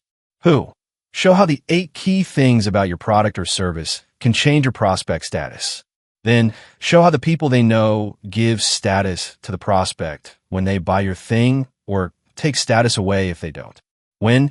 Get the prospect to see the consequences of buying and not buying through their past, present, and future, especially through their change in status with people they know. This way, we help them to see the value of their decision or indecision at this very moment. Author note: you don't need to become a copywriting expert. I'm certainly not. And if I thought copy was the limiter for most, I'd have spent more time on it. Sure, world-class entrepreneurs have copywriting skills, but world-class copywriters don't necessarily have entrepreneurial skills. Don't sacrifice one for the other. If you explain your offer clearly using the What, Who, When framework, you'll have enough skill to remove copywriting as a limiter on your growth. And that's all you have to do: get good enough to grow. After all, if you call out the right people and have an amazing offer, you barely need any copy to begin with. You just got to explain your offer. Get good enough to make your ads profitable, then scale and see what breaks next. I also include a few more ad tips and tricks that have served me well in the lessons at the end of the chapter. But even if you never use them, there's only one more thing you'll need to turn these interested folks into engaged leads. 3. CTA. Tell them what to do next. If your ad got them interested, then your audience will have huge motivation for a tiny time. Take advantage. Tell them exactly what to do next. Spell it out. Click this button. Call this number. Reply with yes. Go to this website. Scan this QR code, wink. So many ads still don't do this. Your audience can only know what to do if you tell them. Make CTAs quick and easy. Easy phone numbers, obvious buttons, simple websites. For example, a common CTA is to direct the audience to a website. So make your web address short and memorable. Instead of alexprivateequityfirm.com/free-book- and -course2782, use acquisition.com/training. Note: This comes from a guy who spent $370,000 on a single word domain acquisition.com. So, I may overvalue easy domains, but I don't think I do. I think everyone else undervalues them. Just my 2 cents. Beyond these basics, which most still forget, you can also use all the tactics like urgency, scarcity, and bonuses from Step 7 from the Engage Your Leads chapter to make even stronger CTAs. They apply here and everywhere else you tell your audience to do something. So we can now pick a platform to advertise on, target who we show our ads to, make the ads they see, and tell them what to do next. All we have to do now is get their contact information. Step number 4. How do I get their info? Get permission to contact them. After they take the action, get their contact information. My favorite way to get contact information is a simple landing page. Don't overthink it. The simpler your landing page, the easier it is to test. Focus on the words and the image. Here are my 3 favorite templates. Pick one and start testing. And make your landing pages match your ads. People click an ad because you promised them some benefit. So carry that same look and language over to your landing page. Make sure what you promised in your ad is what you deliver. This sounds simple, but a lot of people forget and waste money until they remember it. You don't want to end up with some Frankenstein experience where everything looks different.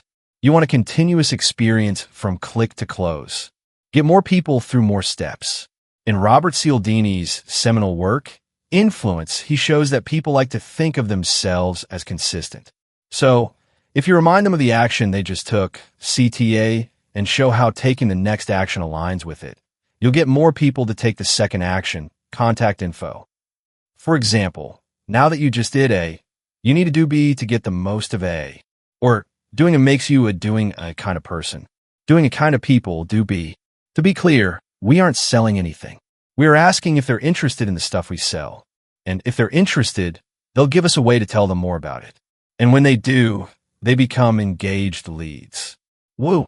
Action step, build your first landing page. I wasted 4 years feeling too scared to make a landing page. When I finally tried, I finished before lunch. Nowadays, there are tons of drag and drop tools to build websites in minutes. And if you're still worried about it, freelancers will build a site probably using those same drag and drop tools on the cheap. So just get it done. Now, you have engaged leads from paid ads. Hooray! We did it! Run paid ads part 1 conclusion. What has to happen for advertising to work? Well, we have to show our ad to the right people. So, we pick the right platform and target the people within that platform that have the highest percentage of our audience. Once we do that, we have to get them to notice our ad. Once they notice it, they have to consume it to get a reason to take action now rather than later. We do that using the value equation and demonstrate it in the past, present, and future from their perspective and the perspectives of the people they know. And once they have a reason to take action, they have to have a way to give us permission to contact them. That action turns them into an engaged lead. And since those things got to happen, they slowly but surely became the 3 core elements of every ad I create. 1. Callouts for them to notice it. 2. Value elements, to give them reason to do something. 3. Calls to action, to give them a way to do it. Now, only one question remains: how efficient are we? Let's talk about money stuff. Number 4. Run paid ads part 2. Money stuff. I'm just trying to buy $1 and sell it for 2. Proposition Joe, The Wire. We focus on efficiency with paid ads throughout this chapter, and the last one, because efficiency matters more than creativity. All advertising works. The only thing that differs between advertisements is how well they work. Maybe people get crazy about making paid ads because they have words like copy and creative and media, then get hyper-focused on getting all that stuff perfect, as if you can. You can tweak all day and night until the cows come home. The reality is that paid ads, any advertising really, is all about the return on your investment. And with paid ads, it gets clear as day because you put X dollars in for people to see the ad and get Y dollars out if they buy your stuff. So if you want a $100 million leads machine, you just need to get it good enough to scale. Why? Because good enough is good enough.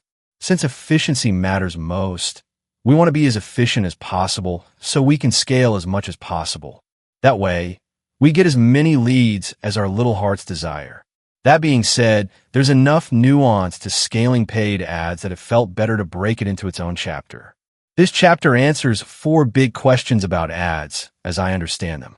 How much do I spend? 3 phases of scaling ads. How do I know how well I'm doing? Cost and benchmarks. If my ads aren't profitable, how do I fix it? Client financed acquisition.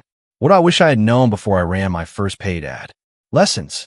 But how much do I spend on paid ads? The 3 phases of scaling paid ads. There are 3 stages to spending money on ads as I see it. Phase 1, track money. Phase 2, lose money. Phase 3, print money. Let's break them down together. Phase 1, track money. Before spending $1 on ads, set everything up so you can accurately track your returns. If you don't track, you're going to get cleaned out. It would be like going to a casino and playing your favorite game for as long as you felt like it rather than for as long as you could afford it. But once you have tracking, you can do more of the stuff that makes you money and less of the stuff that doesn't.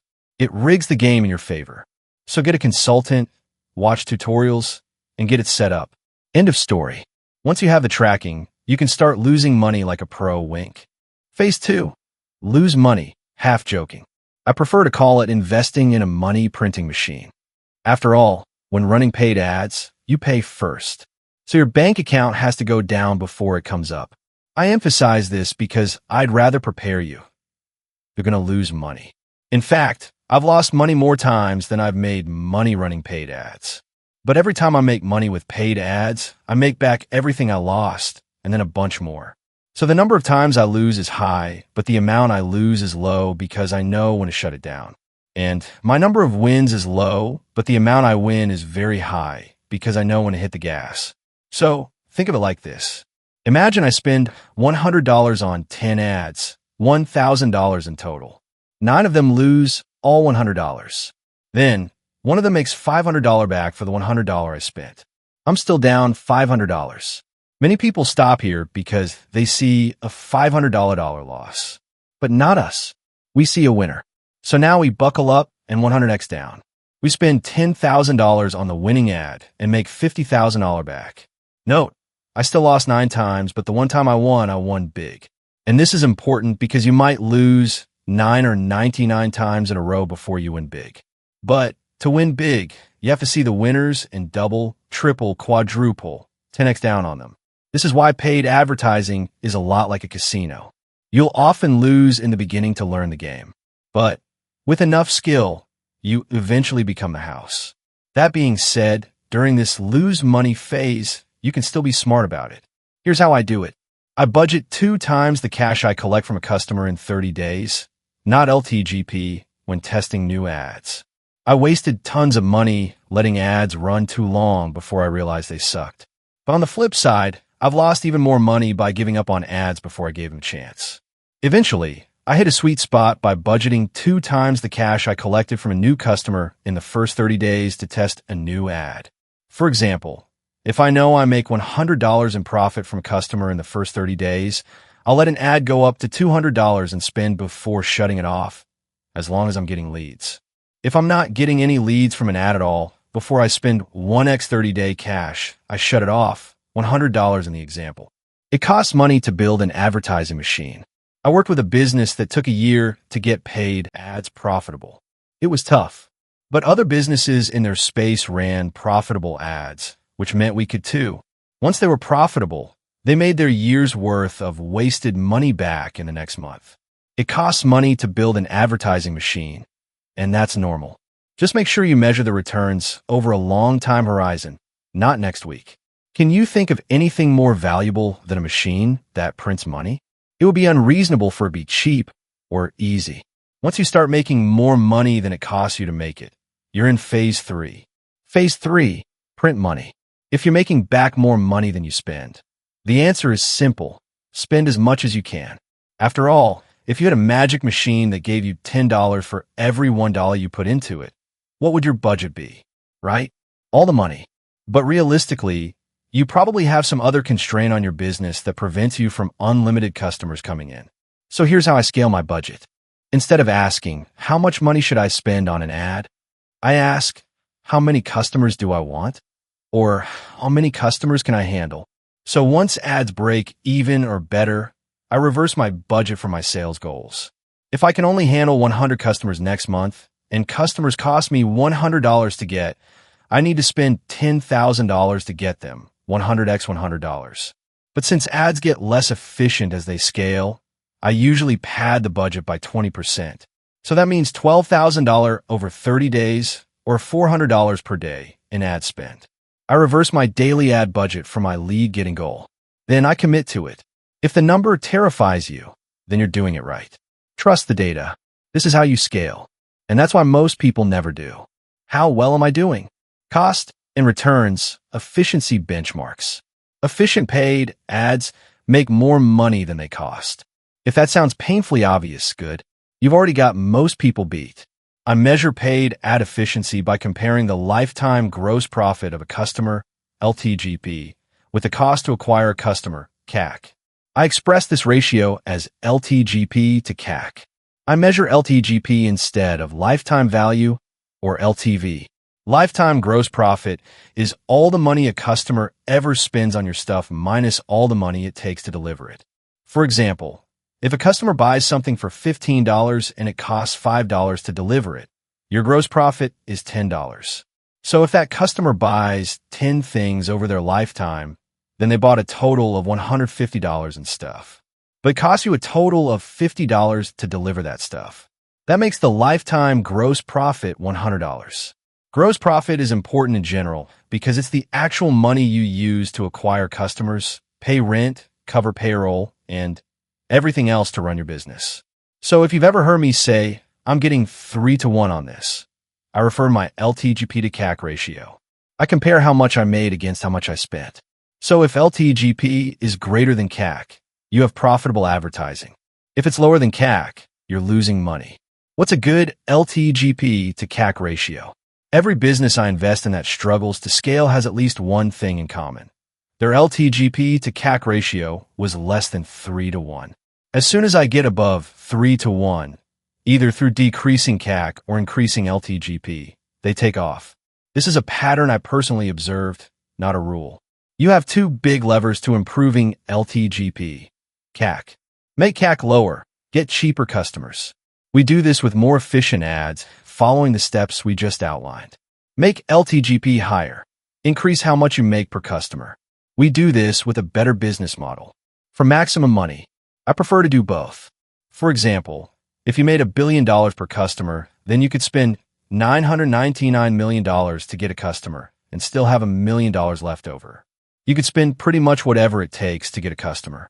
No matter how crappy your ads, you'd still probably win. On the flip side, if you made 1 cent per customer, you'd have to get each customer for less than a penny to make it work. Even with the best ads, you'd fail. I bring this up because we speak with hundreds of entrepreneurs every month. They often think they have crappy ads, high CAC, when, in reality, they have a crappy business model, low LTGP. Here's a finding that will probably surprise you as much as it surprised me. The cost to acquire customers between competitors in the same industry is much closer than you'd think. The difference between the winners and the losers is how much they make off each customer. So how do you know if it's your ads or your business model that needs work? I use the industry average CAC as my guide. Research your industry averages for the cost to acquire customers. If your CAC is below 3x your industry average, good. Focus on your business model, LTGP.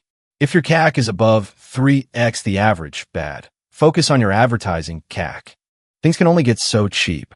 Eventually, you just got to make more. Think about it like this. Lowering the cost of getting a customer by $100 will eventually take more work than making an extra $100 from them. So once your cost is low enough, focus on your business model. Cost can only approach zero, but how much you make can go up to infinity. Increasing advertising efficiency beyond a certain point is like trying to save your way to $1 billion. You feel like you're making progress, but you're never going to get there. My ads aren't profitable. How do I fix it? Client-financed acquisition. For many businesses, LTGP is bigger than CAC. Yay, but not after the first purchase. Boo. The profit from the customer's first purchase is often less than the cost to get them. It could take many months to collect the full LTGP. so you get your money later instead of now. This cash flow problem cripples your ability to scale ads and get more customers. Boo again. But if your customer spends more than it costs you to get and fulfill them in the first 30 days, then you have the funds to scale now and forever. I call this client-financed acquisition. I pick 30 days because any business can get interest-free money for 30 days in the form of a credit card. And if we make more than the cost to get and fulfill the customer in the first 30 days, we square our balance. Now we have zero debt and a new customer, which we can keep profiting from forever. Then we repeat the process. Money is no longer your bottleneck. This is the key to limitless scale. I repeat the same image above so you can reference it. Let's see client-financed acquisition in action. Say we have a $15 per month membership that costs us $5 to deliver. That leaves us $10 gross profit left over.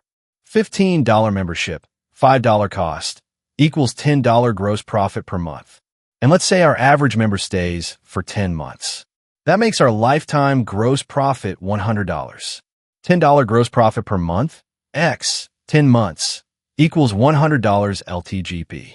If the cost to get a customer is $30, CAC equals $30. We have a 3.3 to 1 LTGP CAC ratio.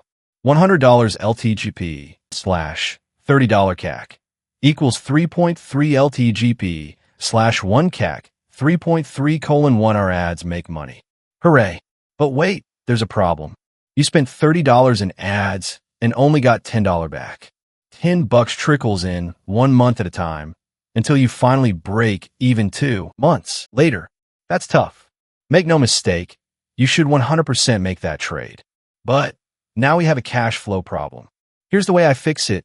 I immediately sell them more stuff. If I offer a $100 upsell with 100% margins, that 1 in 5 new customers take. That adds $20 of gross profit per customer. $100 upsell slash 5 customers equals $20 average upsell dollars per customer. This takes us from $10 to $30 in the first 30 days, our break-even window. The first purchase is $10, but now the average upsell adds $20. $10 plus $20 equals $30 gross profit per customer in less than 30 days.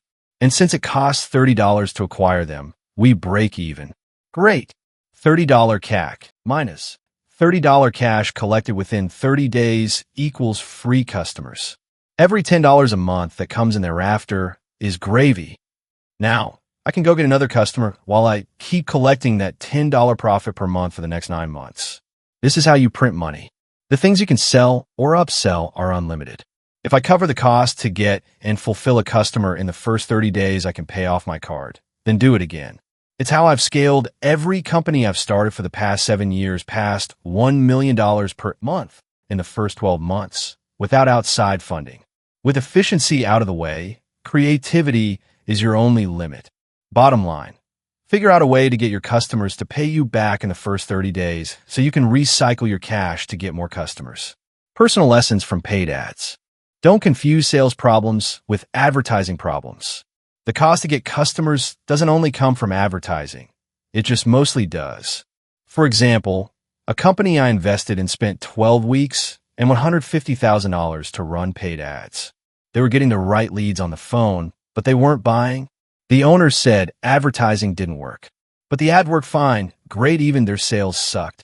The owner threw up his hands and gave up, 6 inches from gold. Frustrating. Confusing an advertising problem with a sales problem cost them an estimated $30 million in enterprise value. If your engaged leads have the problem you solve and the money to spend, and they're not buying, then your ads work fine. You have a sales problem. Your best free content can make the best paid ads. Some of the best paid ads I've ever run came from free content. If you make a free content piece that generates sales or performs very well, 9 times out of 10, it'll make a great paid ad. User-generated content, UGC. If you can get your customers to create testimonials or reviews using your product, post them. If they perform well as free content, they often make killer ads too. Having a system in place to encourage these public posts from customers is my favorite way of getting a steady stream of potential ads. And the best part is It's no extra work. If you say you suck at something, you will probably suck at it. Never say, I'm not techie or I hate tech stuff. It just keeps you poorer than you should be. I said it for, wait for it, 4 years. Then one day, I snapped because I hated my website designer more than I hated tech itself. If this idiot can do it, so can I. 4 years of wasting time and lost money reversed with 4 hours of concentrated effort. Your turn. I can teach you how to place an ad in 20 minutes. It'll cost you $100. Worth it? I hope so. It's an important skill. It won't make you money, but you will learn a lesson worth far more than $100. Running ads is easier than you think. In fact, platforms spend zillions to make it as easy as possible so they can make more money. Here's all you got to do.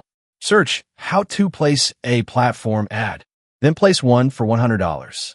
Don't go all the way to the end, then chicken out. Spend the gosh darn money. Rip off the Band-Aid. As soon as you do, you're no longer an observer. You're in the game. Once you have put all these pieces together, it's time to send it. Spend money.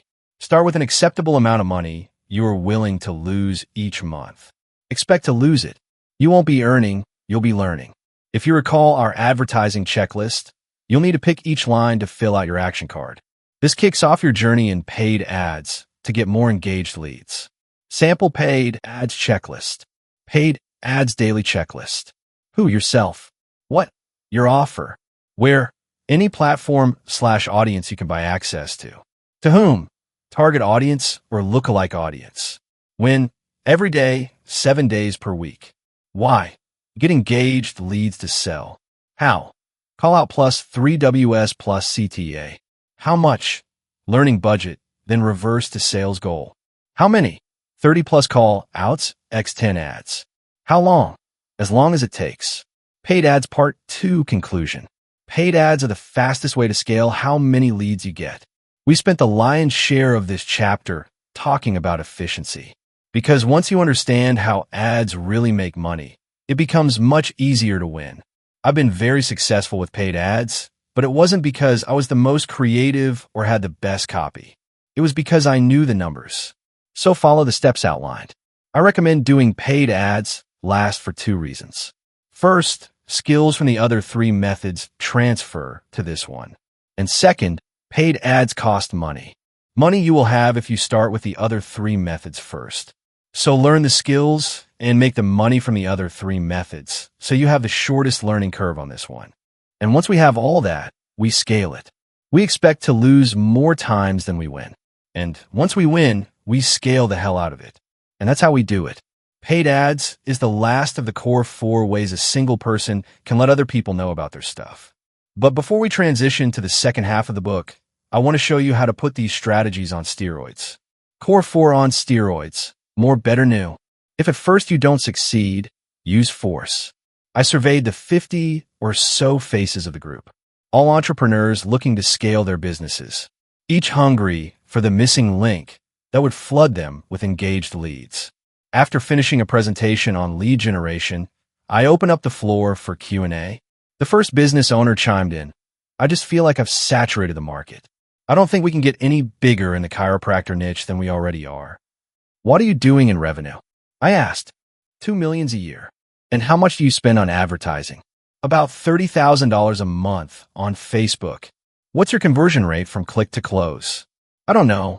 So you don't track overall throughput? I guess not. Okay, what other platforms do you advertise on? None. How much content do you make for chiropractors? None. How much cold outreach do you do? None. And the $30,000 you spend on one platform for a $2 million business saturated the $15.1 billion chiropractor industry? Does that sound reasonable?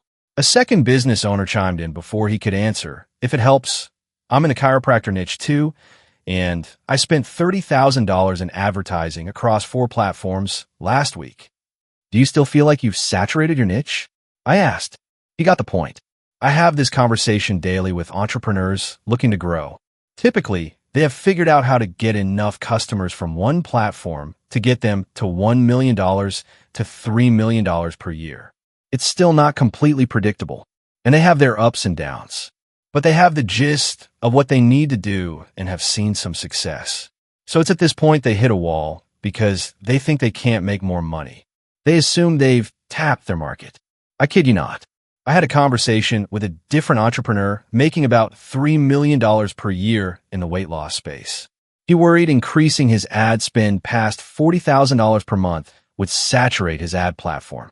For context, the platform has over 1 billion active daily users, and he was selling weight loss in America, a $60 billion industry. Silly. There are more leads out there than you can possibly imagine. I've used a framework to unlock those leads over and over again, and now you can use it too. How to get even more leads, more better new. First, you reach out to people who know you. Then, you start making free content. Then you start reaching out to people who don't know you. Then you start running paid ads. This is how you do the core 4 to get engaged leads. And there's really nothing else a single person can do on their own to get them. But what if you're doing the core 4 and still not getting as many engaged leads as you want? Well, worry not. There are 2 ways to boost any of the core 4 to get even more engaged leads on your own. I use these every time I want to increase the engaged lead flow in a portfolio company. They're easy to remember: more, better, new. Simply stated, 1. You can do more of what you're currently doing. 2. You can do what you're currently doing better. 3. You can do it somewhere new. And just like the story in the beginning with the agency owner, that's exactly what I was asking him. Could you advertise more? Could you advertise better? Could you advertise somewhere new? So let's start with the one I actually do first. More. You've done some advertising by now, and you know the advertising that you do works to some degree. So the next obvious thing you can do to get more engaged leads is more. A lot more. Crank up the volume to your max capacity. Even with no improvements at all, if you double your inputs, you'll get more engaged leads. Make twice the reach outs, post twice the content, run twice the ads, double the ad spend, etc. You won't regret it. Unless, of course, you hate money. So while we'll always focus on testing to make ourselves better, which we'll get to in a moment, the biggest increases often come from advertising more. Here's how I do more. The rule of 100. The rule of 100 is simple. You advertise your stuff by doing 100 primary actions every day for 100 days in a row. That's it. I don't make many promises, but this is one. If you do 100 primary actions per day, and you do it for 100 days straight, you will get more engaged leads. Commit to the rule of 100 and you will never go hungry again. Here's what it looks like applied to each of the core 4. Warm reach outs. 100 reach outs per day. Example primary actions: email, text, direct message, calls, etc. Post content. 100 minutes per day making content. Release at least 1 per day on a platform. As you get better, post even more. Example primary actions: short and long videos or articles, podcasts, infographics, etc. Cold reach outs. 100 reach outs per day. Example primary actions: email, text, direct message, cold call, flyers, etc. As with all cold advertising, expect lower response rates, so use automation. Paid ads. 100 minutes per day making paid ads. Example primary actions: direct response media ads, direct mail, seminar, podcast spots, etc. 100 days straight of running those paid ads. Use the daily budget we calculated together in the paid ads chapter. Aim for client-financed acquisition. Pro tip: more ads means better ads means more leads. Facebook reviewed the accounts of all advertisers on their platform. They found something curious. The top 0.1% of advertisers test 11 times more creative than everyone else. Oftentimes, it's not that you can't scale an ad profitably. You just can't scale a mediocre ad profitably. And the only way to find the exceptional ads is to make more of them. Success leaves clues. Do what the 0.1% do and get what the 0.1% get. Here's some inspiration from someone in #Mozination following the rule of 100. Better. Getting better gets you more leads for the same effort. We want that. And you can only get better by doing one thing: testing. So you do more and more until it breaks. Then you make it better. In other words, if you do more for long enough, your CAC will eventually get too high to sustain.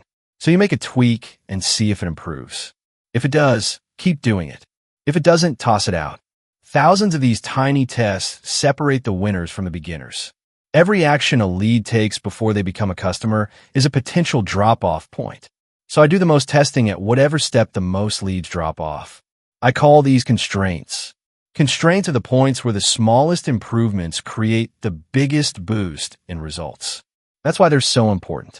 We get the biggest bang for our buck. For example, if you have 3 steps in your process, 30% opt-in, give you their contact information. 5% apply. This is the constraint because it has the biggest drop-off. 50% schedule. But let's ignore the constraint for a moment. Imagine we improve each step by 5% by itself. 30 plus 5%, 35% opt-in equals 16% increase in leads, 1.16x. 5 plus 5%, 10% apply equals 100% increase in leads, 2x. 50 plus 5%, 55% schedule equals 10% increase in leads, 1.1x. We get wildly different results. Improving the constraint also comes out the clear winner. So, focus on the constraint. And again, if you're not sure which step is the biggest constraint, find the step where the most leads drop off. You'll get the biggest reward for the smallest improvement. Here's how I get better. I test one thing per week per platform, and I do it for 4 big reasons. 1. If you test multiple things at a time on one platform, you never really learn what worked. 2. Steps affect each other. A single change can affect results at other steps. For example, if you change step 1 and more people opt in, but fewer people apply, no bueno. But you wouldn't know that if you change both steps. If you make one change, you can see what happened. If you make a bunch of changes, good luck trying to figure out what worked or didn't. 3. It forces you to prioritize what will get you the most engaged leads. You can do an infinite amount of tests, but time is limited, so you must choose your tests wisely. For example, if you only do one big test per week per platform, don't waste it on a color change from red to bright red. For maybe the most important, you run the test for long enough to see if you actually get an improvement. Too short, and you won't get enough data. Too long, and you waste time you could have spent improving the next constraint. With the size of my team and the amount of money I spend on advertising, 1 week is typically long enough for me. In every company I own, I set up a testing schedule. Every Monday, we run 1 split test per platform. We give it a week. And the next Monday, we do 3 things. 1. Look at the results and pick the winners for each platform test. 2. Then, important, we write down the results of the test in a log of all tests. So the next time we do something, we start a zillion improvements later, not at square one. 3. Come up with our next test to beat our current best version. If we can't beat the version we're currently running in 4 tries or 1 month, we move on to the next constraint. You continue to allocate effort to make things better. But at a certain point, the effort you put into making it better brings lower and lower returns. At some point, it makes more sense to invest your effort into something that will bring higher returns. Only at this point do we try something new. Pro tip, front back, most times. In general, the lowest percentage steps usually happen at the front, and the higher percentage steps happen at the back. As in 1% of people may click an ad, then 30% will give you their contact information. This is why most times you'll end up focusing on the front more than the back. And that's fine. Those steps are usually the constraint. They have largest returns for the smallest improvements. The call out, the value elements, the offer, the CTA, the landing page headline, subheadline, image, etc. Down the pathway you go in order of what the lead will see and then do. Pro tip, better, more, new. When talking to businesses less than $1 million per year in profit, I usually advise them to do more first. They haven't done enough volume for percentage changes to make a big difference. But once you cross $1 million in annual profit, making things better could be the lowest cost, highest return thing you do. So once a business is big enough, I flip the order from more, better, new to better, more, new. So after you've improved your marketing efforts through more and better, the only thing you have left is new places and new ways. In simple terms, new. And if you think your business can't possibly get any bigger, let me show you why it can. Then I'll show you how it can. Most business owners look only at the platform and tiny community they market in. And usually, there are only 3 or 4 big companies marketing in their niche. So, they assume those companies must split the entire market between them. This is exactly what the entrepreneur in my intro story did. Think for a moment about how ridiculous this is. I call this problem the size of the pie fallacy. Here's a drawing to illustrate how the market is, in fact, much bigger than most assume. The size of the pie fallacy. A small business uses one of the core 4 on one platform in one specific way with a very targeted audience. And in that same space, advertising the same way, there may only be a handful of other competitors. They mistakenly assume the tiny slice of the universe they advertise to is the entire available market. This is why most businesses stay small. When they plateau, they think there's no more leads to get. They believe they got as big as they possibly can. Because for many, saying, I'm as big as I can get is much easier than saying, I'm not as good at advertising as I thought. This false argument keeps entrepreneurs everywhere poorer than they should be. When to do new, when the returns you get from doing more better are lower than what you could get from a new placement or new way of advertising. There are many other slices of attention and potential leads sitting just inside the tiny universe of post content. They could add new placements, since many platforms have multiple places and forms of content. For example, on Instagram, you can make stories, messenger ads, and posts. On YouTube, you can make shorts, longs, community posts, etc. Or they could add a new platform. They go from Instagram Messenger to Facebook Messenger. They go from YouTube Shorts videos to Instagram short videos, Reels, etc. And once they've exhausted those, they could add an entirely new core 4 activity. And if you're curious, the order I pick my next new comes down to one thing. What will get me the most leads for the amount of work? That is the rule. And 9 times out of 10, it goes like this. New placements, new platforms, new core 4. Bottom line, no matter how you advertise, you could do it in new ways, different styles of content, or in new places, think other platforms. Then finally, do a new core 4 activity altogether. And you guessed it, each of them gets us what we want, more leads. Now, this is much harder in practice, which is why I exhaust more better first. But at a certain point, you have to expand to new placements, platforms, and core 4 activities to let more people know about your stuff. Action step, exhaust more better first. Once you can't do any better, meaning the returns are lower than putting that same effort into a new platform. Try new. Use this rough order. New placement, new platform, new core 4 activity. Get it going. Measure how you do, and scale up from there using more better. Then rinse and repeat. More better news summary. First, you do way more of the advertising that works until it breaks. Then, the next drop-off point becomes obvious. Then you keep that level of advertising up while you go back, fix the constraint, and make it better. So really, better and more work with each other more than they work separately. The first question I usually ask myself before we invest in a company that needs to get more customers is, what's stopping them from doing 10 times what they're currently doing? Sometimes, nothing, so we just do more. Other times, we just need to make something better first. So answer that question, and you'll know what to do next. Only once you've exhausted more. Better do the real returns come from doing new. First, go with new ad placements on a platform you know. Second, go with placements you know on a new platform. Then, once you get the hang of that new platform, use new placements on it. Once you exhaust that, you can add a new core 4 activity on top of what you currently do.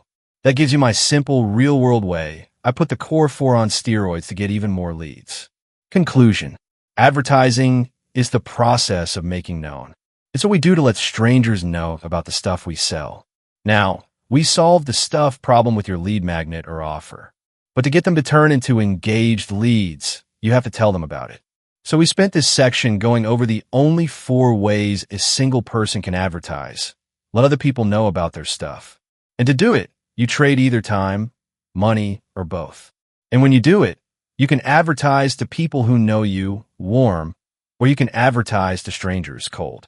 You can advertise publicly, content/ads, or privately, outreach. As far as what to do when. Whenever I build a business, I think about it this way. After I do warm outreach to get my pool of customers going, if I have more time and money, I move to posting content. If I have more money than time, I go with cold outreach or running ads. But remember, you only need to do one to get engaged leads. So just pick one. Then max it out. Do more. Do better. Do new. And all the advertising methods compound together. The money, systems, and experience you earn from the prior method will help you master the next. A business that posts free content and runs paid ads will get more out of their ads and their content than a business that does only one or the other. A business that does cold outreach and makes content will get more from their cold outreach and work their warm leads better than one that does only one. Every combination of the core 4 advertising activities boost each other in some way. And as a personal note, I've done them all. I built my first business off posting content and warm outreach. I built my gyms off free content and paid ads. I built Gym Launch off paid ads and cold outreach. I built Prestige Labs off affiliates, which we cover in Section 4. I built Allen off paid ads and affiliates, also Section 4. I built Acquisition.com off posting content. There are many ways to get engaged leads. If you master one, you will be able to feed yourself for the rest of your life. They all work if you do. Next up, if you follow the steps in this book, you'll run out of hours in the day. You won't be able to do any more, any better, let alone add anything new. So you'll need help on your journey to the land of endless leads. You'll need allies. Those allies come in 4 different flavors. And since there are more of them than there are of you, they're the key to getting there. So let's go get them. Section 4. Get lead getters. Get people who get you more leads. Give me a lever long enough and a fulcrum on which to place it, and I shall move the world. Archimedes. Building a $100 million lead machine is all about leverage. An old lady can lift a semi-truck with a long enough lever. The strongest man in the world without one can't. The length of the lever determines how much someone can lift. This is leverage. We can use the principle of leverage in advertising. Let me explain. Someone with internet can send a message to millions of people at once. Someone writing postcards by hand can't. The internet allows us to reach more people for the same time spent. So it's higher leverage. That means leverage boils down to how much we get for the time we spend getting it. So we want to use higher leverage activities to get what we want. More stuff we want. Less time getting it. Good. And we want leads. Lots of leads. Pro tip, don't mistake leverage for speed. One person can only move so fast. A person 1,000x ahead of you isn't moving 1,000x faster. They can't. They're doing different stuff. So the future that feels so far away with leverage is closer than you think. Lead getters give you leverage. People can find out about the stuff we sell from 2 sources. We can let them know using the core 4, or other people can let them know using the core 4. I call these other people lead getters. When other people do it for us, we save time. That means we get more engaged leads for less work. Leverage baby. Imagine 4 scenarios. Scenario number 1. You are the lead getter. You do the core 4 all day, every day by yourself. You get enough leads to pay the bills. Work. High leads, low leverage, low. Scenario number 2. You get a lead getter. You get a lead getter to do the core 4 on your behalf. Now, the lead getter brings enough leads to pay the bills without you advertising. You work less than scenario number 1 and get the same number of leads. Work low, leads low, leverage high. Scenario number 3. You get lots of lead getters. You spend all your time getting other lead getters. Your leads go up every time you get another one. You work all day, every day, but you get way more leads than you did when it was just you. You work more than scenario number 2, but get way more leads. Work high, leads high, leverage higher. Scenario number 4. You get a lead getter who gets lead getters. You recruit somebody who recruits other people to advertise on your behalf. They get more lead getters every month. You only had to work to get the first lead getter once, but his leads continue climbing without you working. You works less than scenario number 3, and you get more leads each and every month. Work low, leads high, leverage highest. Now you've got the makings of a $100 million leads machine. Outline of the lead getters section. The lead getters aren't part of the core 4 because they're not things you do. You do not do affiliates or do customer referrals or do agencies or do employees. But you have to do the core 4 to get them. They come from warm outreach, cold reach outs, posting content, and running paid ads. And once you get them, they do it for you. So the core 4 stacks. One time to get them, and a second time for when lead getters get engaged leads on your behalf. But it doesn't have to end there. In fact, it shouldn't. The process repeats. Lead getters can go get lead getters. So we do something once, then lead getters can do it forever. But wait, I thought this book was about getting leads? So, am I trying to get leads? Or do I want lead getters? Answer, yes. Lead getters start out as leads, then get interested in the stuff you sell and become engaged leads like anyone else. The difference is they get other people interested in the stuff you sell, too. And ideally, every lead becomes a lead getter. The following chapters explain, in detail, how to get other people to advertise for you. And if you want to scale to $100 million plus, you have to understand them. Number 1, customers. They buy your stuff, then tell other people about it to get you leads. Number 2, employees. People in your business that get you leads. Number 3, agencies. Businesses with services that get you leads. Number 4, affiliates. Businesses who tell their audiences about your stuff to get you leads. All 4 lead getters let other people know about your stuff. In other words, all 4 are higher leverage than you doing it on your own. Once you do understand the 4 lead getters, you can build a lead-getting machine for every company you start for the rest of your life.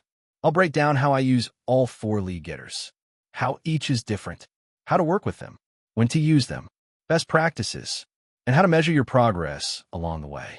At the end of this section, you will understand how to get other people to bring you more leads than you can possibly imagine. And since we already used the core 4 to get customers, let's start with something we can do right now. Get those customers to refer more customers. Number 1, customer referrals, word of mouth. The best source of new work is the work on your desk, Charlie Munger. October 2019. Layla and I sat together on her parents' living room couch, the one she watched movies on as a kid. The faded edges of the coffee table begged us to kick our feet up. We balanced laptops on our thighs. Extension cords snaked around the couch to outlets down the hall. Her stepmother clanged in the kitchen. This was not a work environment, but we made do. 2 years earlier, I lost everything and met her parents on the same weekend. Hey, Dad, I met this guy on the internet. He lost everything and has no money. But don't worry, I quit my job and moved in with him to help with his next big business idea. By the way, can we crash here for a while? Great first impression, Alex. But a lot had changed since then. We were multi-millionaires now. We made enough to buy her childhood home in cash. Every week, Layla reviewed reports from our department heads. Oh yeah, we had executives now too. Hey, sales numbers look a little soft this week, she said. Really? How many did we close? 15. And sales started dipping last week too. Is there anything different on your end? I don't know. Let me check. I log into Facebook's advertising portal. Red rejection notifications filled the screen. Welp, that'll do it, I said. What? What happened? All the ads got shut off. Well, that's a problem. When do you think you can get them back up? It'll take a day or 2 to get a new campaign started. I squinted at the screen. Something even more alarming jumped at me. Facebook rejected the ads 2 weeks ago. I acted like nothing was wrong. So we closed 15 this week. And how many the week before? I asked. 21.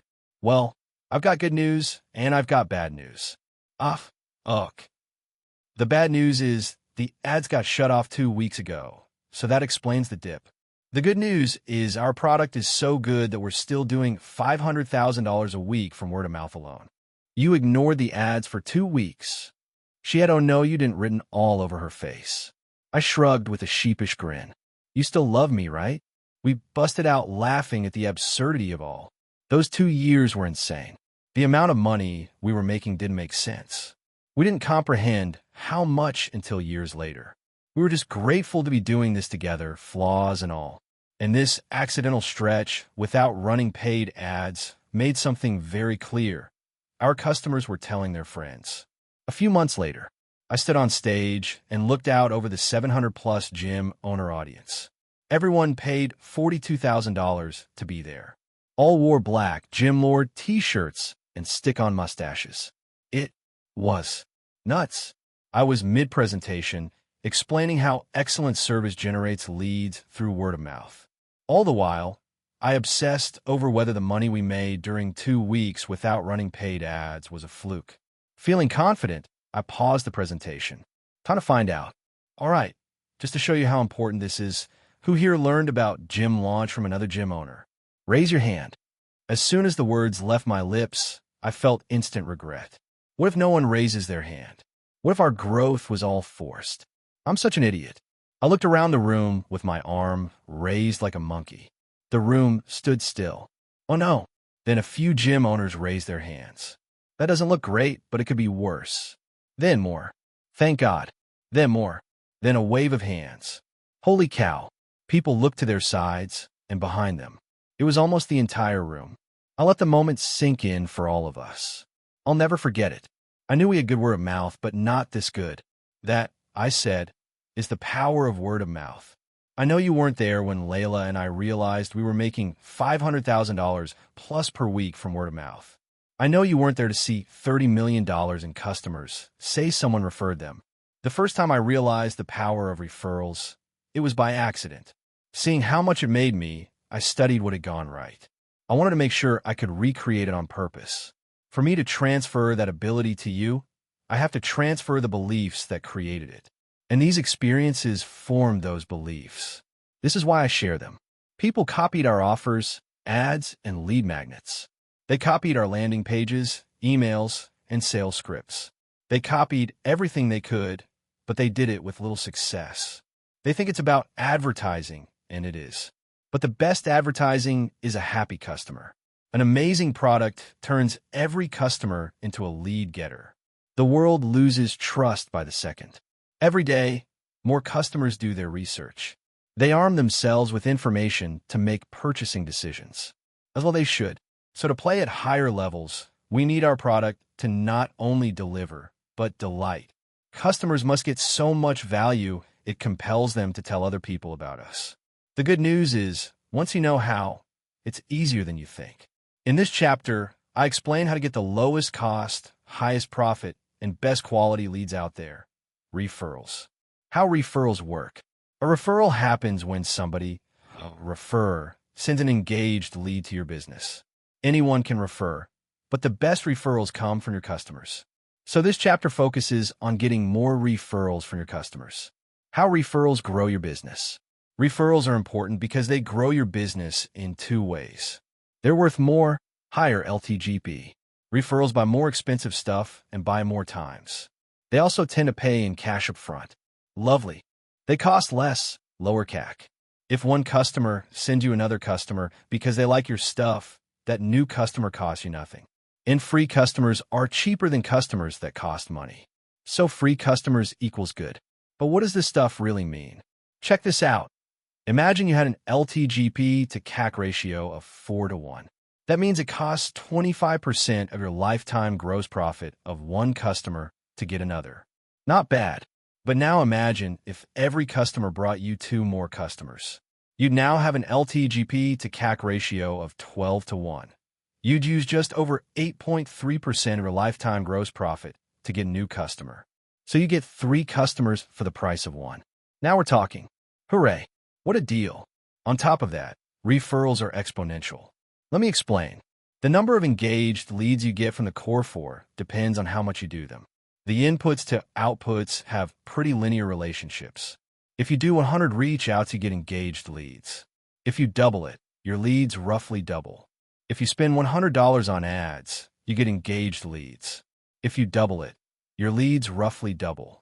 So no matter how well you advertise, how much you get depends on how much you do. And that's great.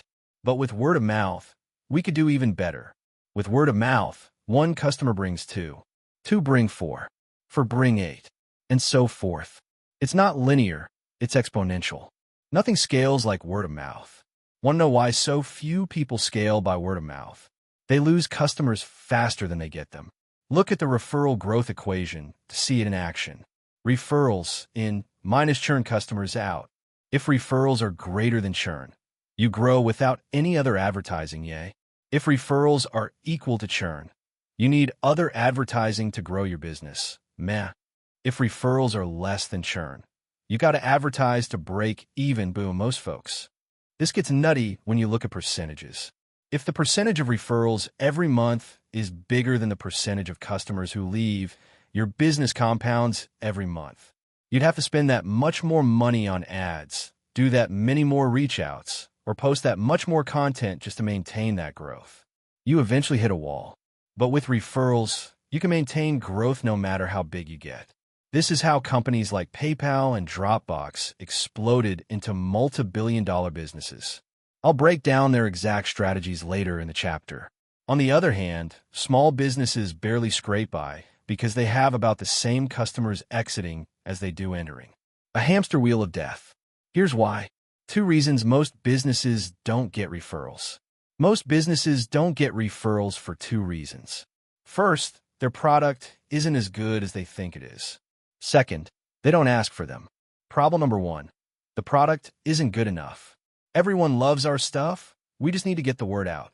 Says every small business owner with a product that's not as good as they think it is. I'm going to take off my nice guy hat for a second. If your product were exceptional, people would already know about it, and you'd have more business than you could handle. So if you sell direct to consumers and they're not bringing you more customers, your product has room to improve. I like to ask myself, why are my customers too embarrassed to tell everyone they know about my product? It may be okay, but it's unremarkable, as in, not worthy of remark. In fact, most of the stuff I pay for kind of sucks. My pool guy forgets stuff half the time. My landscapers make tons of noise at the worst hours. My cleaners routinely put my clothes in my wife's closet. I guess that's what I get for extra schmedium t-shirts. The list goes on. Business owners wonder why they don't get referrals. The answer is right in front of them. They're just not good enough. Let me show you how I think about it. Price is what you charge. Value is what they get. The difference between price and value is goodwill. This means that price not only communicates value, but it's also how we judge value. Economics dorks call it customer surplus, but I'm just going to call it goodwill. You want lots of goodwill. Lots of goodwill creates word of mouth. Word of mouth means referrals. There are 2 ways to build goodwill with your customers. You can lower your price, or you can give more value. After all, if you lower the price of your product enough, people would line up to get it. But you'd probably lose money. So, lowering the price is, at best, a temporary solution. You can only lower the price so much for so long. And, as marketing legend Rory Sutherland says, any fool can sell something for less. So, to build goodwill to get referrals, the question isn't how do we lower our price, but how do we give more value? 6 ways to get more referrals by giving more value. There are 6 ways I get referrals by giving more value. And it just so happens to map to the parts of an ad. Callouts sell better customers. Dream outcome, set better expectations. Increase perceived likelihood of achievement, get more people better results. Decrease time delay, get faster results. Decrease effort and sacrifice, keep making your stuff better. Call to action, tell them what to buy next. Callouts sell better customers. We want to sell better customers because they get the most value from our products.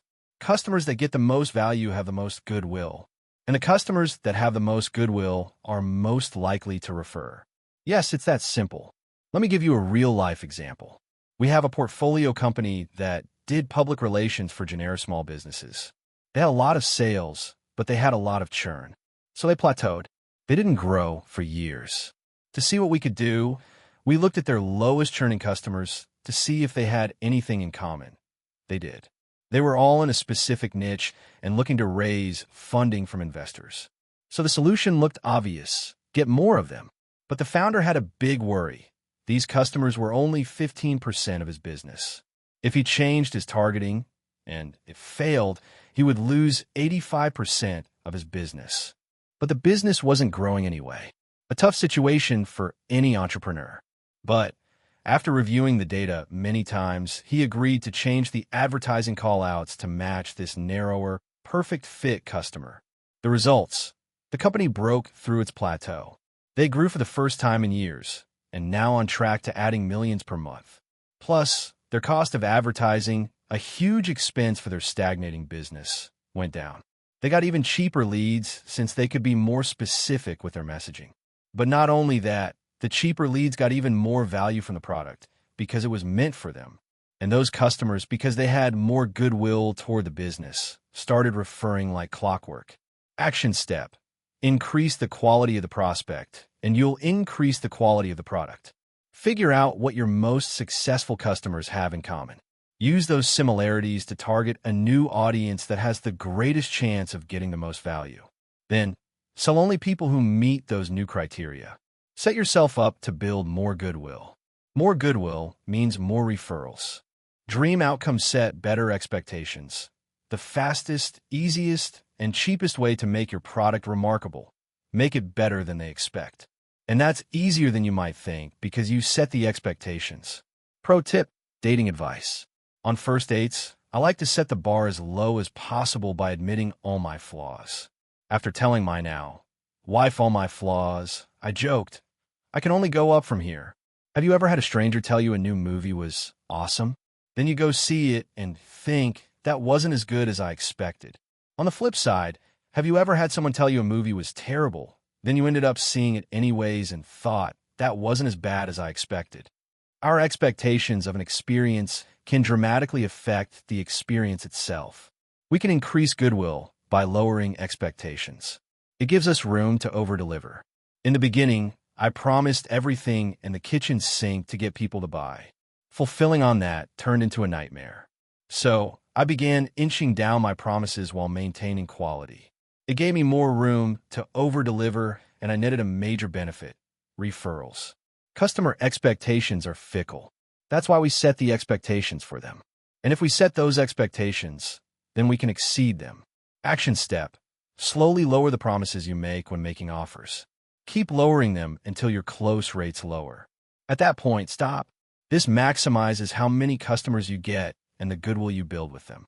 Maximize customers, and more goodwill means more referrals. Increase perceived likelihood of achievement, get more people, better results. The customers with the best results get the most value from your product. Figure out what they do to get the most value, and you can help your other customers do the same. 2 steps ago, to sell better customers, we figure out who the best ones were. So now, to get everyone the best results, we figure out what the best ones did. Let me show you what it looked like at gym launch. We started by tracking customer activities. Speed to running their first paid ad, speed to their first sale, their attendance on calls, etc. Then, we compared the activities of our average customers to the activities of our best customers. We found out something huge. If a gym owner ran paid ads and made a sale in the first 7 days, their LTGP tripled. Once we realized this, we focused on getting everyone to launch ads and make sales in the first 7 days. The results of our average customers skyrocketed. More customers, more testimonials, and more referrals followed. Here's the process I used to get more people better results. Step number 1, survey customers to find the ones who got the best results. Step number 2, interview them to find out what they did differently. Step number 3, look at the actions they had in common. Step number 4, force new customers to repeat the actions that got the best results. Step number 5, measure the improvement in average customer results, speed, and outcome. Step number 6, match the conditions of your guarantee to the actions that get the best results to get more people to do them. Pro tip: make the success activities the conditions of your guarantee. Do not do this if you hate money and helping people. As soon as you start getting customers' results, know what they did. Then, start guaranteeing new customers those results. But do it on the condition they do what the best customers did. The guarantee sells more people. The conditions get them better results. You win. They win. Action steps: figure out what the best people did. Then get everyone to do it. Make your guarantees around the actions that create the most success. More goodwill, more referrals. Decrease time, delay make faster wins. I define a win as any positive experience a customer has. Faster wins increase their perception of speed, increase the likelihood they'll stick, and increase how much they trust you. Triple win. To make wins feel faster, we give them wins more often. Let's imagine you have a product that takes a week to deliver. The customer can get one win at the end of that week, or win every day with daily progress updates. Same amount of progress, 7 times the wins. On top of that, if someone said 7 things would happen and all 7 do, I trust them even more. Referring a friend is now lower risk since 7 promises were made and all 7 were kept. Here's 5 ways I make wins happen faster in the real world. If I have 7 small things to deliver, I deliver them at shorter intervals rather than all at once. Updates are wins. If it's a bigger project, I share progress updates as frequently as possible. You can never give someone too much good news, and regular updates, progress or not, is better than leaving your customers hanging. Customers form their lasting impression of a business within the first 48 hours after they buy. Force a good impression. Force as many wins as you can in that window. Set many expectations. Meet many expectations. Repeat. They should always know the next time they'll hear from you. I got a slick saying from a public CEO friend of mine. Bamfum, book a meeting from a meeting. Again, never leave a customer in no man's land. They should always know what happens next. Never expect customers to forgive you. Ever. So act like it. For example, you can deliver early, but never late. I add 50% to my timelines, so I always deliver early. That makes on time for me early for them. Action step. Break down outcomes into the smallest possible increment. Communicate as often as reasonable. Even if there is no progress, update them. Set timelines with breathing room. Deliver early. More customer wins means more goodwill, and more goodwill means more referrals. Decrease effort and sacrifice. Keep making your stuff better. If the customer does less stuff they hate to benefit from your product, you made it better. If the customer gives up fewer things they love to benefit from your product, you've made it better. And there's no such thing as a perfect product. You can always make it better. And the easier you make it for them to benefit, the more goodwill you get, and the more likely they'll refer. Here's my process to keep making my stuff better. Step number 1. Use customer service data, surveys, and reviews to find the most common problem with your product. Step number 2. Figure out your fix. To get a head start, get feedback from the customers who made your product work for them despite the problem it has. Step number 3. Use that feedback to improve your product. Step number 4. Give the new version to a small group of your struggling customers. Step number 5. Get your next round of feedback. If you solve the original problem, then roll it out to all customers. If it didn't, go back to step number 2. Step number 6. Move to the next most common problem and repeat the process. Do this until the end of time. Action step. Keep making your stuff better. Survey. Make changes. Implement. Measure. Repeat. I run this process every month. Set this as a recurring monthly process. A product that takes less effort and fewer sacrifices means more goodwill. And more goodwill means more referrals. 6th call to action. Tell them what to buy next. If you have an amazing product, they'll want more. You have to satisfy their desire to buy. If you don't, they'll still buy, but from someone else. Don't let that happen. Sell them again. You can either sell them a new thing or more of the thing they just bought. In either case, you'll get even more goodwill and extend the lifetime of the customer. And besides, the more stuff they can buy, the more stuff they can refer their friends to. For example, in a weight loss company we know, lots of customers referred friends to their first-tier product, but some didn't. A lot of those customers who didn't refer to the first product, when they bought their more expensive thing, refer their friends to that. So you got to keep selling. In my experience, people obsess over their front-end offers. And that makes sense. But then they neglect the back end and customers fall off. And customers that fall off your product are unlikely to refer. So keep selling them so they don't. Action step. Treat every customer like it's the first time you sold them. Make sure your next offer is more compelling than your first. Remind them to buy more after each big win. More things to buy means more opportunities to add even more value. More value means more goodwill. And more goodwill means, you guessed it, more referrals. One question to rule them all. Let's consolidate these 6 steps into one thought experiment. I encourage you to try it out with your team. Here it is. You've lost all your customers but one. The gods of advertising ban you from doing the core 4 and decree. All customers must come from this one customer. Violate our terms, and we will destroy your business and every other business you start for eternity.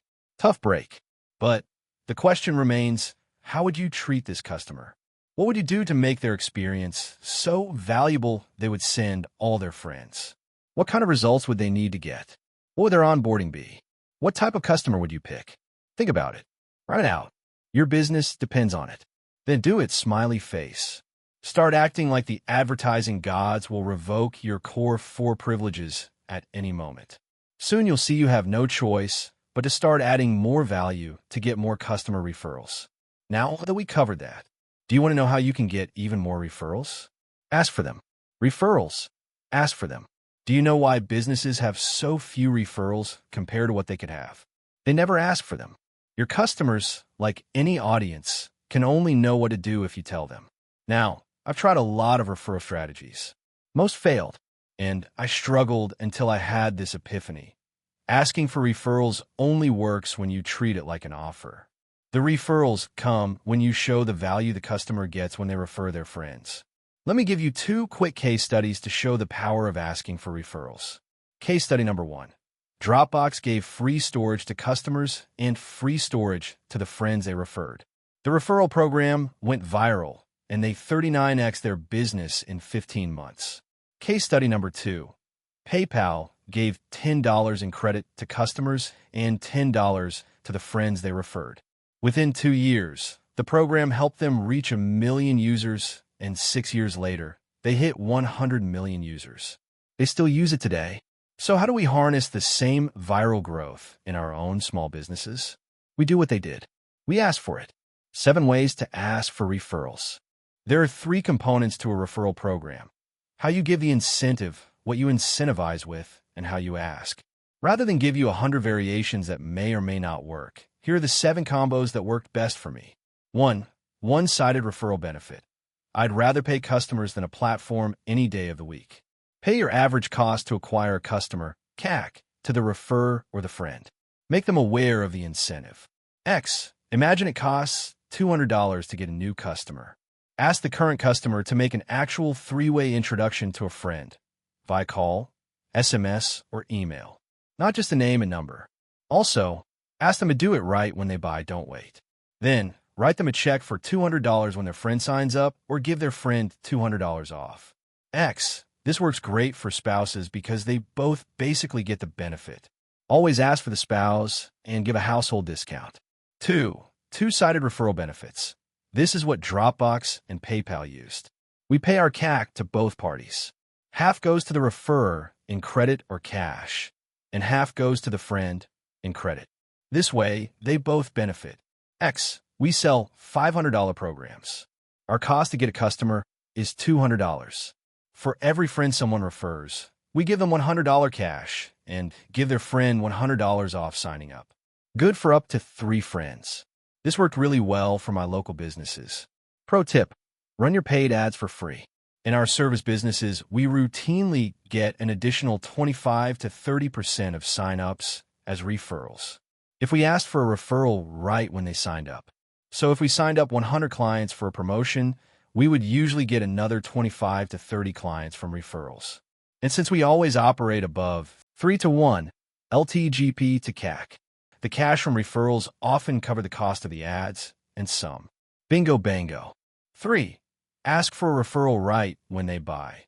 On the sales contract or checkout page, ask for some names and phone numbers of people they'd like to do this with.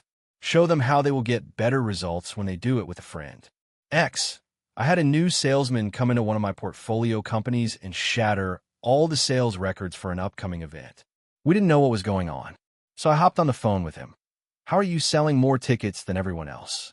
He shrugged and said, I'm doing the same thing as everyone else. I just make sure I ask them who else they want to have come with them. Then ask them to introduce me. Half his sales were referrals. So simple, and yet no one does it. Scripting example. People who do our program with someone else tend to get 3x the results. Who else could you do this program with? Pro tip: not if, but who. Once someone is a customer, be more direct with your ask. Don't ask if they know someone. Ask who they know.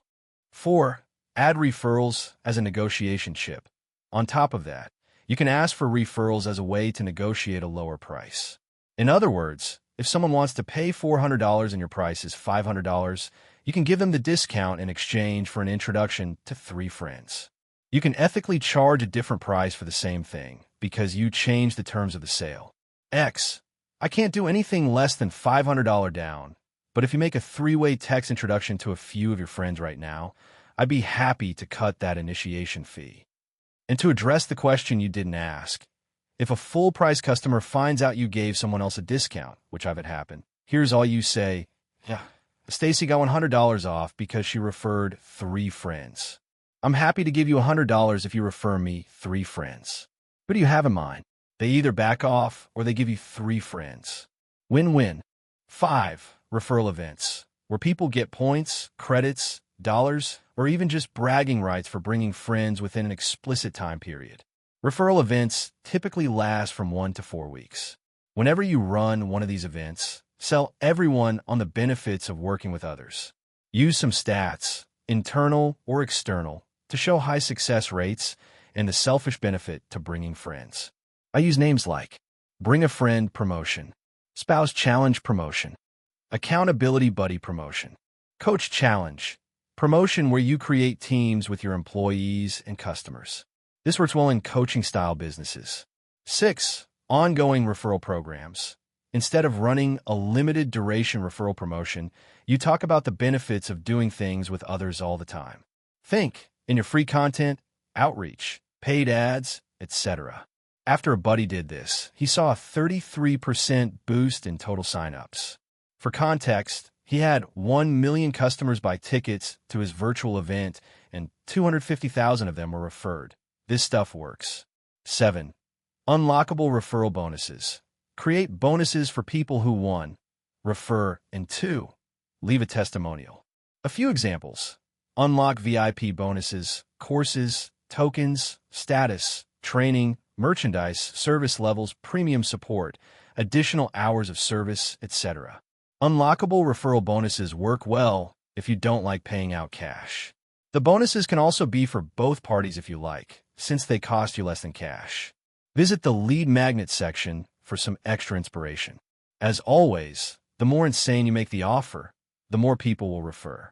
If you want them to refer, make it so good they'd be stupid not to. You're only limited by your creativity. Here's what it looks like to combine a few of the strategies above into a killer referral promotion. Give everyone a gift card for 1/3 the cost of their program. Tell them they can give it to a friend of theirs if they sign up with them. Give the gift card an expiration date. Within 7 to 14 days from the date you give it to them, it will force them to use it. This gives the referrer status when they give it to their friend. Rather than saying, hey, join my program for $2,000 off, they say, I got this gift card for $2,000. Do you want it? I don't want to waste it. It's seen as a much bigger deal for them and you. You can still use the 3-way introduction with this tactic. Then text a picture of the gift card. Bonus points if you write the friend's name on it before texting the picture. It makes it feel personalized and gives you a legitimate reason for asking for their friend's name. Wink. P.S. You can also sell the gift cards at 90% off as purchasable gifts, only for friends of customers. The referrer looks like they spent a lot of money, and you get paid to get new customers. I can hardly think of a better way to make money. Again, the only limit is your creativity. Pro tip: match the thing you give with the thing you sell. If you don't want to give away money, try to match the referral incentive to the core product you sell.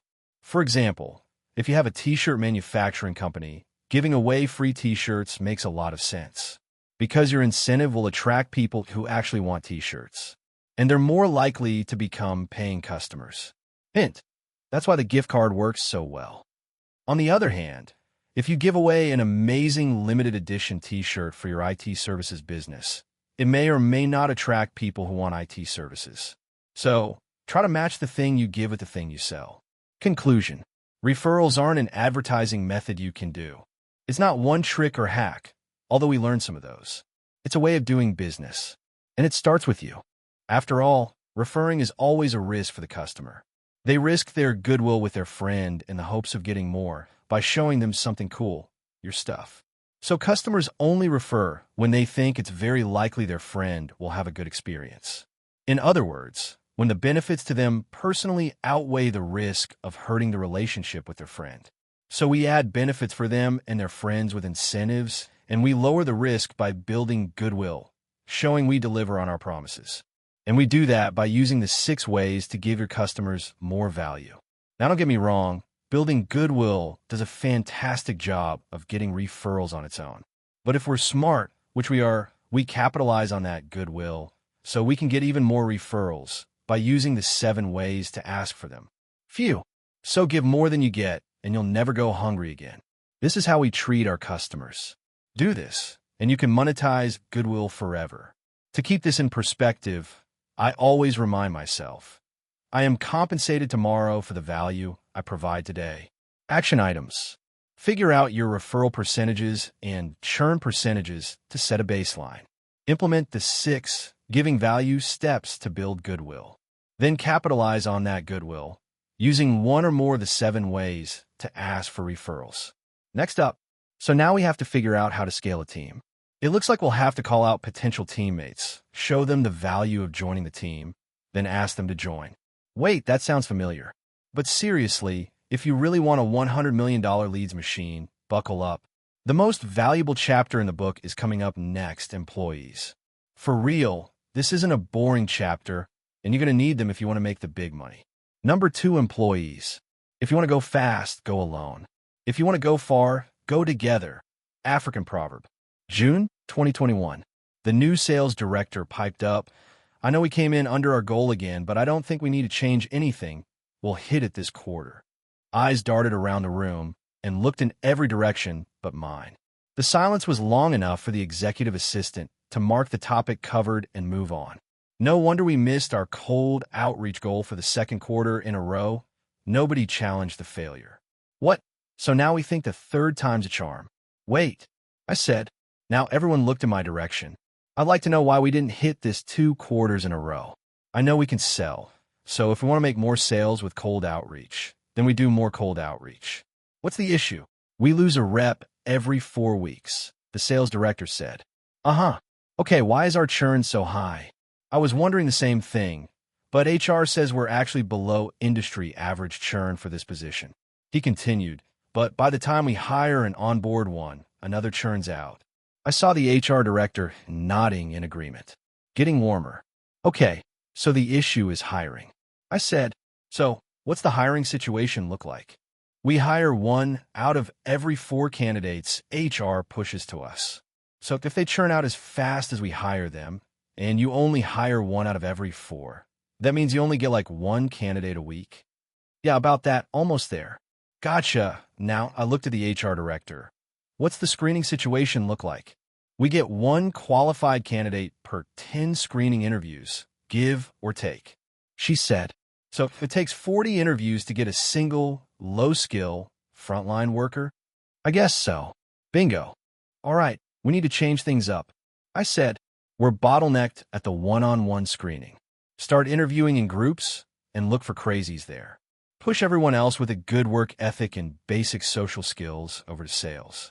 We can teach the rest. Agreed. The team nodded. Within 6 weeks, hiring outpaced churn. Our cold outreach sales increased in lockstep.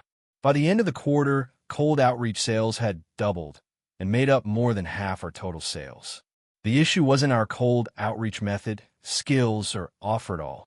We just didn't have enough people doing cold outreach. If you use the methods in this book, you will see more engaged leads flow into your business. More engaged leads means more customers. But as you grow, so does your workload. In due time, it will take more work than any single person can handle. And you can solve the problem of too much work for one person by having more people work. In short, to advertise more, you'll need more workers. And this chapter will show you how employees work, why they make you wealthy, how to get them, and the method I use to turn them into lead getters. How employees work. Lead-getting employees are people working in your business that you train to get you leads. They get you lead the exact same way you got your own leads in the beginning. They can run ads, they can make and post content, and they can do outreach. They can do any advertising you train them to do. So more lead-getting employees means more engaged leads for your business. It also means less work you have to do to get the leads. More leads and less work? Sign me up. But wait, not so fast. Don't get me wrong. Employees take work. They just take less time and work than doing everything on your own. In my experience, if you trade 40 hours of doing for 4 hours of managing, you work 36 hours less. Brilliant. And the best part is, you can make that trade over and over. You can swap 200 hours of work per week for 20 hours of management. Then, you trade the 20 hours of managing for a manager, who costs you 4 hours per week to lead. What remains is 4 hours of work for 200 hours of lead getting. Boom. Bottom line. Employees make a fully functioning enterprise that grows without you. Why employees make you wealthy? For your business to run without you, other people need to run it. Scenario number 1. Imagine you have a business that makes $5 million per year in revenue and $2 million in profit. And to make that profit, you have to work around the clock. In this situation, you basically have a high-paying job. But let's say you're okay with working all hours and knowing your business would burn down if you took a vacation. Vacations are for losers anyways. Kidding cough, sort of. We still have another important thing to look at. Sure, you make a bit of money, but your business isn't worth much. If the business only makes money with you in it, then it's a bad investment for anyone else. That may not sound like a big deal right now, but let's consider an alternative. Scenario number 2. Your business makes the same $5 million in revenue and $2 million in profit. But there's one big difference. The business runs without you. This does 2 very cool things. 1, it turns what used to be a risky job into a valuable asset. And 2, it makes you much wealthier. Here's how. First, you get your time back so you can use that time to invest in your business, buy other businesses, or take your stinking vacations. Second, you become much wealthier because your business is now worth something to someone else. You turn a liability that relied on you into an asset you can rely on. If you have an asset that makes millions of dollars without you, then that means somebody else could use it to make millions of dollars without them. In other words, your business is now a good investment. Then investors looking for assets like acquisition.com, for instance, would buy some or all of it from you. And your $2 million in profit per year, especially if it's climbing, could easily be worth $10 million plus right now. So your business went from having almost zero value to having $10 million of value. So learning how to get other people to do it for you makes a $10 million difference to your net worth. I'd say it's worth learning how to do it. Reminder, you get rich from what you make. You become wealthy from what you own. And it took me years to realize this because not that long ago, everything I thought I knew about employees was wrong. Have you ever heard, if you want it done right, you got to do it yourself? No one can do it like I do it. Nobody can replace me. I have. I said all that stuff. I lived all that stuff. For years, every time I hired somebody, I would compare what they could to what I could do. In my head, I felt like it was me against them, to somehow prove I was the more able one. With my own team, and this belief, this way of leading people, never made me more money. For business, nobody can do it but me, and if you want something done right, you got to do it yourself. Aren't facts, they're false. Somebody did similar stuff before you were around, and somebody will continue doing some version of it after you're gone. In one way or another, everyone is replaceable. It might be by multiple people, technology, or later in time, but everyone can be replaced. My suggestion, replace yourself as soon as you can. Then, you can make yourself useful somewhere else. Many other people figured this out, and so can you. In the early days, whenever I started a business, I could do stuff better than the people I hired. My entire workforce always ended up looking like a ragtag group of misfits who could kind of do one of the many things I could do. This got me up and running at first, but I fell into the trap of believing I was better than everyone else. I would go back and forth between gloating because I was better than them and complaining because they weren't as good as me. And for whatever reason, it never occurred to me I was the one who hired and trained them. Who was I kidding? The reality was twofold. First, I didn't have the skills to train or lead a team properly. Second, I was too poor, and then, when I had a little money, too cheap to hire anyone better. In other words, it was my fault they sucked. Oops. The more I tried to outcompete my employees, the more distracted I became, and the worse my business got. Sure, at the time, maybe I could do anything better than any of my employees. But I couldn't do everything better than all my employees. And when I finally realized this, I started adopting better beliefs about talent. If you want it done right, get someone to spend all their time doing it. If I can do it, someone else can do it better. Everyone is replaceable, especially me. These new beliefs about talent not only made a much healthier culture in my businesses, but also came with very profitable side effects. Trusting my employees to succeed made my time and attention far more valuable. If somebody else can do it, why would I? If somebody else could train them, why would I? If I could learn other stuff to grow the business while my team held the fort down, it makes way more sense to do that. So let's do that. How to get employee leads, the internal core four. Remember the core four? Well, they work for getting employees too. Imagine that. By changing the frame from letting potential customers know about your stuff to letting potential employees know about your stuff, it immediately turns into something you already know how to do. But some people also have the opposite problem. They already know how to get employees just fine, but still struggle to get customers. Employees are just other people you let know about your stuff. So you do the same thing. Line up the actions to get employees with the actions to get customers. It's the same stuff. Customers, employees. Warm outreach, asking your network. Cold outreach, recruiting. Post content, posting job openings. Paid ads, promoting job postings. Customer referrals, employee referrals. Affiliations, guilds, listservs, etc. Agencies, staffing firms, etc. Employees, unchanged. The ways you get employee leads and their lead getters have equivalents to the ways you get customer leads and their lead getters. So when you need to get new talent, you just advertise to get it. And when you need more, you do more. And like creating a reliable process to get customers, you can also create a reliable process of getting employees. And you'll need both to scale. How to get employees to get you leads. Now you hire someone who costs you money every month. Great. Let's make sure you make it back, and some ASAP. Note, some people looking for work will already know how to get leads. Those people are awesome. You can also count on them to cost more. And if you're starting out, you may not be able to afford them. So, your next best option is to train them. Thankfully, you have an entire book of lead getting at your fingertips. So the next step is training your employees on how you do those lead getting activities. I think about and actually approach training with this 3DS mental model: document, demonstrate, duplicate. Here's how it works. Step 1, document. You make a checklist. You already know how to do the thing. Now you just need to write down the steps exactly as you do it. You can also have other trusted observers watch you and document what you do. Bonus points if you record yourself doing the thing multiple ways and in multiple shifts. This way, you can watch yourself as an observer rather than breaking your flow by pausing to take notes while you go. Once you've got everything put into the checklist, bust it out on your next work block and only follow those steps. Can you do an A+ job only following your directions exactly? If you can, you have the first draft of your checklist for the job.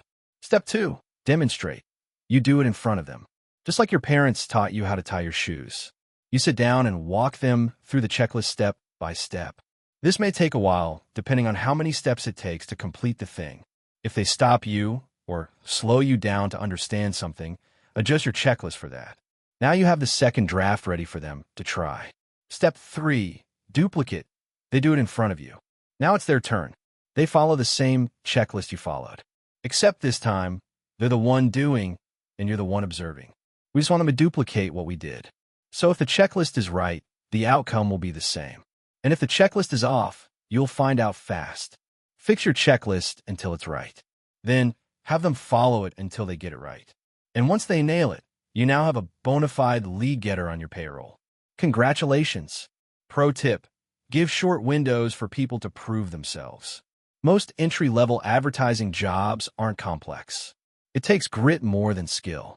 If you train someone properly and they're still below expectations 3 weeks in, cut them. After you train your first few employees this way, you'll have worked out the kinks for that job, and it's pretty smooth sailing from there. At least the training part anyways. Think about it this way. If you vanish tomorrow, could a stranger get the results you get if they only followed your checklist? That's the level of clarity to shoot for. Some helpful notes on training. A helpful way to look at this training style is if they get it wrong or get confused, then we got it wrong or made it confusing. If we have to explain what a step means, then the step is too complicated. Or, more likely, we try to put multiple steps into one. If they only appear to get it after a longish explanation or multiple demonstrations, then, again, we've got some work to do. Business owners that ignore this run into chronic training problems. And, word to the wise, you can probably force an inferior checklist to work, but this turns into a nightmare when somebody else takes over your training for you. There is a difference between competence and performance. In other words, they can know exactly what to do and not be that good at it yet. If that's the case, then your instructions are fine and they just need practice. Using an analogy from the fitness world, think slow, then smooth, then fast. You don't need to change anything, they just need more reps. Focus on your employees' ability to follow directions more than whether they get the right result. This is super important because if you train your employees to follow directions, then they will follow directions. And if they follow directions and get the wrong result, then you know it's the directions. That's good. You have a lot more control over that. Every time they do a step successfully, let them know they did it right. And if they respond to praise, praise them. And if they goof, that's okay too. That's what training is for. Don't take over for them when they mess up. Simply pause, take a step back, and let them try it again. Fast feedback cycles to get people to learn faster. If they follow your directions exactly and get the wrong result, still praise them for following the directions. Praise them, then make the corrections to your checklist on the spot. Avoid punishment or penalties of any type for doing stuff wrong during training. As a rule of thumb, reward the good stuff you want them to do more of, and they'll do more of it. Learning a new skill is punishing enough. We don't need to add to it. It's hard to fix multiple things when you've never done something before. Give feedback one step at a time. Give one piece of feedback at a time. Practice until they get it right. Then, move to the next step. Whenever there is a major dip from normal performance, retrain the team. They stop doing an important step in the process, often because they didn't know it was important. Once you figure out the step, reward people for following it going forward. How to calculate returns from lead-getting employees. Excluding the cost of running paid ads, the cost of advertising, outreach, content, etc., with employees is almost entirely based on the amount of money you pay them to do it. We simplify this by just comparing how much money we spend on payroll to how much money the engaged leads they get bring in. Total payroll / total engaged leads equals cost per engaged lead. X, $100,000 / 1,000 leads equals $100 per engaged lead. If 1 out of 10 of the engaged leads become customers, then our CAC is $1,000. $100 per engaged lead, X, 10 engaged leads per customer, equals $1,000 CAC. If each customer has an LTGP of $4,000, then you have an LTGP to CAC of 4-to-1 ratio. $4,000 LTGP / $1,000 CAC equals to 4-to-1 ratio. For example, at the time of this writing, I get about 30,000 engaged leads per month at Equestrian.com. I run no paid ads and do no outreach. But the team responsible for creating the content that generates that interest is about $100,000 per month. This means it costs me roughly $3.33 per engaged lead, $100,000 / 30,000 leads, in payroll to generate them. We make much more than $3.33 per lead, so we're profitable. You can apply the same math to whatever advertising method you use. How to know which employees to focus on to maximize returns.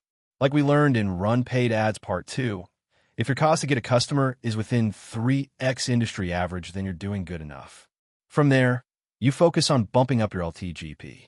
If your CAC is more than 3x industry average, then you have a sales problem or an advertising problem. We diagnose this with a single question. Do my engaged leads have the problem I solve and the money to spend? If no, then they're not qualified.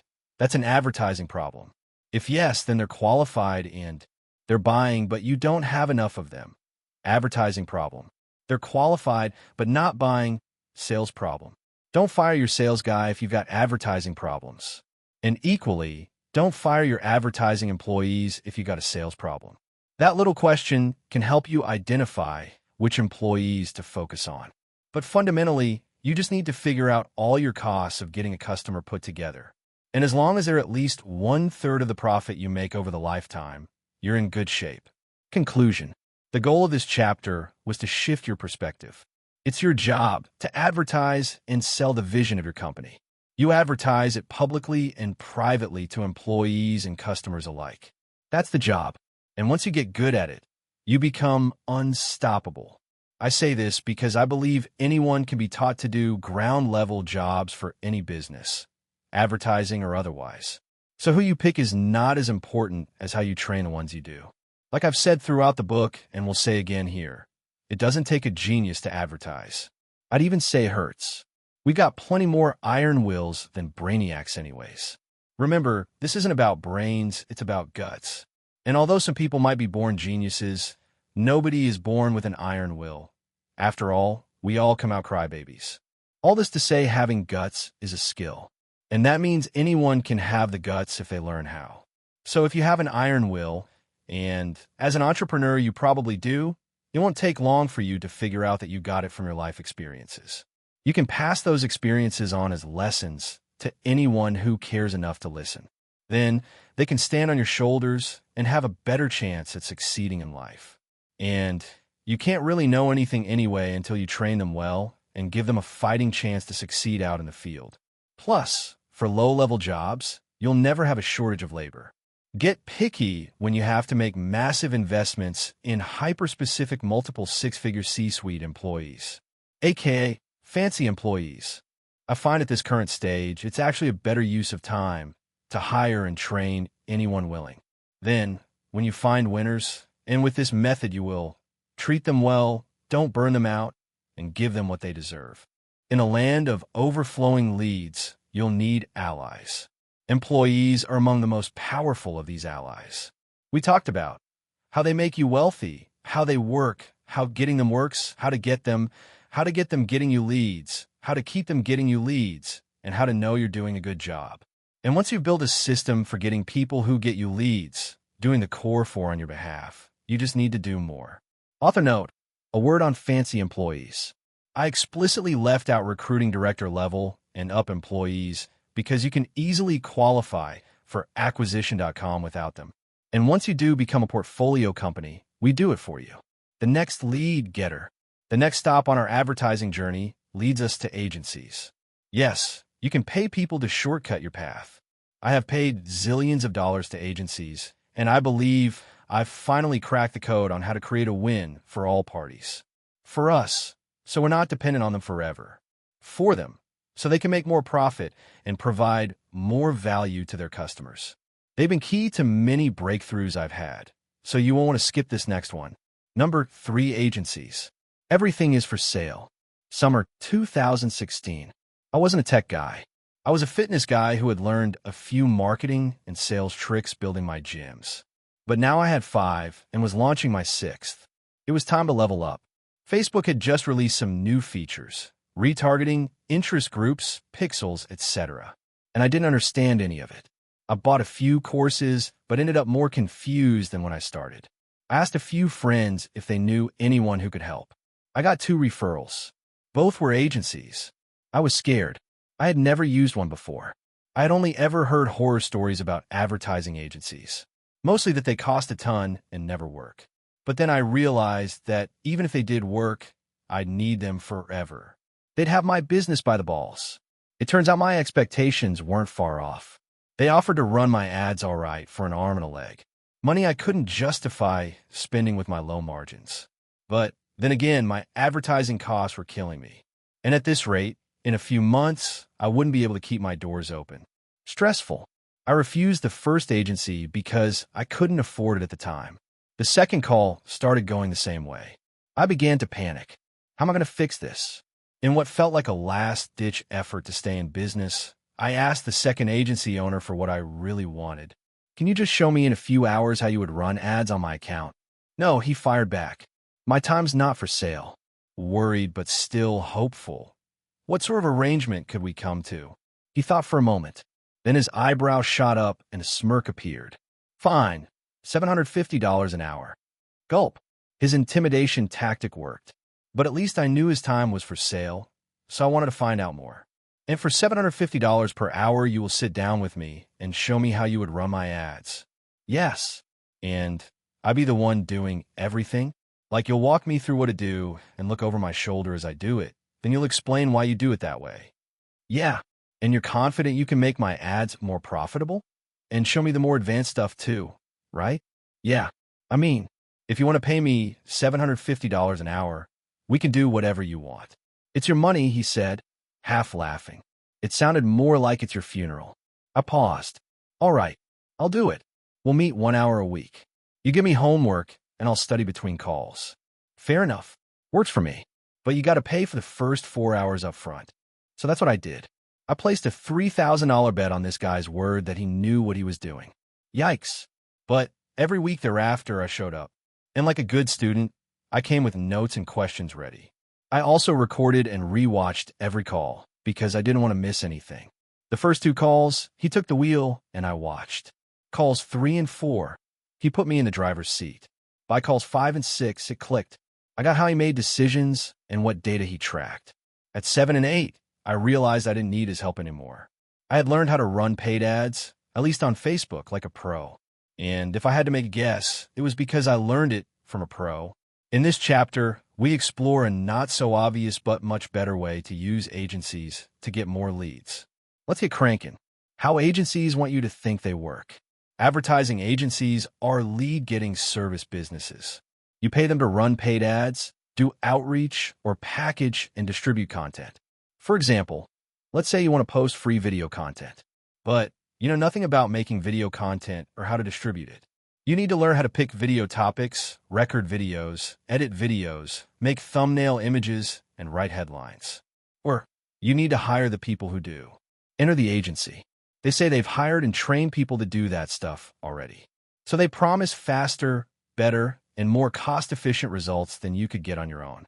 And as soon as I had enough money, it felt compelling enough. After my first experience with an agency that I mentioned earlier and went quite well, I decided to use more. But my experience with the next 10+ agencies was different because I used them the right way. Each one's something like this. Step 1. They got me excited about all the new leads they would bring. Step 2. I'd go through an onboarding process that felt valuable, and sometimes was. Step 3. They assigned their best senior rep to my account. Step 4. I saw some results. Step 5. They moved my senior rep to the newest customer. Step 6. A junior rep starts managing my account. My results suffered. Step 7. I complained. Step 8. The senior rep would come back once in a while to make me feel better. Step 9. Results still suffered, and I'd eventually cancel. Step 10. I'd search for another agency and repeat this cycle of insanity. Step 11. For the zillionth time, start wondering why I wasn't getting results like the first time. To be clear, like the introduction to this chapter shows, agencies can play a valuable role in business growth, but not the way they want you to. I don't want anyone else falling into the same trap. In fact, I hope all the money I wasted goes towards paying down your ignorance tax too. So keep reading. It's frankly ridiculous that it took me so many years to figure out that I actually used an agency the right way. The first time, but now, after playing their game so many times, I feel I cracked the how to use an agency code. And it doesn't come from playing their game at all. It comes from playing a different one. And this chapter breaks it all down in 3 steps. Hiring an agency versus doing it yourself. How I use agencies now. And how you can, too. How to pick the right agency. Hiring an agency versus doing it yourself.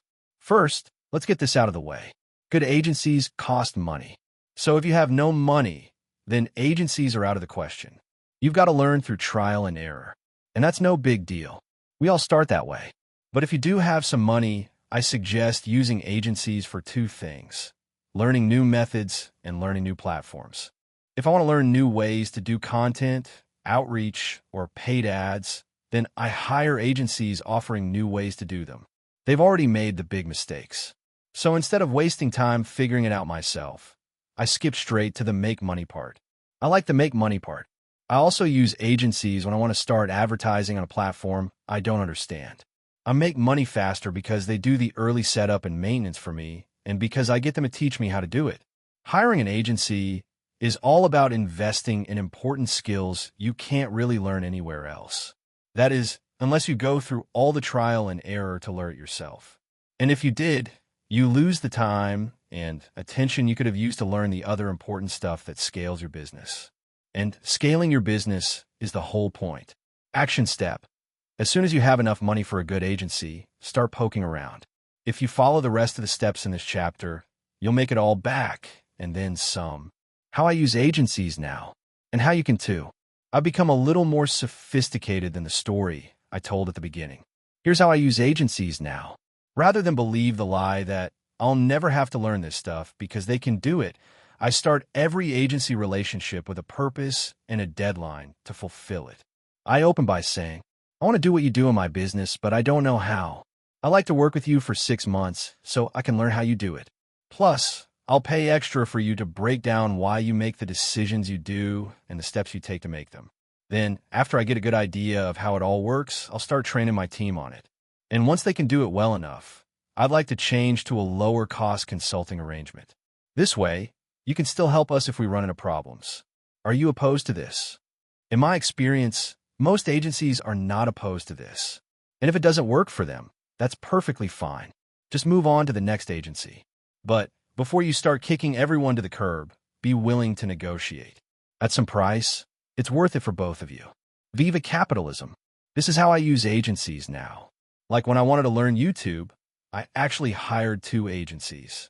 The first, I hired to keep me committed to making videos while they did some legwork on the platform itself. The second I hired, at 4x the price, to really teach us the in-depth ideas behind making the best content possible. And once our videos beat their videos, we drop down to consulting only. I've used this method again and again. I hire one good enough agency to learn the ropes of a new platform. Then I hire a more elite agency to learn how to maximize it. And I cannot recommend this strategy enough. If you are upfront about your intentions and the agency agrees, you get the best of both worlds. You get better short-term results because they probably know more than you. And you get better long-term results because you learn how to do it yourself or your team learns to do it for you. You also spend the maximum amount of time with their best reps. Remember, you only get a fraction of the agency's attention, so results get worse whenever they get new clients. Meanwhile, your team gets better and better because they stay focused on you full-time. So compare your team's results to the agency's until you beat them. Then, cancel the relationship and put the money into scaling everything you just learned. Action step. When you find an agency to work with, next step, set terms with them and deadlines for yourself. Use the template above as your guide, and feel okay with negotiating a bit to make it work. Author note: yes, there's a place for agencies. To be clear, I still own equity in an agency's software, Alan. So I'm not against agencies. I just share how I've had success with them.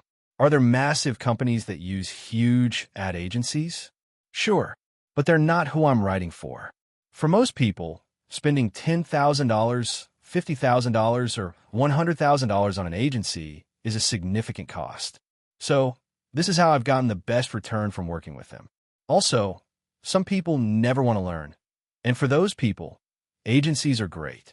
I personally always want to learn, which is why I use agencies this way. How to pick the right agency. After working with tons of bad agencies and a handful of good ones, I created a list of what all the good ones had in common. Now, it isn't the last word on what makes a good agency, but it is useful stuff that's worked for me. Here's what I look for. 1. Somebody got good results working with them. If you only know about an agency from their paid ads or cold outreach, they probably aren't as good as the ones who rely solely on word of mouth, and the best ones do. 2. Prominent companies got good results working with them. I may not know the companies personally, but if I recognize them, it's a good sign. 3. A waiting list. When demand for a service exceeds the supply, they are probably pretty good. 4. A clear sales process that makes a point to set realistic expectations. No funny business. 5. No short-term hacks. They keep the talk on long-term strategy. They also give clear timelines for setup, scaling, and results. 6. They tell me exactly what they need from me, when they need it, and how they use it. 7. They suggest a regular schedule of meetings and offer several ways to update me on their progress. 8. They give updates in simple terms and have clear ways to track, so I know how costs compare with results. 9. They make a good offer. Dream outcome. Is what they promise what I want? Perceived likelihood of achievement. How many other people like me have they gotten there? Time delay. How long will it take? Effort and sacrifice. What do they require me to do when working with them? What will I have to give up? Can I stick with those for a long time? 10. They're expensive. All good agencies are expensive, but not all expensive agencies are good. So talk with as many as it takes. And use this list as a guide to find the good ones. If an agency checks those boxes, they're worth considering. Pro tip: talk to more agencies to be a better customer. Being an informed customer helps everyone. So, before you buy, get informed. Talk to 5 or 10 agencies to learn how they work. At first, you'll learn a bunch of new stuff. But over time, the difference between the better ones and the worse ones becomes obvious. Now, you can make an informed decision. If the agency doesn't meet my needs, but I like the people, I'll ask them to refer me to another agency. A good agency offering a one specialty will send you to other good agencies who offer the one you want.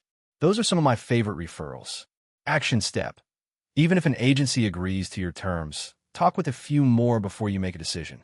Compare them using the checklist above, and then pick the best one for you. Conclusion: even though this isn't the traditional agency model, both businesses benefit. They get a customer they otherwise wouldn't have. And we get a money-making skill for life. In the story at the beginning of the chapter, it cost me 8 hours and $6,000 to learn a skill that's made me millions. Does that seem worth it to you? It better. And to make this agency method work at scale, you have to count on a good amount of time where you pay the agency and your team to do the same stuff. You got to give yourself some breathing room to get results from the agency, learn what they do, and train your team on it, all at once. Yes, it costs a lot of money. And yes, it's totally worth it when you get it right. And get it right you can. After agencies put a low-level employee on my account for the millionth time, it finally clicked. This can't be that hard.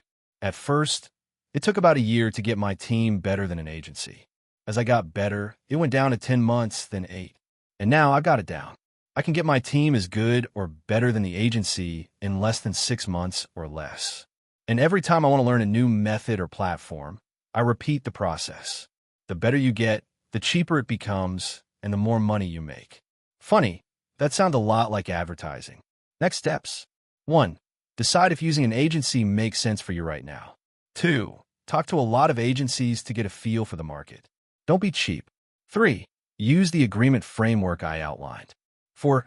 Set a clear deadline to force you and your team to learn the skills. 5. Use both teams until yours beats theirs regularly.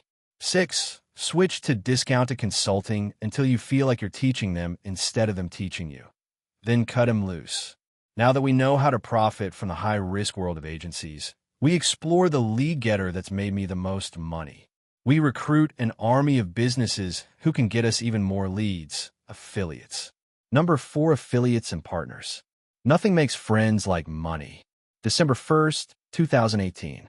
I had no idea how the Prestige Labs launch would go. I had no idea if our clients would like it. I had no idea if the technology we built would work. I had no idea if payouts would happen on time. I had no idea if our warehouse would mess up orders. But I did know over a year of preparation went into this launch. We put everything we had into creating a top-tier product.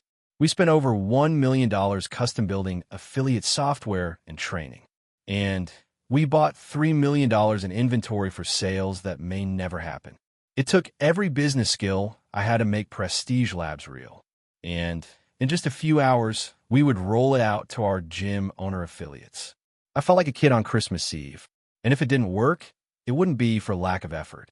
Author note, The Game Podcast, episode 98, I Remember.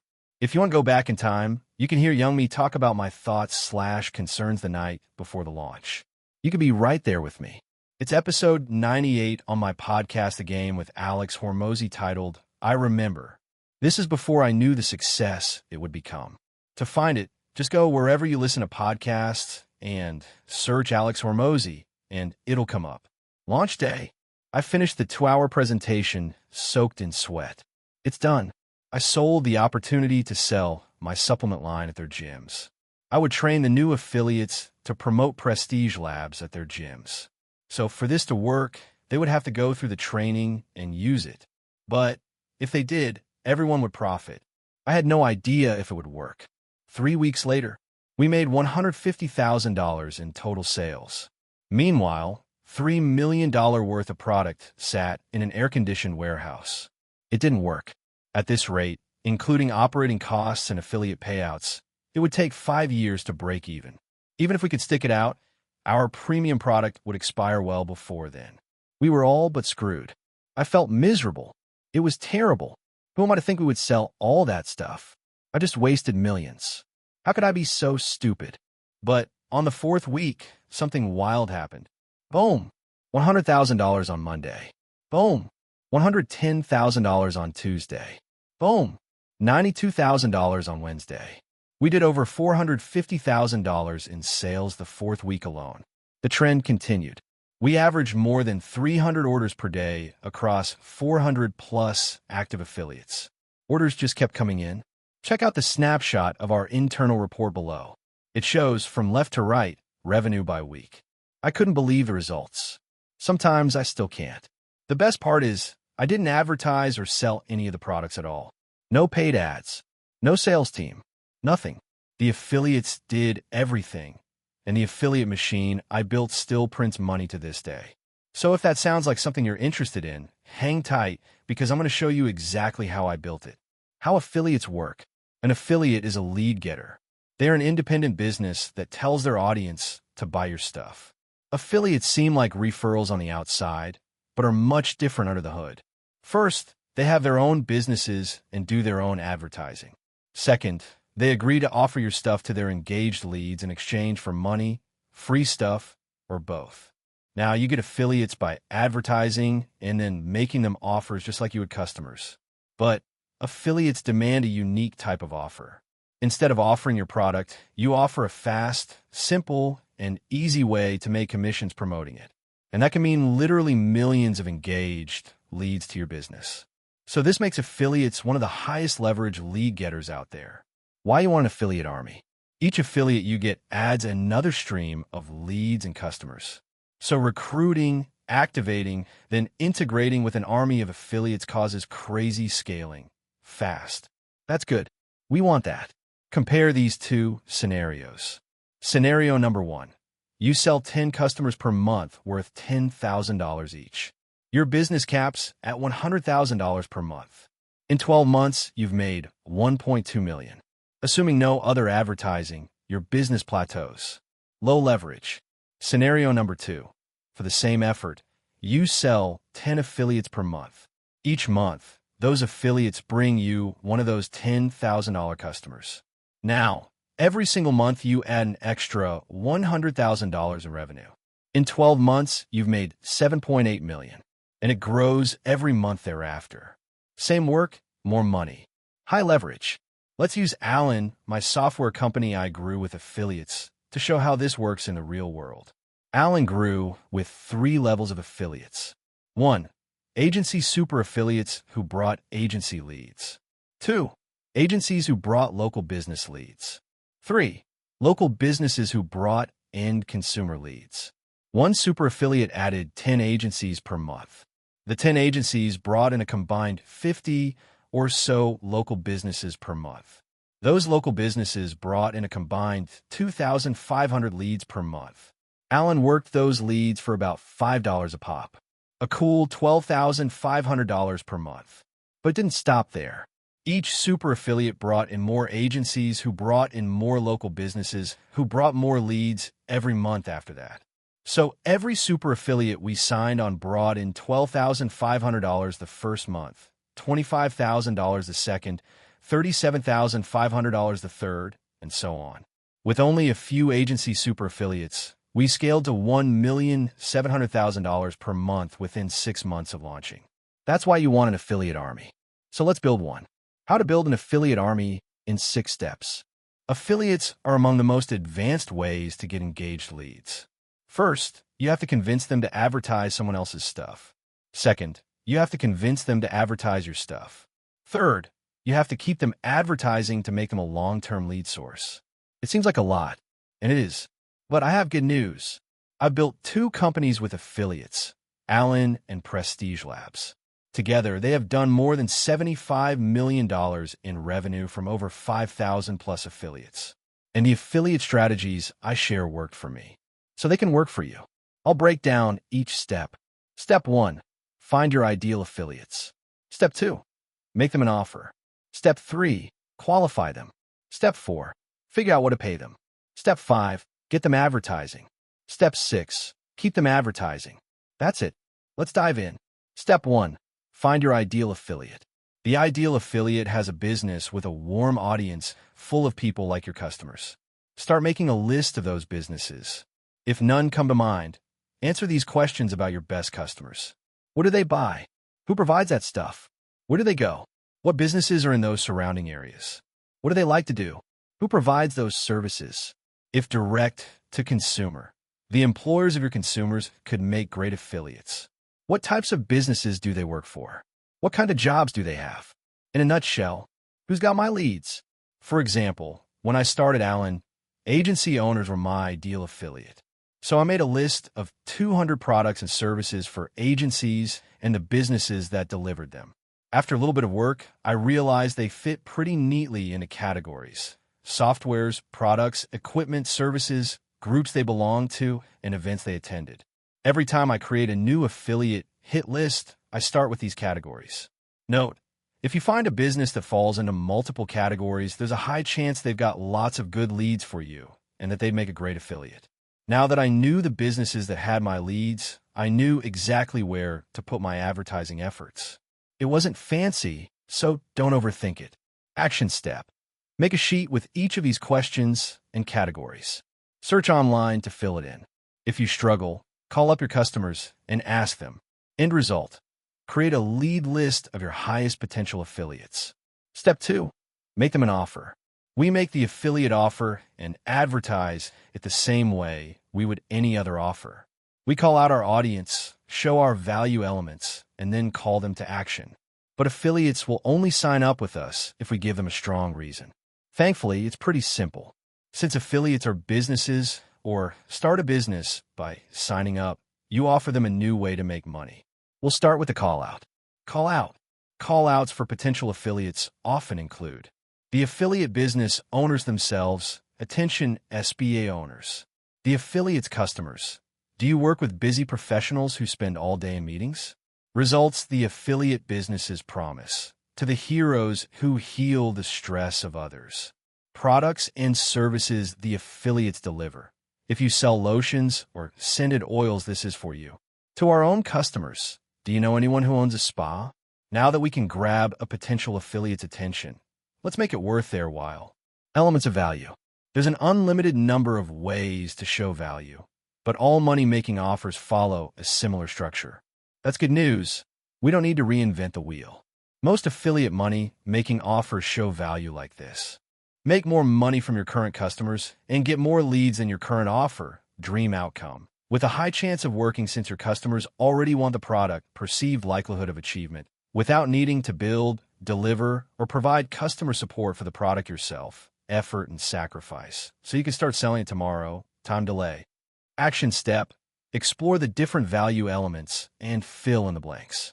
I won't go deeper on this since we've covered it already. You simply need to make affiliates the customer you're advertising to. Now that we've got the potential affiliate interested in our offer, let's qualify them. Step 3. Qualify them. Potential affiliates become actual affiliates when they understand and agree to your terms. And just like customers, we want to get them their first win as fast as possible. So we set up our terms to force them to win as fast as possible.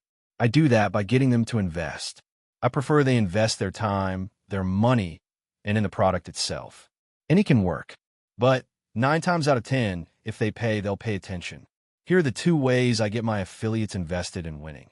Make them a customer and make them an expert. Let's dive into each. Way number 1, make them a customer make them buy, and preferably use the product to keep affiliate status. This is the lowest barrier investment that's worked for me. I found the more money an affiliate invests in your product, the more money they make. This should make sense. If they don't believe in your stuff enough to buy it, they probably shouldn't sell it. You can tell them I said so. Pro tip: bulk purchases. If you need to make more money per affiliate, you can require them to buy in bulk. This was huge for Prestige Labs' affiliate success. Once they bought a big package up front, they started following through in winning. The bigger investment ultimately made them, and us, more money. If you have physical products, then try bulk purchases. If your company has a line of products like Prestige Labs does, then toy around with big bundles. Here's how you phrase the offer. So you want anything extra, or just go with the minimum order? By presenting a minimum purchase, they will at least buy that. And more often than you think, they'll buy more than the minimum. Bada boom. Way number 2, make them an expert. I make them pay for the onboarding and training that certifies them as a product expert. If you have them buy a product to become an affiliate, you can have them use that as credit towards certification. As in, the certification comes with the products they bought. Now, aside from actually making the affiliate useful, certifying them does 2 things. First, it covers some of the costs of advertising. Second, it means I can afford proper onboarding and training of every single affiliate. How much do I charge? I recommend 10 to 20% of what the average active affiliate makes in the first 12 months. So if your average affiliate makes $40,000 per year selling your stuff, then charge $4,000 to $8,000 to onboard and train them. Too low, and you won't get them invested. Too high, and you won't get enough affiliates. I found 10 to 20% maximizes the number of people who become active affiliates. If you're just getting started and have physical products, then use the bulk purchasing strategy from the pro tip. Otherwise, you can use the strategy from the warm reach out chapter and raise the minimum investment every 5 signups until you hit the sweet spot. Action step: make your affiliates customers, experts, or both. My favorite way. If you don't get enough people to start, lower the commitment. If you don't get enough people to follow through, raise it. Step 4, figure out what to pay them. The first biggest problem to solve with affiliates is getting them bought in. But the second biggest problem is how to keep them bought in. And no matter how you slice it, keeping your affiliates bought in depends on how you reward them for advertising your stuff. I prefer to reward people that do things I like with money and free stuff, especially if they make me money first. So let's talk about that. When I figure out ways to pay affiliates, I look at 2 basic things. What they get paid for. How much they get paid. 1. What they get paid for. Before I do any affiliate payout money math, I ask myself a simple question. What exactly do I want the affiliate to do? Once I figure that out, that is what I pay them for. Then, more often than not, how much they get paid and how often they get paid nearly solve themselves. I pay affiliates for 2 basic things: new customers and repeat customers. Over time, if you track your metrics better, you can pay them for steps before someone becomes a customer. Like for the lead magnets downloaded, appointments set, or anything else you know reliably turns into sales for you. 2. How much they get paid. I suggest paying affiliates based on your maximum allowable cost to acquire a customer, CAC. Example, choosing your maximum allowable CAC. Let's say we sell a single-use product for $200 and it costs $40 to fulfill. This gives us $160 to pay the affiliate and run the business. If we want an LTGP, CAC ratio of 3 to 1, then 3 parts goes to the business, $120, and 1 part, $40, goes to the affiliate. This means we will pay up to $40 for an affiliate to get a new customer. But here's where things get interesting. I used to give away the farm, the whole CAC. I suppose I still do, but I've gotten pickier about who I give it to. Not all affiliates are created equal. So, I suggest having a 3-tier payout structure. Using the example above, with a $40 maximum allowable CAC, a 3-tier payout structure might look something like this. Tier 1, 25% CAC equals $10 payout. Anyone who agrees to my initial terms qualifies. Example, they sign up and buy products or a certification.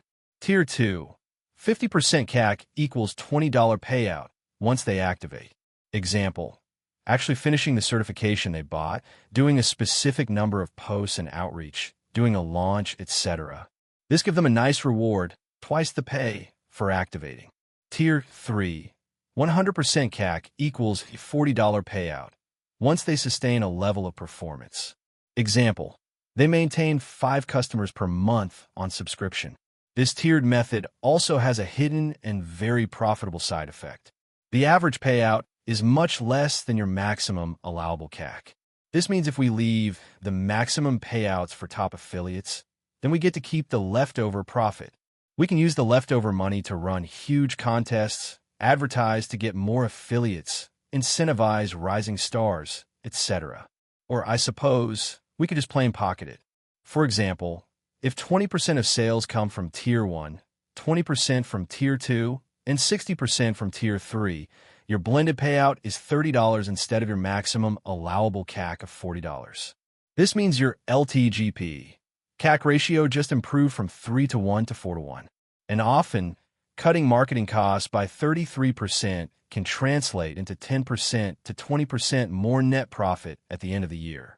A massive jump. Pro tip, pay with product if possible, sell 3, get it free. Everyone likes free stuff, often more than what it would cost them to get it.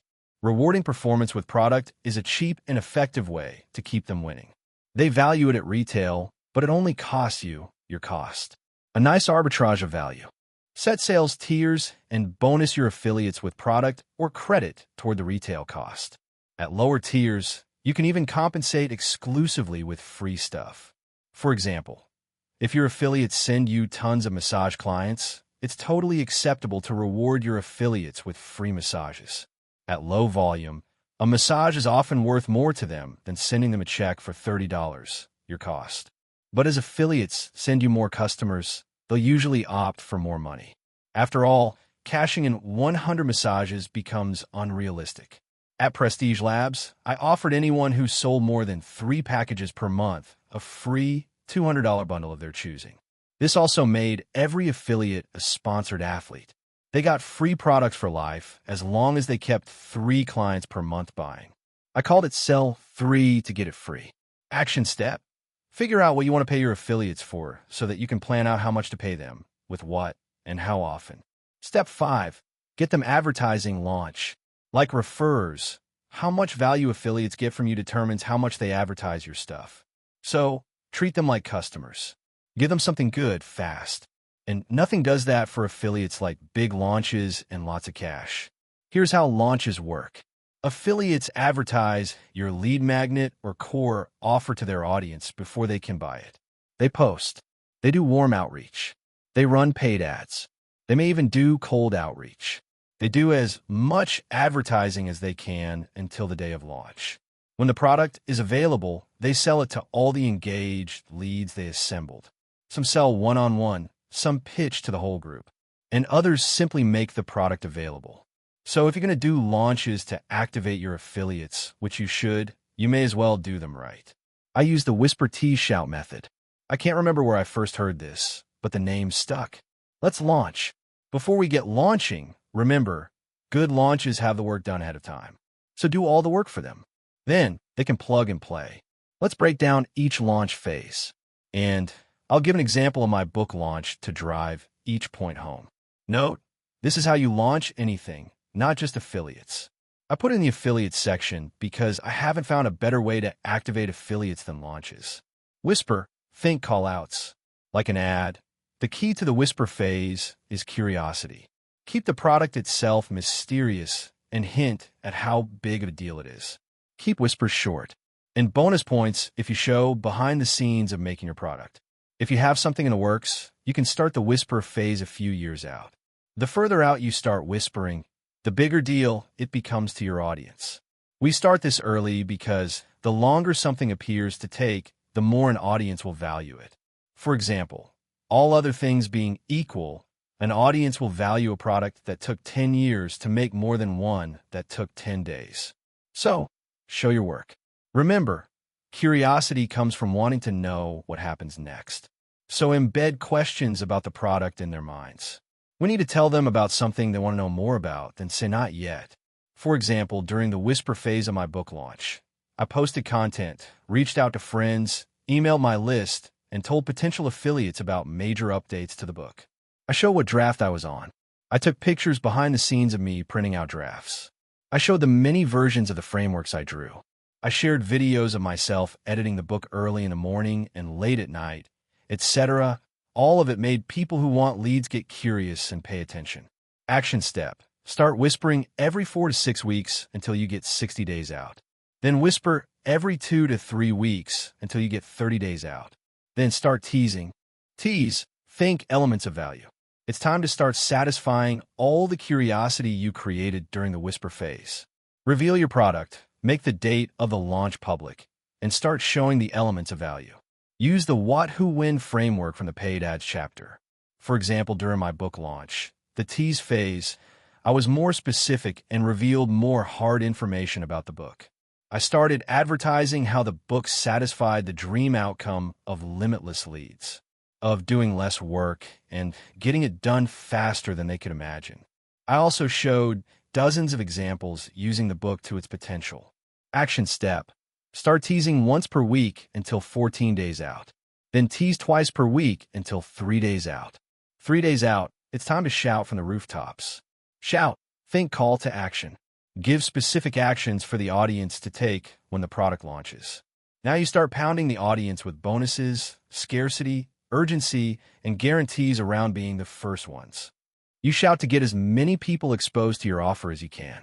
For example, during my book launch, the shout phase, I gave specific calls to action. Short, sweet, clear reminders to register for the book launch.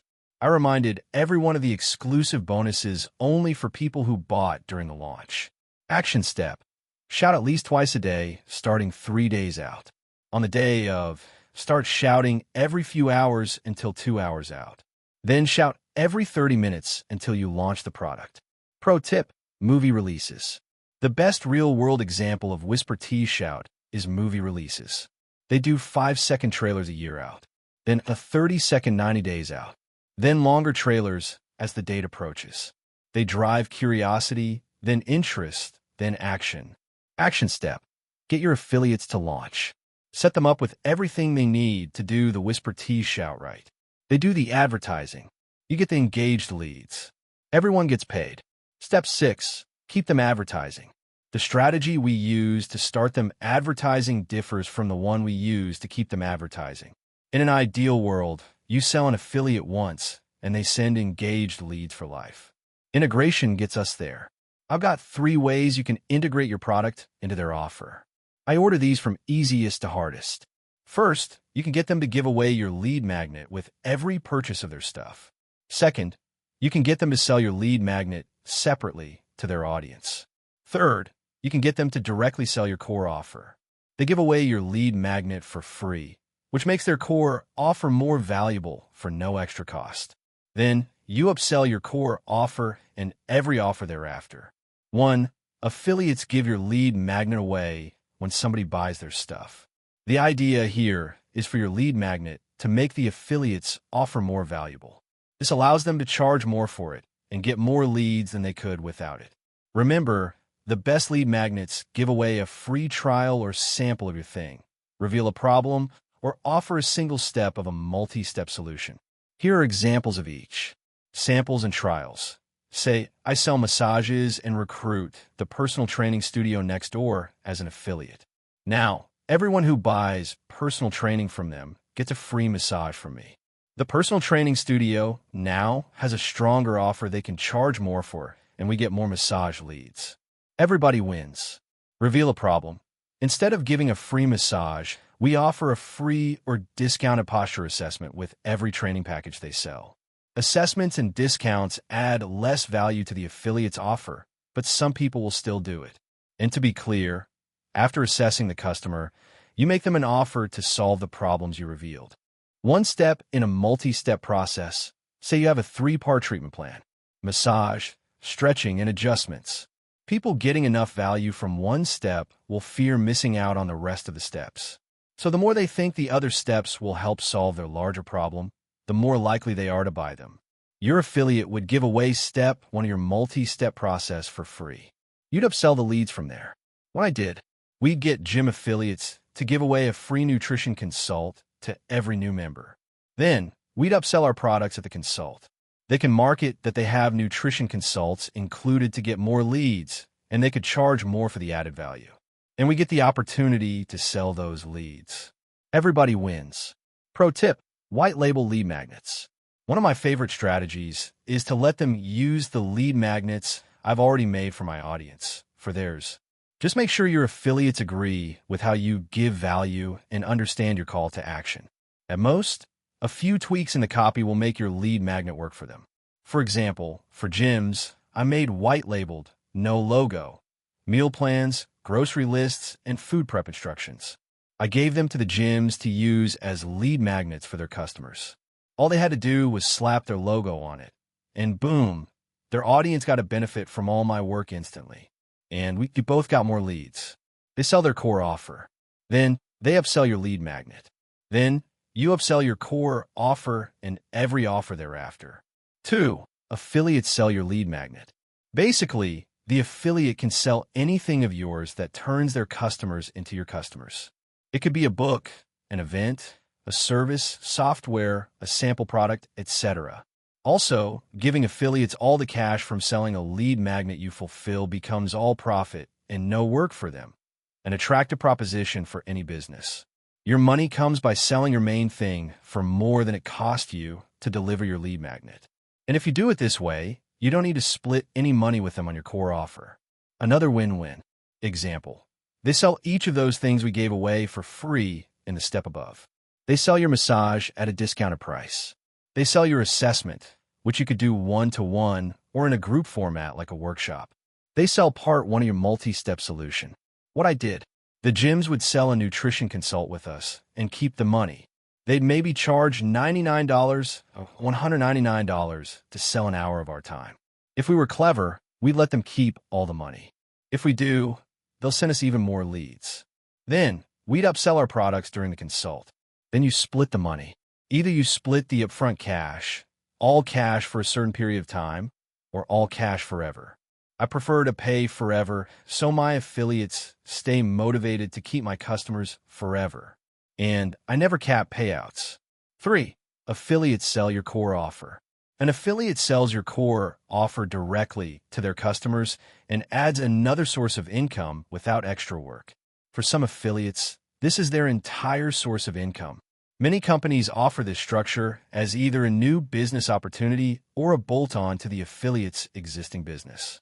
Either way, anything you sell, they can sell. When you do it this way, the affiliate will get a higher percentage of your lifetime gross profit. But you won't have to do anything but deliver. Example, they sell your entire massage package. They sell your entire program or services. They bundle their services with your paid services and charge an even higher price. What I did, we taught gyms to hold nutrition consultations with white label products. Then we taught them to upsell our supplements right to their members, and we split the money. All 3 strategies work. They're just different. After testing, we continue to do strategy 1 twice per year as a big event, and strategy 3 on an ongoing basis. That being said, many similar businesses in our portfolio use strategy 2. I'm just sharing what worked for us. Bottom line, integration is the long-term strategy for using affiliates to get enduring lead flow. Treat affiliates like customers. Make your offer make sense for their business. Make it so good they'd feel stupid saying no. Action step. Integrate with your affiliates by choosing whether you want them to give your lead magnet away, to sell your lead magnet, or to sell your core offer directly. Those are the 6 steps to recruiting an affiliate army. Now that we covered that, let me give you 3 real-life case studies to drive this home. 3 case studies you can model. Service business case study number 1, National Tax Preparation Services. My friend's $50 million business prepares LLCs, bank accounts, and articles of incorporation. He focuses on people starting businesses for the first time. But he doesn't try to compete with LegalZoom. Instead, he built it partnering with people who train new entrepreneurs. His strategy is simple. Help those people sell more of their stuff by also selling his stuff. So he offers every affiliate's customer a free LLC setup. Remember learning about the high-cost lead magnet from Section 2? This is one of those. Launch. He does a big blast-off seminar to his affiliates' audiences to kick things off. People happily take him up on his free LLC offer. That's his lead magnet. Integrate. Once affiliates see the success of a launch, they integrate his lead magnet into their core offer. Then my friend's team gets on the phone with the customers his affiliates bring him for free. Here's how he makes his money. He sells them what they'll need next. The services they'll need to start their business, bookkeeping, tax preparation, etc. He hasn't spent $1 on paid ads. His true advertising costs are two things. One, delivering his free lead magnet, the LLC setup. And two, paying a percentage of every first sale to the affiliates that sent them. That's it. And everybody wins. Physical products case study number 2. Prestige Labs, my supplement company. We sell gym owners at gym launch and train them how to advertise and sell their gym memberships. Prestige Labs has a line of supplements for active adults. This makes Gym Launch a perfect affiliate for Prestige Labs. It has a community of gym owners that also have active adult customers. So when Gym Launch sells a new gym owner, they introduce the new gym owners to Prestige Labs. Then the Prestige Labs team follows the launch then integrate strategy above. We really do this. Launch. We give the gym owners advertising materials so they can re-engage their current and former customers. We focus on warm outreach and posting free content for a free 28-day challenge. When they come in for the free challenge, gym owners sell them supplements to use with the program. The gym owner gets more customers. They make money. We make money. Everyone wins. Integrate. After the launch, we teach them to sell supplements to every new gym member. So when new clients buy a membership package, the gym owner sets up a nutrition orientation. At the nutrition orientation, the gym owner sells them $50 to $1,000 of supplements. So if a gym signs up 20 clients per month and gets 70% of them to buy supplements, we get 14 new customers per month per gym. It doesn't sound like much, but when you multiply 4,000 gyms x 14 new sales per month x $200 average order equals a lot of money every month. Local business case study number 3, chiropractors. Chiropractors want new patients. And a portfolio company of ours teaches them to use an affiliate strategy to get them. Their model is simple. Go to high-volume businesses that have people that are in need of adjustments. A gym fits the bill nicely. Here's what they do. Launch. They get the gym owner to promote a 3-hour workshop where they show correct exercises and posture to get more from their workouts. The gym owner promotes the workshop for free or sells the workshop for $29 to $99 per person. The chiropractor splits the money with the gym owner. Hint, if you give the affiliate, gym owner in this case, 100% of the money, they'll want to do it more. So if a gym gets 30 people to show up for $99, they make $2,970 profit for zero work besides a few emails and posts. At the workshop, the chiropractor soft pitches their services and gets a bucket of new patients. Easy peasy lemon squeezy. Integrate. Long term, the chiropractor convinces the gym owner to include 1 to 2 adjustments with every new membership the gym signs up. This increases the value of the gym membership compared to the guy down the street. And it shows the gym prioritizes its members' health and safety, a big concern for beginners. Win-win. Now, every new gym member becomes a lead for the chiropractor to follow up with. They repeat this process with 30 gyms and get more patients than they can handle. Pro tip, employees are leads too. Companies that hire a lot of people make great affiliates. This is huge for direct-to-consumer businesses and wildly underused. Example, every new hire at a company gets a free massage in their new employee packet. Or you can give free massages to their employees at lunch. It's free, it's easy, and lots of companies want to provide more value to their teams. They get free value, you get free leads. And since they're probably not in the same business as you, there's no risk of you competing with theirs. So employers, it can be among the easiest affiliates to integrate with. Costs and returns. Affiliates can't work for my business, the loser said. I have to make affiliates work for my business, the winner said. Be a winner. When calculating returns with other methods, we compared lifetime gross profit, LTGP, with cost to acquire a customer, CAC. So we spend money to get customers, and the customers, in a profitable business, give us more money back. Affiliates work differently. We spend money to get affiliates, sure, but we don't really make much back from affiliates themselves. Instead, the money we spend to get an affiliate comes back from the customers they bring us. So to calculate returns, we compare how much it costs us to get an affiliate with the gross profit of all the customers they send to our business. Example, let's say we own a widget company that grows with affiliates. It costs us $4,000 in advertising to get an affiliate. Our average affiliate sells $10,000 in widgets per month and stays for 12 months. $10,000 per month x 12 months equals $120,000 total sales. The widgets have 75% gross margins. In other words, they cost 25% of retail price to make. $120,000 total sales x 25% cost of goods equals $30,000 total cost of goods. $120,000 total sales, $30,000 total cost of goods equals $90,000 in gross profit from all the customers the affiliate brings. We pay affiliates 40% of the gross profit. $90,000 gross profit x 40% payout equals $36,000 to the affiliate as payment. Here's the gross profit we have left after cost of goods and payouts. $120,000 total, $30,000 costs, $36,000 payouts equals $54,000 left over. Let's find our affiliate LTGP to CAC ratio. $54,000 gross profit left slash $4,000 to get an affiliate equals 12.51. Not too shabby. If you recall from earlier, we need to be at least at 3:1 to have a decent business. Like the example, we want the ratio even higher than that, 5:1, 10:1 plus. Now, if we had these numbers, we just do more.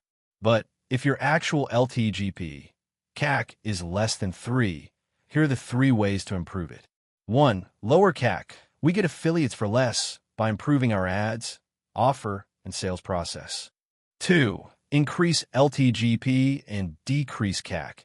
Get more to activate by creating a launch process. 3. Increase LTGP. We make them worth more by improving our integration process. With affiliates, you now have at least 2 layers of customers. Your customers and the people who get you customers. And if you've got super affiliates, you add a 3rd. The people who get you customers. This adds complexity, but if you can manage it, it's worth it. Now that you understand how to use affiliates to advertise and how to make them more profitable, let's bring it all home. Conclusion. Like referrals, affiliates aren't an advertising method you can do. They're people who advertise your stuff to benefit you both. You do the core 4 to get them, and if you want them to love you, then you treat them like customers. Because in a lot of ways, they are. And if you deliver more value to them than it costs them to get it, especially hidden costs, they'll get you more leads than you can handle. And like we learned earlier, there are 2 ways to create a compounding business. You can find more people that never stop buying your stuff, or you can find more people who never stop selling it for you. Referrals are the former. Affiliates are the latter. In theory, once you build an affiliate army, you never need to advertise again. They keep getting you leads month after month. The main reason, it makes sense for them. The way you do business, your leadership, and the value of your product all come into play. You're only as good as the goodwill you have with your affiliate partners. Arrange it right, and you should both be better off in the relationship. They should be able to spend more to acquire customers through a more compelling offer, higher profits, or both. And in return, you get more engaged leads. So why doesn't everyone do this? They don't know it's possible. They don't know how, or they don't want to. Simple as that. Hopefully we solved all 3 of those issues at once. Remember, advertising always works. It's only a matter of efficiency. So once you start, keep going until it works. Action steps. Advertise your affiliate offer until you get 10 to 20 affiliates. Get results with those affiliates and use their feedback to work the kinks out of your offer, terms, launches, and integration strategy. Then, scale like crazy by turning their results into your first batch of affiliate lead magnets. Section 4 Conclusion. Get lead getters. The last skill you ever need to learn is how to get other people to do everything you need for you. We do the core four to get engaged leads: warm outreach, post content, cold outreach, and paid ads. And we use them to get two types of engaged leads: the ones that become customers, or the ones we turn to lead getters. Lead getters come in four flavors: referrers, employees, agencies, and affiliates. Each have key strengths. Customer referrals have the biggest potential for low-cost, exponential growth. Employees have your direct influence and run your business on your behalf. Agencies teach skills you keep forever and can transfer to your team. Affiliates, once you get them going, can operate entirely on their own. You can either do the advertising or other people can. And there are more other people than there are of you. You get more leads for the work you do when you have help. So if you want to get a ton of leads, this is the way. Maybe your head is officially spinning. Now that you understand these advertising methods, you see leads everywhere you look. We have so many ways to grow, and you'd be right, but you don't know which one to focus on.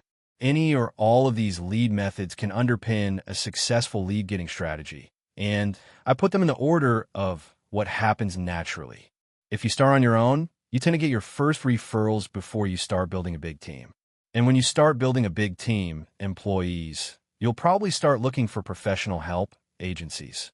And only when a business owner has a handle on managing people inside of their business do they tend to get the guts to try and manage people outside their business, affiliates. In any case, you have to forget the idea that everything is going to work out the first time. If you think you're going to become a millionaire the first year you go out on your own, you're probably wrong. It's very unlikely. And an obsession with getting rich quick will likely ensure it never happens.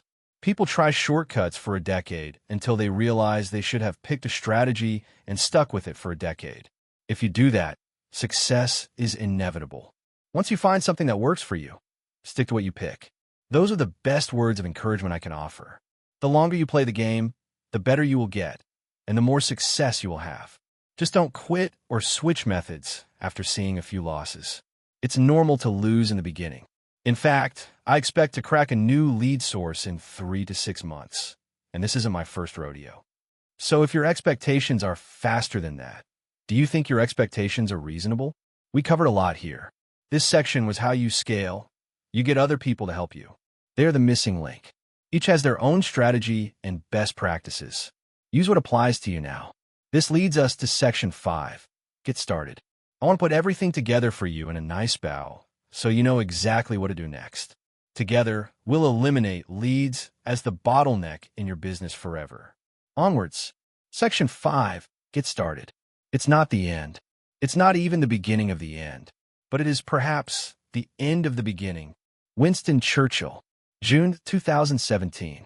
3 months after we lost it all, again, and Switch Gym launched to licensing. "Hey, Layla, what do you make of this?" I asked. "What's up?" I gave her my phone. "Mr. and Mrs. Hormozi, we cordially invite you to a private event for entrepreneurs earning 8 figures and up. Let me know if you're interested." "Seems cool," she said. "But we're not making 8 figures?" I pretended not to hear her. "You want to go?" "Sure." "Is it included in our mentorship dues?" "Want a CC, I'll ask." An email response came a moment later. "No, this is an additional fee. It is a 2-day event limited to 10 people at a private resort." "Nope," I said. "Huh, can we afford to go?" "Ouch, who cares? We can't afford not to go." 10 days, a long flight, and a short drive later, we made it. The cool kids meet up. I had one goal: to add as much value as I could to everyone else in the room. But the moment I walked in, I knew I was out of my league. I recognized almost everyone there. They were famous in the advertising world. They all spoke at huge events, signed autographs, made millions. Then there was me. I wasn't an 8-figure entrepreneur. I was a kid from Baltimore, just paying to breathe everyone else's air. Once everyone settled, we had a short housekeeping discussion and then got down to business. This way of doing things was a sharp contrast to the big stages, booming sound systems, flashing lights, and other theatrics that real events have. The first speaker was ready to go. He had a man bun and loose yoga-ish clothing. He looked like a hippie. But then he opened with how he was only doing $3 million per month. "Is this for real?" I felt like a fraud. The numbers he shared with such a casual attitude blew my mind. How is this possible? He continued on with his talk using all sorts of business, advertising, and tech jargon. He pointed to dizzying charts and graphs. I came here to learn more about advertising, but felt dumber by the second. I recognized enough of the words to realize I knew nothing useful about them. His presentation went way over my head. I started sweating bullets. Layla grabbed my hand. We both felt stressed and out of our depths. He finished and finally opened up for a Q&A. Excellent. But the questions were still at the same level as his presentation. Nope, I'm still doomed. Then, an awkward voice cracked. So, what courses are you taking to learn all this stuff? Now we're talking. I leaned in, pen in hand. His answer changed my life. At this point, I don't expect to learn anything new from courses. I have to learn by doing. And I do by spending a percentage of my revenue to test new campaigns, new channels, new pages, or just plain crazy ideas. And I learn something every time I test, so the money is well spent. Whenever one of these tests is a winner, and some are, it's a big deal. I learn something amazing and make far more money than I spent. It raises the bar for my business and, more importantly, myself. So whether it's 1%, 5%, or 10%, set some percentage of your advertising budget aside to try new things without expecting a return. Consider it an investment in your education. I felt chills go through me like some judgment demon left my body. He gave me permission to fail. None of this is magic. If he can do this, so can I. The next week, I tripled my advertising budget. Yes, it was a bit aggressive, but my mindset had completely changed. I'd either make more or get better. Our business went from $400,000 in June to $780,000 in July. From there, my cost to get customers went up too high. So I tried new audiences. Most failed. Then a hit. Boom! We cruised past $1 million to $1.2 million to $1.5 million per month. Then, I realized we didn't follow up with our engaged leads at all. We tested email. Didn't work. We tested phone calls. Nothing. Then I tried text blasts. Wham! We zoomed to $1.8 million the next month. From there, we tested paid ads like crazy. We made way more of them and put more focus on their production value. Boom! We cruised past $2.5 million per month. Then, we launched our affiliate program and stacked another $1.5 million per month on top. That took us past $4 million per month. Years later, our portfolio now does more than $16 million per month. So test until you find something that works. Take massive action. Stay focused. Double down on it until it breaks. Then test until you find the next thing that works and double down on that. Taking these leaps are the only way to unlock the business you want and the life that comes with it. And maybe slay your judgment demon too. So from now on, you either win or you learn. The end of the beginning. Your speed to making big money depends on how fast you learn the skills to making big money. Getting more engaged leads with the skills of advertising is a great start to making more money. In fact, if you make any amount of money, more engaged leads will make you even more. And sadly, those skills take time to learn. So I share my experiences to shave years off your time, to shorten the gap between no money and MO money. It's time to make it happen. Outline of the Get Started section. This final section has 3 chapters. They are short and sweet, just like our time together. In the first chapter, Advertising in Real Life, I'll lay out my one big advertising rule. Then, I'll give you my personal 1-page advertising plan you can use to get more engaged leads today. In the next chapter, Putting It All Together, I'll lay out the roadmap to scale from your first few leads all the way to your $100 million leads machine. Finally, A Decade in Page. I'll distill everything we learned into bullets to show how far we've come in our time together. Then, to send you on your way, I'll share a parable that has gotten me through even my hardest times. Advertising in Real Life, Open to Goal. If some is good, more is better. June 2014. When I launched my first gym, I used the same paid ads I used at Sam's Gym for way back. And they worked for a while. Over time, the costs started creeping up. I got less leads for the same money. But I still needed more customers. I wasn't sure what to do. I talked to a mentor who ran a chain of tanning salons for some advice. He said, before all this fancy internet stuff, flyers crushed for us, you should try those. So, try them we did. We printed 300. Over the next day, we put them on cars in areas close to the gym. A day passed. Nothing. The next day, the phone rang. Finally. Hey, you put a flyer on my car. My heart raced. It worked? Yes, I did. How can I? But before I could finish, he interrupted right back. Yeah, you scratched my Mercedes crap. You're gonna need to pay for. I panicked and hung up the phone. He called back. I let it ring. He never called again. That was the only call I got from the flyers. No leads. Nothing. Universe. 1. Alex. 0. A few weeks later, I sat in the lobby of my gym, waiting for customers to fall into my lap. Feeling bored and a bit frustrated, I called the mentor with the bright idea to put out flyers. Hey, Alex, how's it going? Not too good. Why, what's up? We put out the flyers like you said. Oh, yeah. How many leads you get from him? None. That's odd. He paused. What was your test size? What do you mean? How many did you put out? I put out 300, I said in a resentful tone. Shoot, you only put out 300? Hard to know if anything works with such a small number. I test with 5,000. Then when we find a winner, we put out 5,000 per day, every day for a month. 5,000? He tests with almost 17 times more than my entire campaign. And he does it in a single day. I felt like the person who says exercise doesn't work after going to the gym one time. And I hate that person. What kind of response did you think you were going to get? He chuckled. If we get 0.5%, that's decent. If we get 1%, that's a winner. With 300 flyers, 0.5% would be like 1.5 people. That makes it pretty hard to know if you got a winner or not. I had nothing to say. He was right. I felt like a fool. I doubt he remembers the call. But it stuck with me. I promised myself I would never let effort be the reason anything didn't work for me. It could be something else. The offer, the copy, the image, the targeting, the media, the platform, the position of the moon, but not my effort. Those 300 measly flyers taught me a mondo lesson. I did the right stuff, but I didn't do it enough times. I lacked what could be described in a single word: volume. Neil Strauss once said, success comes down to doing the obvious thing for an uncommonly long period of time, without convincing yourself you're smarter than you are. The right action in the wrong amount still fails. Most people, myself included, stop too soon. We don't do enough. Most people dramatically underestimate the volume it takes to make advertising work. They're not doing half as much or a third as much as is required. In fact, they're doing dramatically less. I was doing 1/1,500th the level of effort required to make a flyer campaign work. I just didn't know it. I hear this all the time.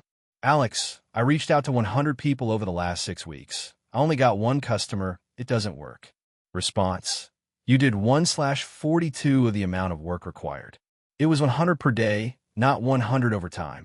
Most people do not get that advertising is an inputs and outputs game. To them, outputs appear out of their control.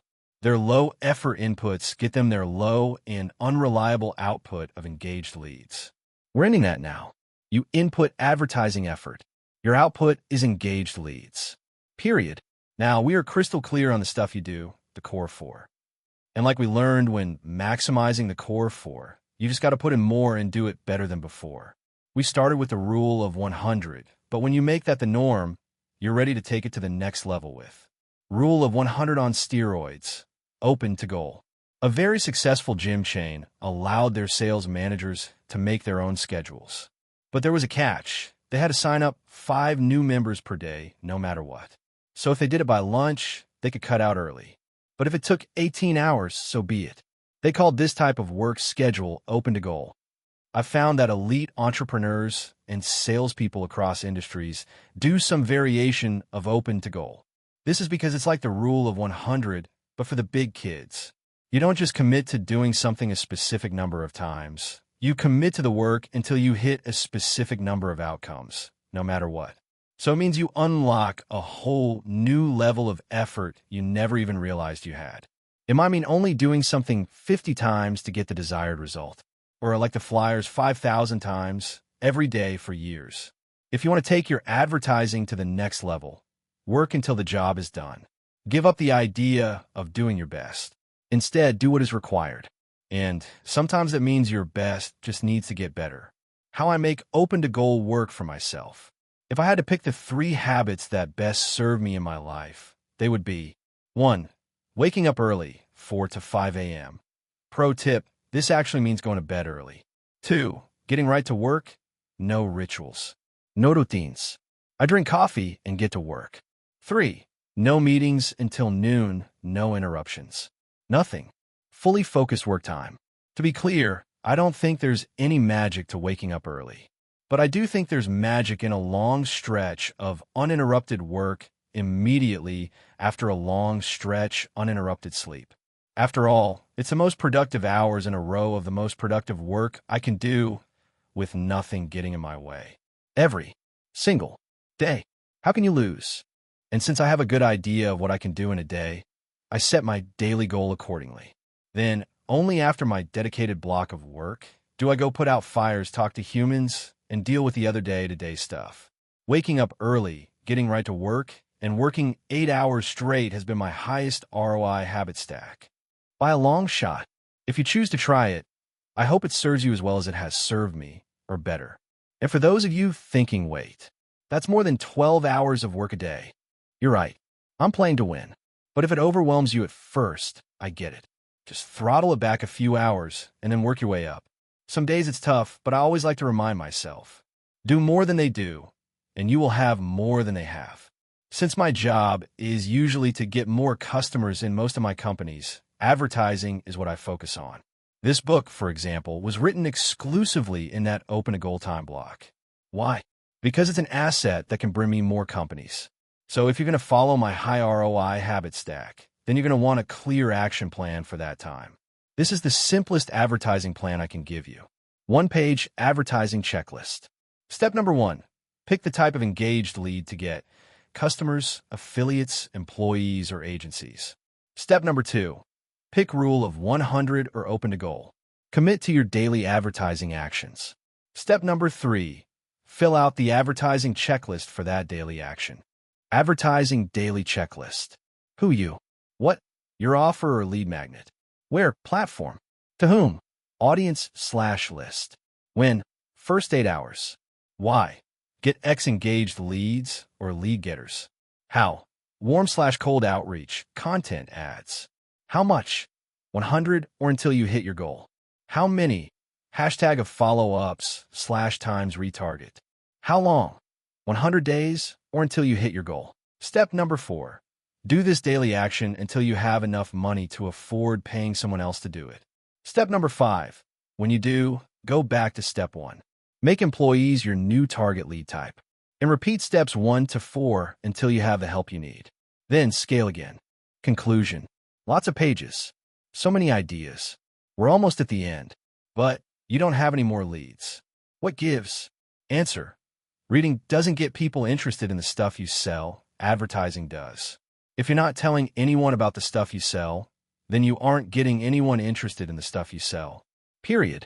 This chapter laid out the plan to advertise in the simplest way I could. Work, open to goal. Structure your day to make open to goal possible. Create and commit to that goal with a 1-page advertising checklist. Many skip planning, or worse, they write a 100-page plan that never gets used. So skip the atrocious waste of time that is writing pages of baloney. Harness the power of laying out your action steps on a single page. It leaves little room for excuses, distractions, and delusions. You either did the stuff or you didn't. You can fill out your 1-page advertising checklist in about 5 minutes. And once the naked truth stares back at you, all you have left is to do it. The roadmap, putting it all together. 0 to $100 million. A leader must aim high, see big, judge widely, thus setting himself apart from the ordinary people who debate in narrow confines. Charles de Gaulle, French president during World War II. To get to where you want to go, it pays to know what lies ahead. So in this chapter, I describe the phases you will go through as you scale your advertising. Acquisition.com uses this roadmap to scale our portfolio companies from a few million a year all the way to $100 million plus. These levels will help you identify where you are on the advertising totem pole so you know what to do to get to the next level. Level 1. Your friends know about the stuff you sell. To start getting engaged leads, you make one offer to one avatar on one platform. The moment you get engaged leads is the moment you can start making money. For me, this started with reaching out to everyone I knew. Primary action, warm outreach. Level 2. You consistently let everyone you know about the stuff you sell. You know the exact inputs to get an engaged lead with your chosen advertising method. And by scaling those inputs, you get consistent customers with it. But the consistent customers come from maximizing your personal work capacity. For me, on top of warm reach outs, I maximized my personal work capacity with paid ads, using a case study as my lead magnet. But looking back, I wish I would have started with posting free content. So I suggest that primary actions, do as much warm outreach and post as much content as you can consistently. Level 3, you get employees to help you do more advertising. You've maxed your personal advertising inputs, but not the platform. And if you want more engaged leads, that can only mean one thing: doing more. For me, I hired a videographer and a media buyer to take most of the paid ads work off my plate. Primary action, you hire people to advertise profitably on your behalf. Level 4, your product is good enough to get consistent referrals. You continue building goodwill and you shoot for getting 25% or more of your customers from referrals. Now, you've set yourself up to ramp your advertising again. But to make that work, you have to get more serious about hiring a team to make it happen. This is when I realized that my ads were shut off, but I was still getting referrals every week. So I doubled down on referrals. I built goodwill using customer feedback to update my product every 2 weeks. I also started a strong referral program with big incentives at the same time. Primary actions, focus on your product until you get consistent referrals, then go back to scaling your advertising with a bigger team. This is where most people mess up. They let their product slip and never recover. Level 5, you advertise in more places in more ways with more people. First, you expand to new audiences on your best platform. Then, you make ads with all placements and media types the platform supports. And after your team can get consistent results, you expand your team again to add another platform, lead getter, or core 4 activity. For me, I hit 2 birds with one stone. I expanded my paid ads to include potential affiliates, and this paved the way for my affiliate programs. Primary action, advertise profitably using at least 2 methods on multiple platforms. Level 6, you hire killers. Your executives grow departments specific to an advertising method or platform without you. And you're not looking for potential. You're looking for experienced leaders specializing in exactly what you want. We capped here. It took me 3 years to figure out 2 things. 1, that I needed veteran executives with experience suited to my problems. And 2, that they needed stronger incentives. But by the time I realized this, I sold those companies. Once I started acquisition.com, I realized the power of expanding the pie to get more of the right people invested in winning. This is how we crossed $100 million plus, then $200 million plus in portfolio revenue and beyond.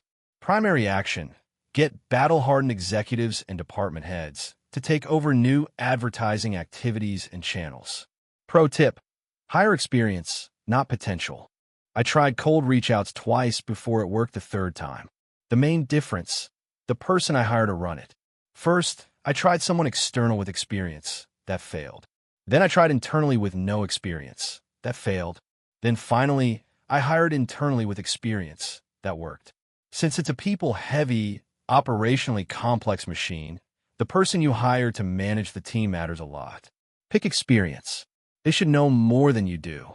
If you're not learning from them in the interview, you've got the wrong person. Level 7. I'll come back and edit this chapter once I cross $1 billion. I promise, I'll send the lessons as soon as I have them. You have my word. Last points. I know this looks clean, but it never is. Real business is messy. It takes a lot to find what audiences, lead magnets, methods, and platforms work best. And you can only find out what works if you try.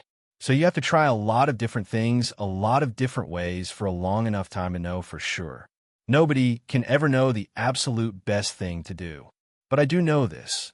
The more you advertise, the more people find out about the stuff you sell.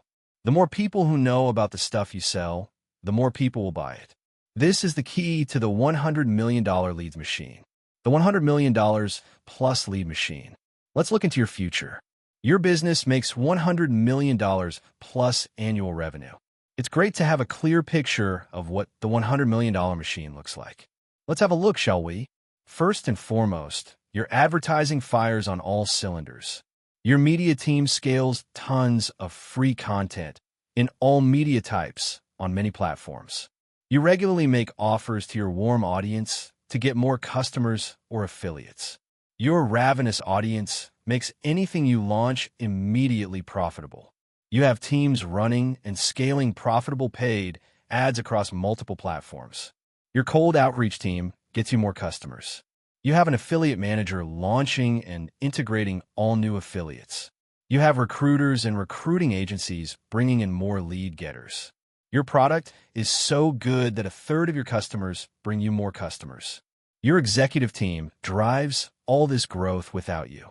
And you have more engaged leads than you can possibly handle. How long does this take? For business owners who know what to do, anywhere from 5 to 10 years. Building something great, even if you know exactly what to do, takes time. And so many like to trumpet overnight success, but looking behind the curtain tells a different story. It took my wife and I more than 10 years of our best effort to cross the first $100 million in net worth. So the bigger your goals, the longer your time horizons need to be. You want to play games where if you wait, you win. A decade in a page. Simplicity is the ultimate sophistication, Leonardo da Vinci. We've covered a lot, and I think organizing what we learned into one place helps it sink in. So I made this back-of-the-napkin list of what we've covered and why. 1. How to define a lead from this point forward. Now you know what you're after. Engaged leads, not just leads. 2. How to turn leads into engaged leads with an offer or lead magnet. And how to make them. 3. The core 4. The only 4 ways we can let people know about the stuff we sell. A. How to reach out to people who know us. Ask them if they know anybody. B. How to post publicly. Hook, retain, reward. Give until they ask. C. How to reach out to strangers. Lists, personalization, big fast value, volume. D. How to run paid ads to strangers. Targeting, callouts, what who wins, CTAs, client-financed acquisition. 4. Maximizing the core 4, more better new. A. What keeps us from doing what I'm currently doing at 10 times the volume? Then solving for that. B. Finding the constraint in our advertising. Then testing until it frees the constraint. Then doing more until it gets constrained again. 5. The 4 lead getters. Customers, employees, agencies, and affiliates. A. How to get customers to refer other customers. B. How to get employees to scale your advertising without you. C. How to get an agency to teach you new skills. D. How to get affiliates launched and integrated. 6. When advertising in the real world. The rule of 100 and open to goal. A. The 5-step 1-page advertising plan to get more leads today. 7. The 7 levels of advertisers and the $100 million leads machine in action. As I promised in the beginning, the result of these bullets is more, better, cheaper, reliable, engaged leads. I hope this book provides you utility. I hope as a result of reading this, you know how to get more leads than you currently are. And I hope I unmask the mystery behind lead getting. Also, since you are one of the few who actually finish what you start, I want to leave you with a parting gift, a fable that has gotten me through my hardest times. The many-sided die. Imagine you and a friend play a dice rolling game. You are each given 1 die. One of the die has 20 sides. The other has 200. On each die, only one side is green, and the rest are red. The point of the game is simple. Roll green as many times as you can. The rules of the game are as follows. You can't see how many sides you have. You can only see if you roll red or green. If you roll green, one of your red sides turns green and you get to roll again. If you roll red, nothing happens and you get to roll again. The game ends when you stop rolling. And if you stop rolling, you lose. What do? You roll. When you roll red, you pick up the die and roll again. When others roll green, you pick up your die and roll again. When you roll green, you pick up the die and roll again. You keep telling yourself one thing. The more I roll, the more greens I get. At first, you roll green once in a while. But as more red sides turn green, the greens happen more. With enough rolls, hitting green becomes the rule rather than the exception. What does your friend do? He rolls a few times and hits red each time. He sees you roll a green and complains that you must have a die with fewer sides. He reasons, it's the only way you could have rolled green before him. And although you did, you also rolled many more times. So which is it? In either case, he rolls a few more times in frustration and hits a green. But then he complains about how long it took. He spent more time watching you and complaining than actually playing. Meanwhile, you've hit your green streak. It's so much easier for you, he tells himself. You get greens every time. This game is rigged, so what's the point? He quits. So who got the die with 20 sides? Who got the die with 200 sides? If you get the game, then you see, once you roll enough times, the die you're given doesn't matter. Die with fewer sides might roll green sooner. Die with more sides might roll green later. But a die with a green side always has a chance of rolling green, if you roll it. Every die hits its green streak when rolled enough times. All of us get a many-sided die. And looking at the other players, you have no idea if it's their 100th roll or their 100,000th. You don't know how good other players are when they start. You can only see how well they do now. But if you understand the game, you also know it doesn't matter. A few begin playing early. Others begin much later. The rest sit on the sidelines complaining about how lucky the players are. I guess so, but they're luckier because they play. And when they hit red, which they do, they didn't quit. They rolled again. Learning to advertise is a lot like the game of the many-sided die. You do not know if it will work until you try. And when you start advertising, you will probably hit red on your first rolls. But if you try enough times, you will hit green. And when it works, you have a better chance of getting it to work again. The more you do it, the easier it gets. You begin to understand the game. No matter how many players there are or the number of sides on the die you're given, you start to see the only two guarantees. 1. The more times you roll, the better you get.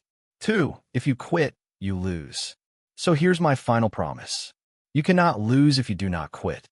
And there you have it, Alex Hormozi's blueprint for lead generation. The biggest takeaway? Leads are everything. Without people to sell to, even the best product won't succeed. If this helped you, hit that like button and subscribe for more self-help classics narrated by Brian. Got a book you want us to cover next? Drop it in the comments below. Remember, the difference between struggling and thriving often comes down to how many quality leads you're getting. Now go out there and implement what you learned. We'll see you in the next one.